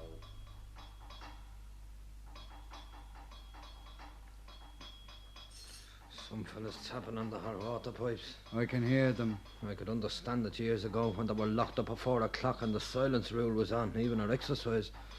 But you'd imagine they'd be in the humour of a raid or something now. Anything to take their minds off the other thing. Will we go into the wing and round the landing and see who it is? Devil a bit of use that'd be. Again, you'd have lifted the cover of the spy hole in one and had a look. The fella in the next cell would have heard you and passed the word along his pipe to the rest, and the whole landing would know we were going around. What's going to happen if the governor or the chief or one of the principals comes round and hears this carry on? The governor and the chief will have more to worry them tonight. That's what has all these fellas yapping. Tomorrow morning, every last man of them will be up and waiting for 6 o'clock. And when it comes to 7:45, the screeches and roars of them will deafen the world. They say the roaring and shouting is the last thing the fella hears, and him wriggling his broken neck in the rope. Shocking business. You think they'd have some decency in them for one that's, when all's said and done, one of themselves? If it was Easy there. Do you hear that? That's the chief of one of the others coming over the yard. Quick, go inside you and round the landings, and let on you're looking for them fellas talking on the hot water pipes. Hurry! On the way, I'll make it fast. Everyone on the jump. You'd think it was us that killed the old uncle, not the queer fella. All correct, sir. What the hell do you mean, all correct? Haven't the chief and I been watching you this half hour and you yapping away with that other fellow? Well, there was men communicating on the hot water pipes, sir. I told that fella not once but 10 times to go inside the landing and see who it was. It's my opinion, sir, that man is a bit of a tick. Oh, it's your opinion. You're that tick yourself, you ought to be a fair judge. And who the hell are you to tell anyone to do anything? Don't you know you're on night patrol the same as the other man is? And it's your job to be inside the wing there, going around the landing so that you pass each cell at least once every hour. I thought, sir, on account of the night that's in it. Why, is it Christmas? Listen here, you. The principal's already told you what your job is, what you should have known already. That there's an execution in the morning has nothing to do with you. That's already attended to. It's not in your care. Maybe you came out to mind the grave, thinking it might be pinched. This place is so full of thieves you can leave nothing out of your hand. You're a regular cure for the blues, mister. I don't know where you get it from. Well, I'm expecting the governor any minute. I'll speak to this man. You can go down and see how things are. Very good, sir. Oh, go in with you, with that man that's on duty with you, and resume your patrol. What do you think the governor would say if he knew you'd been out here all the time, instead of being about the landings? Off with you, and we'll forget about it. Very good, sir. And thank you, sir. Well, that's all right. On your way. And see that the prisoners aren't talking on the hot water pipes all night. You know how it is the night before an execution. Oh, there'll be no talking, sir. Lay that to me. And thanks again, sir. Keep them quiet. Oh, there's fat hope of that. And every man of them afraid to sleep. The governor's early. All correct, sir. All right, Chief. Everything quiet? I'm just after sending the principal down, sir, to see how things are. He should be back in a minute. I'll be going down there shortly myself. I gave him the final word about the reprieve this afternoon.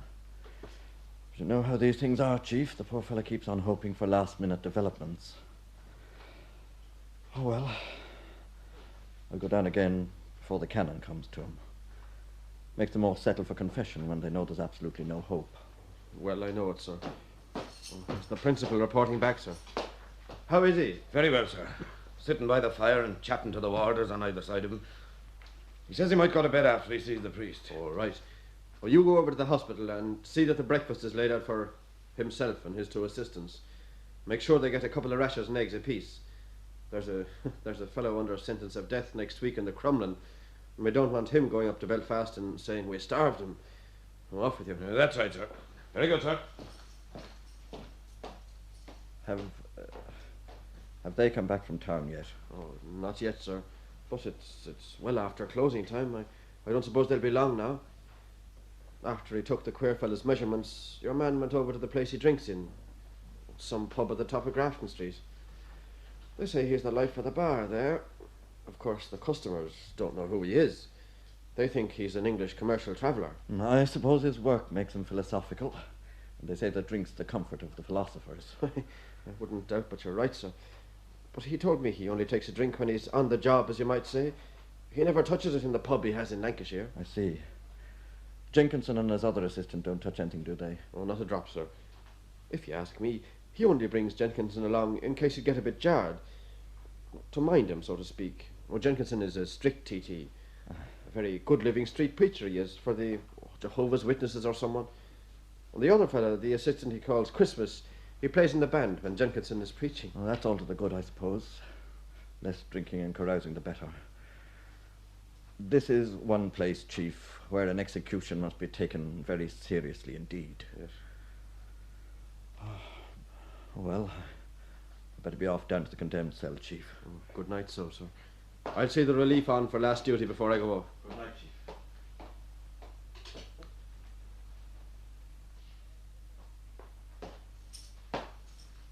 Here you are, Mr. Regan.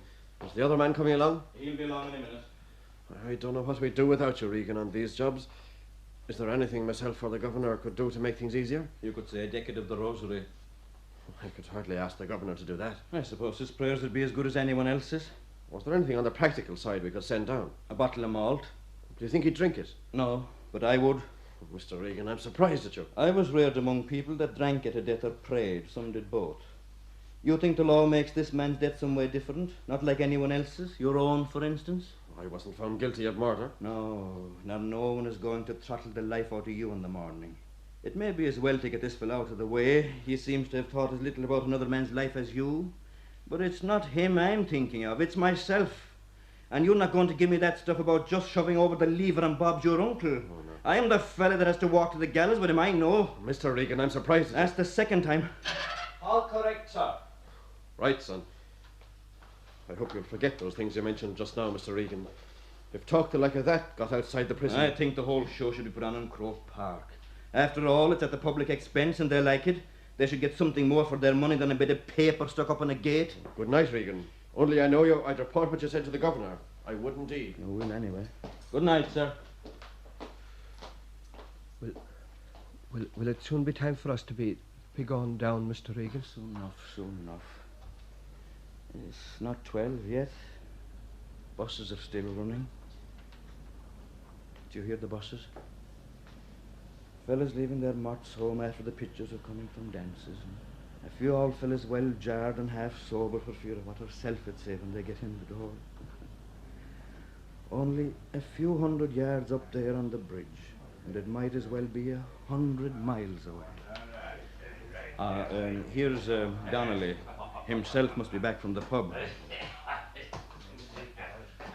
Bona fide travellers, Mr. Regan. There is a smell of your breath now. You take drink from the public hangman. What were you waiting for his nibs for? You'll not refuse a drink from him, will you? Well, Dad, I never ate the man's breakfast anyway. And if you want to know, this lad with me doesn't take anything. And as for myself, your man invited me over to his quarters tonight.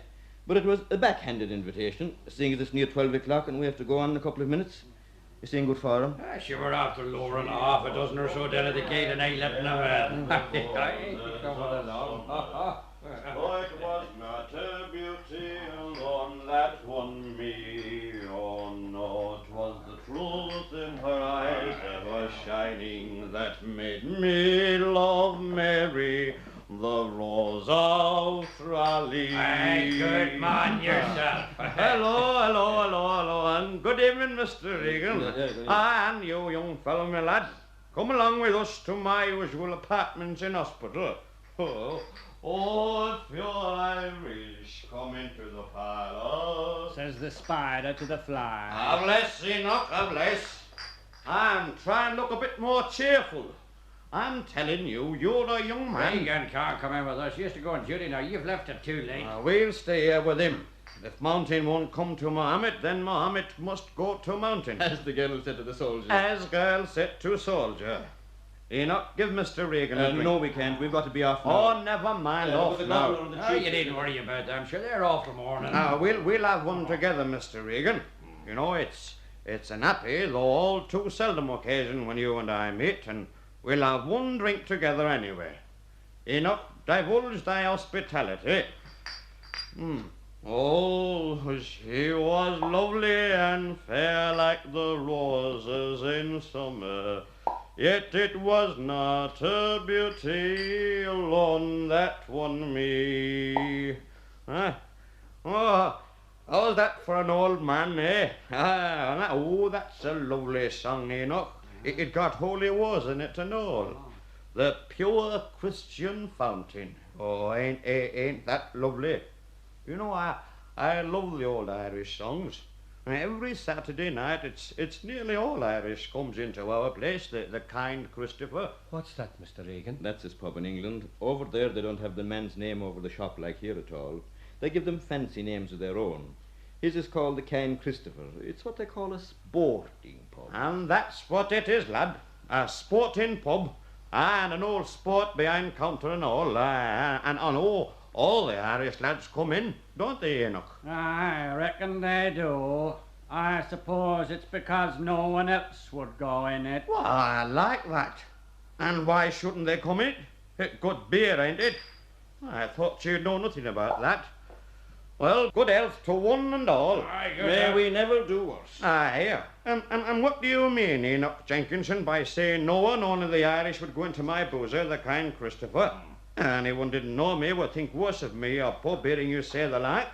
And you know better than most that I'd go 100 mile to do a man a good turn. Actually, you're worse to give any heed to that dirty-looking teetotal idiot. Damn it all, Jenkinson, you're going round like Mother Hunger riding on King Griddle's granny. You keep remarks to yourself, Mr. Donnelly. I'm officer of the law, same as you are, and I've half a mind to report you if you give me any more of your lips, so I have... And if you are an officer of law, Enoch, then who have you to thank for it? Who brought you to notice of the authorities as a Christian man could be relied on to do his duty, as I've done mine? Don't you know as how I got out of a sick bed when I was dying of flu to hang a soldier in strange ways, when I thought you and Christmas hadn't sufficient experience? And then you go and say no one will drink in my pub, the Cairn Christopher. I sure take no heed of him. I tell you what, Enoch, lad, and we'll fight no more. Go in and fetch Christmas. He's most likely in bed, where all God-fearing people are at this hour. Well, go and get him out of it and tell him to bring his concertina. We'll sing no profane music, but just that hymn. Go on, Enoch. That's a good lad. Well, only for you, mind. Oh, he's a good lad, is our Enoch, but he's in dumps at moment. Him and Christmas. You know, they used to sing on street corners with Band of Holy Joy every Saturday night for recreation, like. Christmas played concertina and all, but some of the no-goods round streets found what their hobby was, you know, working with me, like, and started putting bits of rope in collection boxes. So bandmaster put them off outdoor testimony to save embarrassment, like, and, well, that's what has them in dumps. Well, they spoil the party. That's what that fella's after doing. Teetotalers is all the same. Oh, well, Knight's young yet. Still, maybe we'd better be getting in. I've got to do a few little sums and be ready for the morning. Oh, where's that goody notebook? Oh, here we are. Oh, can I trouble you for loan of pencil, Mr. Regan? To be sure, the pint isn't too good. Will I bring the stout to your quarters, huh? I do. Right. I'll sit here and listen to Enoch and him while I do me little sums so as to be ready for morning.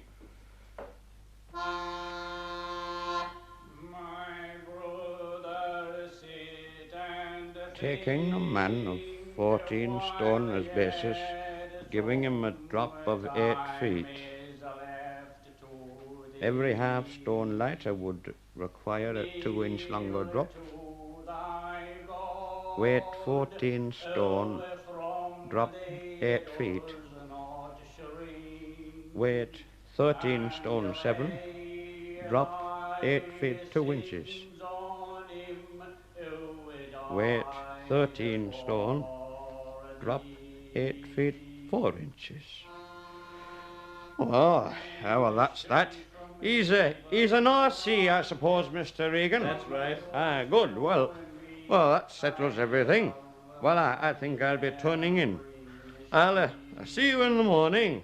Good night. Night. Good night for stars, if there's life in any of them. On the stars, is it, Mr. Regan? Aye, on the stars. I wonder, do the same things happen up there? Maybe some warders on a planet are walking across a prison yard this minute, and some fell up there waiting on the rope in the morning and looking out through the bars for a last look at our earth and the moon for the last time.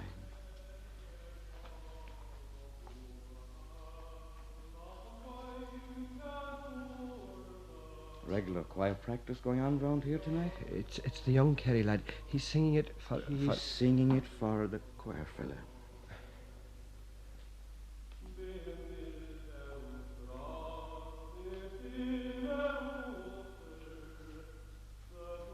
Why did the Englishman ask if he was a Catholic? So's they'd know to have the hood slit to anoint him on the rope. And so's the fella below would know for to take his boots and socks off to put the holy oils in his feet when he goes down.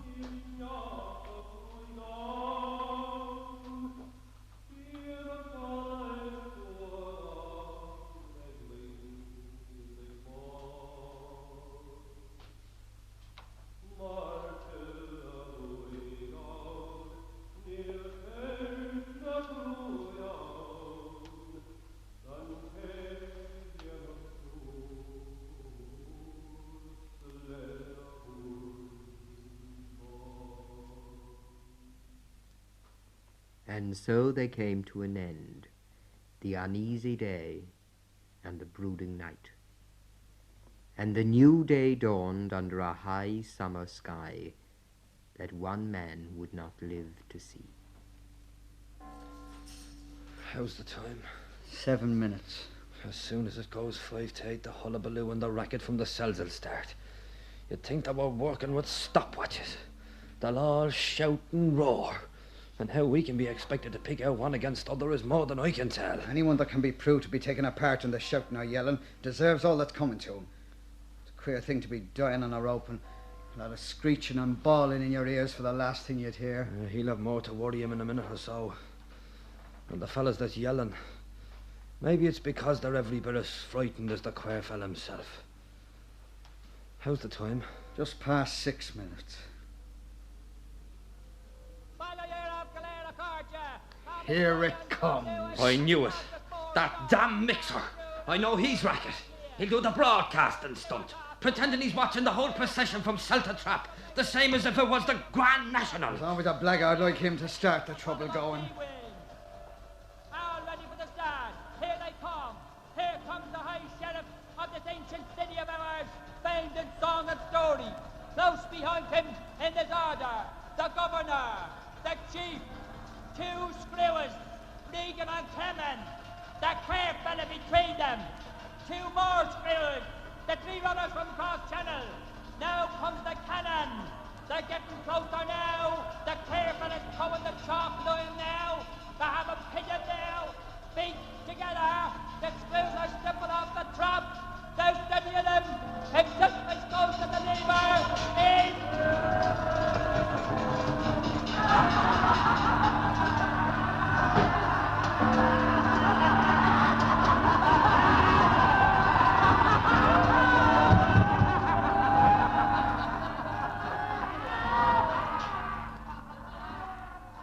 Just as he'll come to every man, death has come to the queer fella. Now we'll go in and get that mixer.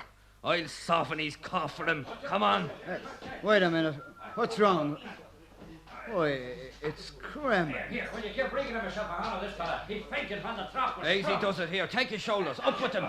These young screws aren't both alive.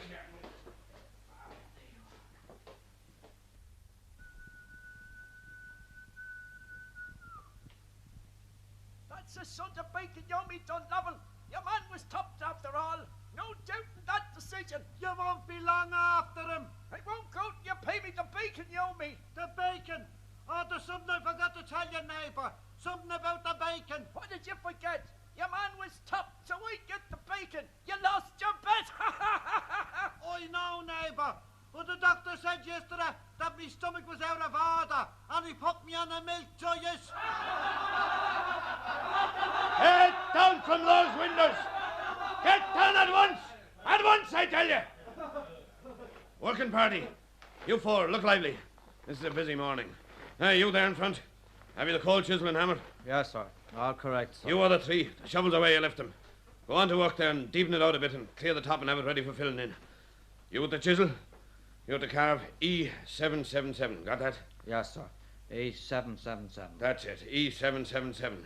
White stone on the wall there. That's the nearest spot. Go ahead now. There's the usual 2 bottles just out of man.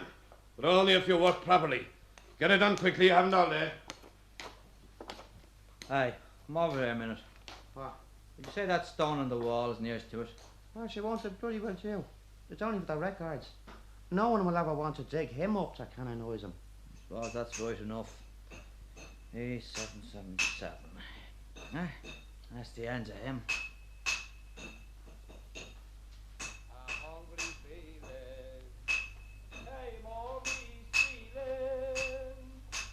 And the mice were squealing in my prison cell, and the old triangle went jingle jangle, and the old triangle went jingle jangle, and the old triangle went